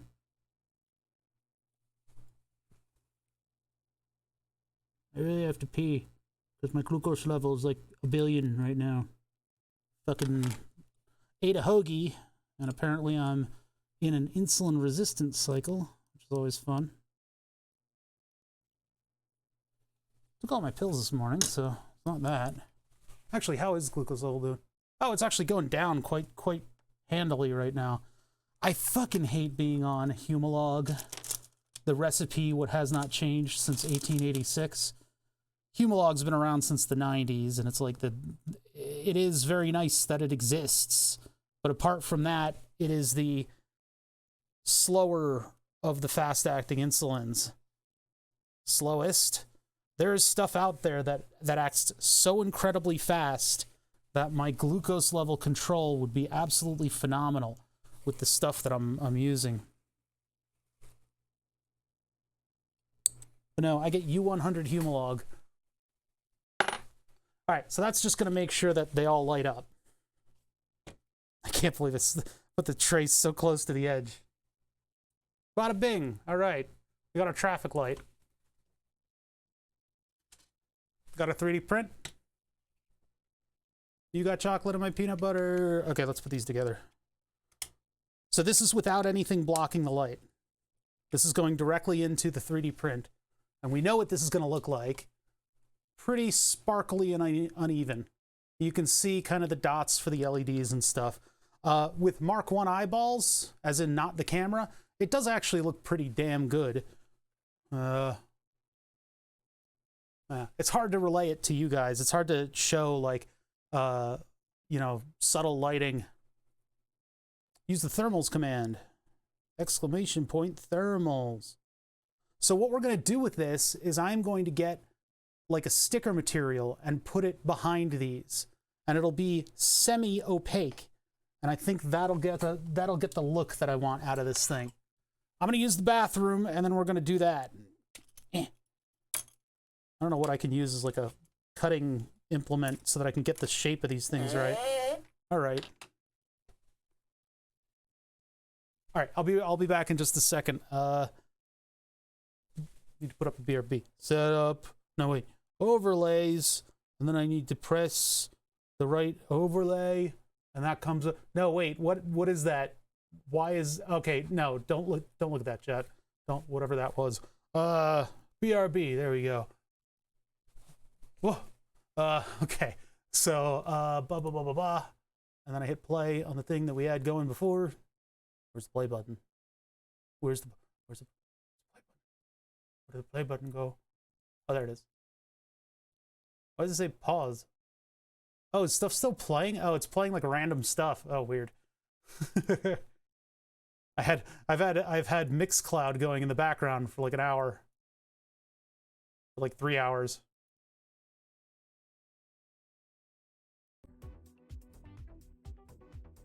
All right, I'll be right back.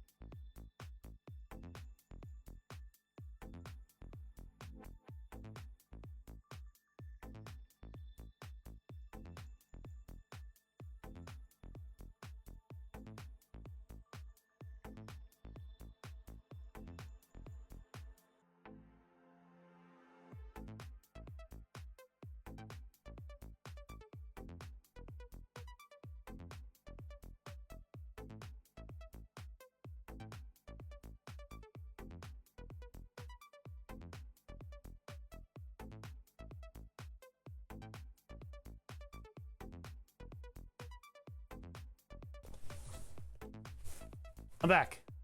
I'm back. I'm back. I am back. What was that notification? Oh, Twitch. Loot cave flash. Shut up, Twitch. It sends you a notification daily. All right, let's get this out of here. So I fade it out, and then I hit pause because I haven't been hitting pause. That's been my problem. Okay, so we need something behind this in order to diffuse it outwards. I had in the past saved all kinds of diffusion stuff from like monitors that I took apart and like cell phones that I took apart and things that I took apart, and I'm taking a lot of stuff apart apparently. I don't have anything. I don't think I've kept any of it. I think I found it recently and said I'm never going to use this, and then I threw it all out.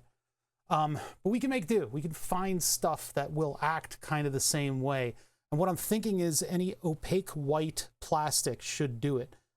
Namely sort of a, not milky white, but I'm looking for something that can transmit a little bit of that LED light through and will properly diffuse everything. What they had in the BMW was a big standoff between the LED and what was illuminating. It was much less illumination too, but also they had an orange, like a diffuse opaque orange, not opaque, it was translucent orange sheet, but I don't have anything like that. And also we have a blue LED, so I think label maker plastic might be what I end up going with. It is adhesive. The only problem is getting the plastic, because the label maker has a print. It has like a screen layer that goes on top of the label, and it like constructs the label as it moves it out of the machine. So I don't know if that'll really work. Is there anything else that I could possibly use? And then my other struggle is going, excuse me, whoa, hiccups here of all places. The other struggle is going to be cutting out the sections of plastic so that they sit properly. The alternative to this is maybe putting ultraviolet glue in each of the things and then sanding the glue. Scotch tape, maybe. Well, like a small layer of UV glue, but then it's gonna go up at the corners, and when I try to sand it, it won't sand evenly.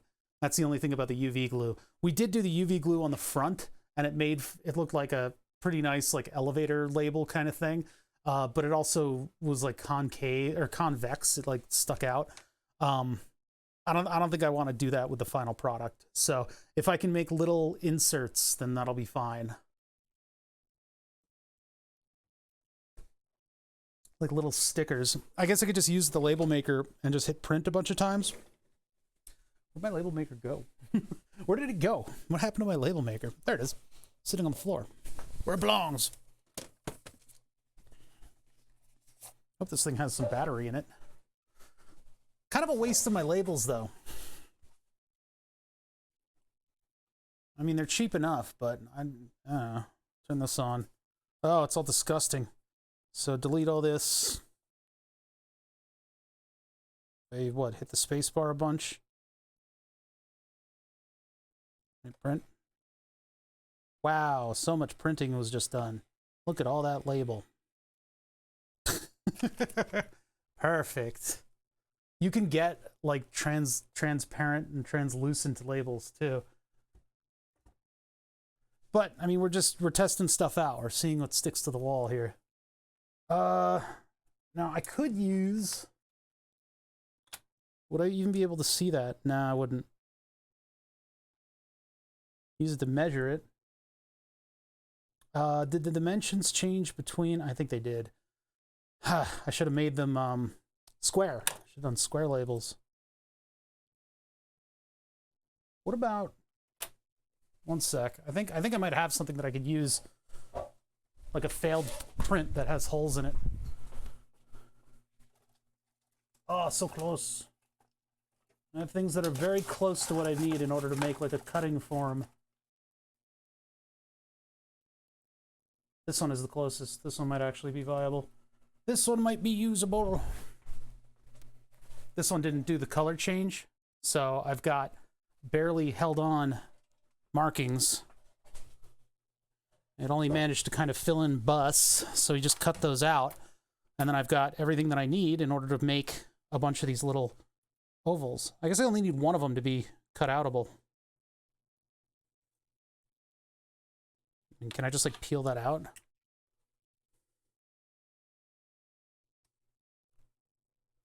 Oh God, PETG is no joke sometimes. Wow, that is in there.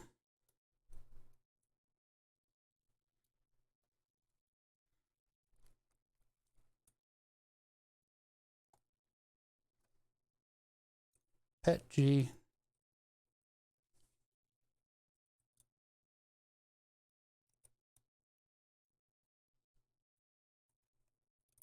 Which should help me get the shape right, although there's a little lip of PETG on this, so I need to kind of linish that back.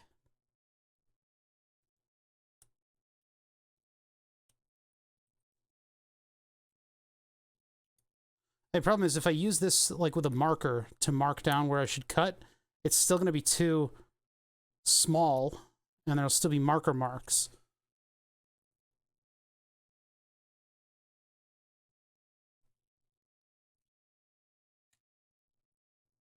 Speaking of filament, some booth at CES is showcasing the 3D printed violins. Uh-oh. Well, they didn't use... Wait, PETG is a very high temperature one, though. And I've got a buddy who has a PETG. They used PLA. Okay, good. Because I was getting worried. Because I have a friend whose radio is being held up by a bracket that was printed by PETG, by me.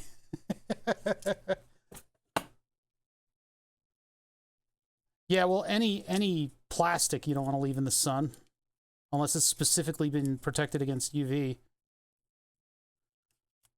But I mean, PLA plus... Why would they use PLA? Some of these people trying to 3D print everything can't fathom that you would change materials based on your application. Because it's cheap. Well, they paid the price.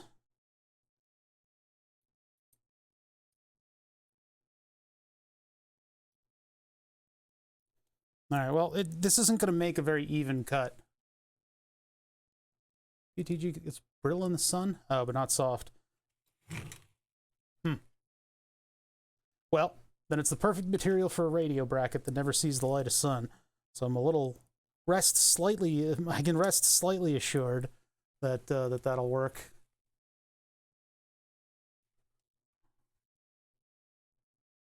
That's just not going to make a clean cut.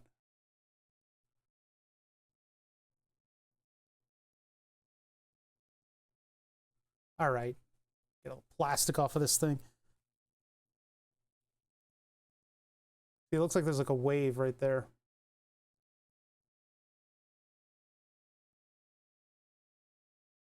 And it moved. And then it moved. God damn it. I'm trying, chat. Too bad I can't make that shape in the label maker.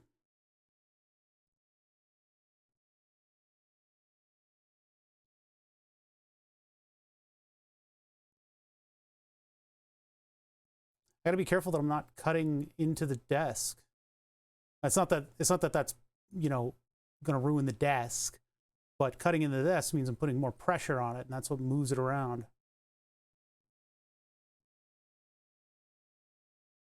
Oh, man. I wish I could automate everything in here. Make a robot do this, you know? What's that robot doing? Make him do this job. Be much better at it than I am. Because we're going to see light leak on the corners of this thing, and then I'm going to get mad. Damn it. All right, whatever. It's just a test. It's just a test. Whatever. Whatever. It doesn't matter.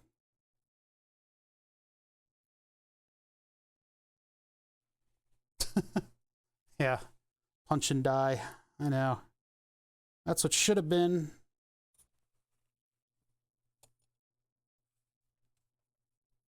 I thought of those beard hair. This PETG. I mean, I could also specifically try to print some kind of a cutting form for this part, but I don't even know if it's going to work yet. So we at least needed to give it its initial try to see if we get good results. There we go. And just a little bit over here.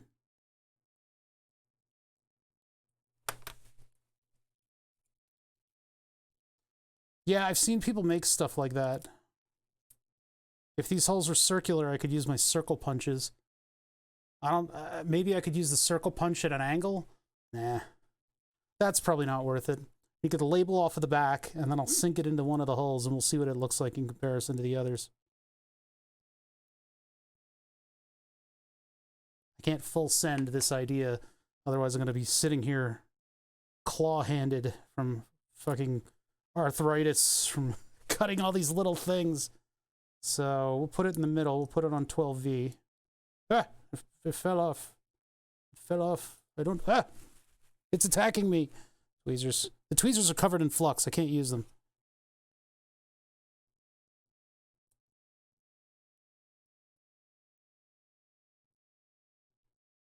Pin tool, help me. Ah, pin tool, no. You betrayed me. Now it's upside down. It's not stuck in there. It's upside down. You're supposed to stick. Supposed to be the other way around. There it goes. Flipped. It flipped. Can we get it in? Can it do its thing? Technically, maybe I should 3D print something that would be a diffusion element. There we go. So there, now 12 volts has this backing on it, and we'll see if that makes it look any different. So you can still see through it a little. That's what I'm going for.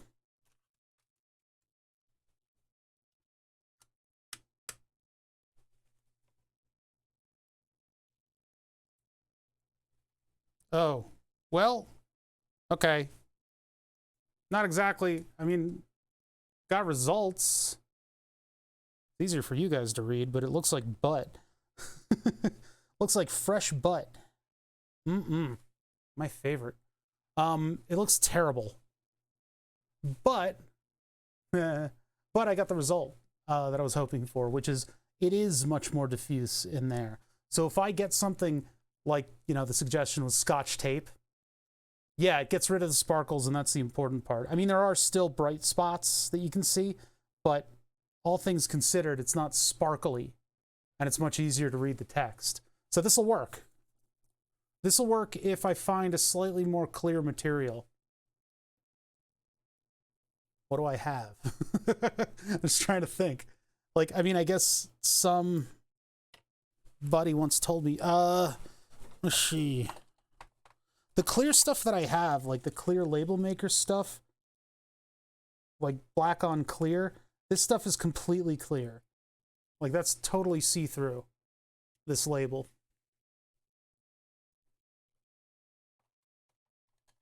Well, this isn't a from 10 feet away project, you know? I'm not... This project needs to look good close up, too. Yeah, the black on clear, those are great labels. I also have, like, red on clear that I'm never going to use. But I think what I need to find is I need to find a diffuser plastic. And I think the way that I typically would go about doing that is by taking apart things that would use diffuser plastic. I think I have a stash somewhere of like a cell phone screen that I took apart one time in recent memory, but I can't think of where it might be, and I don't really want to take apart any LCD that's not already completely broken so that I can use its papers inside. Its wonderful diffusing papers inside, because they have some pretty nice diffusing papers inside. All right, well, now that I'm at this impasse where we need to rebuild the board because I sanded off one of the traces when I was filing everything, got a little close to the board, and then when I was putting the new one together, I was like, hey, since 3D printers can't really do corners very well, let's just sand the corners off. Let's file the corners off. Doot, doot, doot, doot, doot, and that broke one of the traces. So I need to put the corners back on. I need to go into the 3D file, and I need to just barely push all of the walls of that enclosure out just a tiny little bit so that things fit perfectly. You know, and they get just a tiny little amount of wiggle room, just a little wiggling, just a little wiggle room, so they can wiggle a little bit, and then the screws will hold them in tight. All that stuff exists in the 3D printer, so I could add layers of 3D print above the, no, I don't want to do that. I don't want to add layers of 3D print above the clear layer. Clear layer needs to be thin so that it doesn't bleed out the sides. Because if I make that taller, then everything on that layer gets taller. So we'll keep it at a millimeter keep it at what it has right now. In terms of the clear stuff, I need to find something that's going to diffuse that light. Piece of plastic with a little bit of a sanding on it. Shouldn't be that hard to find. I just got to keep my eye out for it. So I think that does it for me for today. We're at kind of a stopping point where I need to kind of reconsider how we're going to go about this, and we'll finish this and we'll work on the power supply in just a little bit, right? I'm still waiting on parts, but as long as we get the hardware part of this like sort of sorted out and ready to go, we'll be ready to work on other facets of the project. We got to keep moving, you know? That's me for the day. I don't know if I can hit you guys to another stream. Let's see. Who our stream? Hello? What's Robert doing today? Finish Army Simulator. Oh God. Garrick Durak is on. If you guys care for a I think I don't know if he does it in English or not, but I linked that in my stream project section in the Discord. So the paleontologist or paleontologizing is also on, which is a pretty cool stream. Paleontologizing runs a pretty cool stream over there, doing dinosaur stuff. But I'm just gonna shut down, and then we'll start up on Tuesday as if nothing ever happened, right? Like you guys haven't been totally just on the edges of your seats waiting to see what happens next stream. Had fun today. It was a good Friday. We got to solder a bunch of stuff, and we pretty much succeeded in making a test board so that I can try out a bunch of different material. Hopefully I can find something that I can manipulate properly. Thank you, Gold Label 1. Yeah, thank you guys for sticking with me on all this. Viewers have been up, and it's a little bit encouraging. Don't let it get to your head. Oh, crap, I said that out loud. Anyway, I am going to go. I will be back on Tuesday, and I will see you guys then. Have a good weekend. I will be under my car, cursing at that. And I'll be on the Discord. Here's the end card. There you go. Wonder Bar.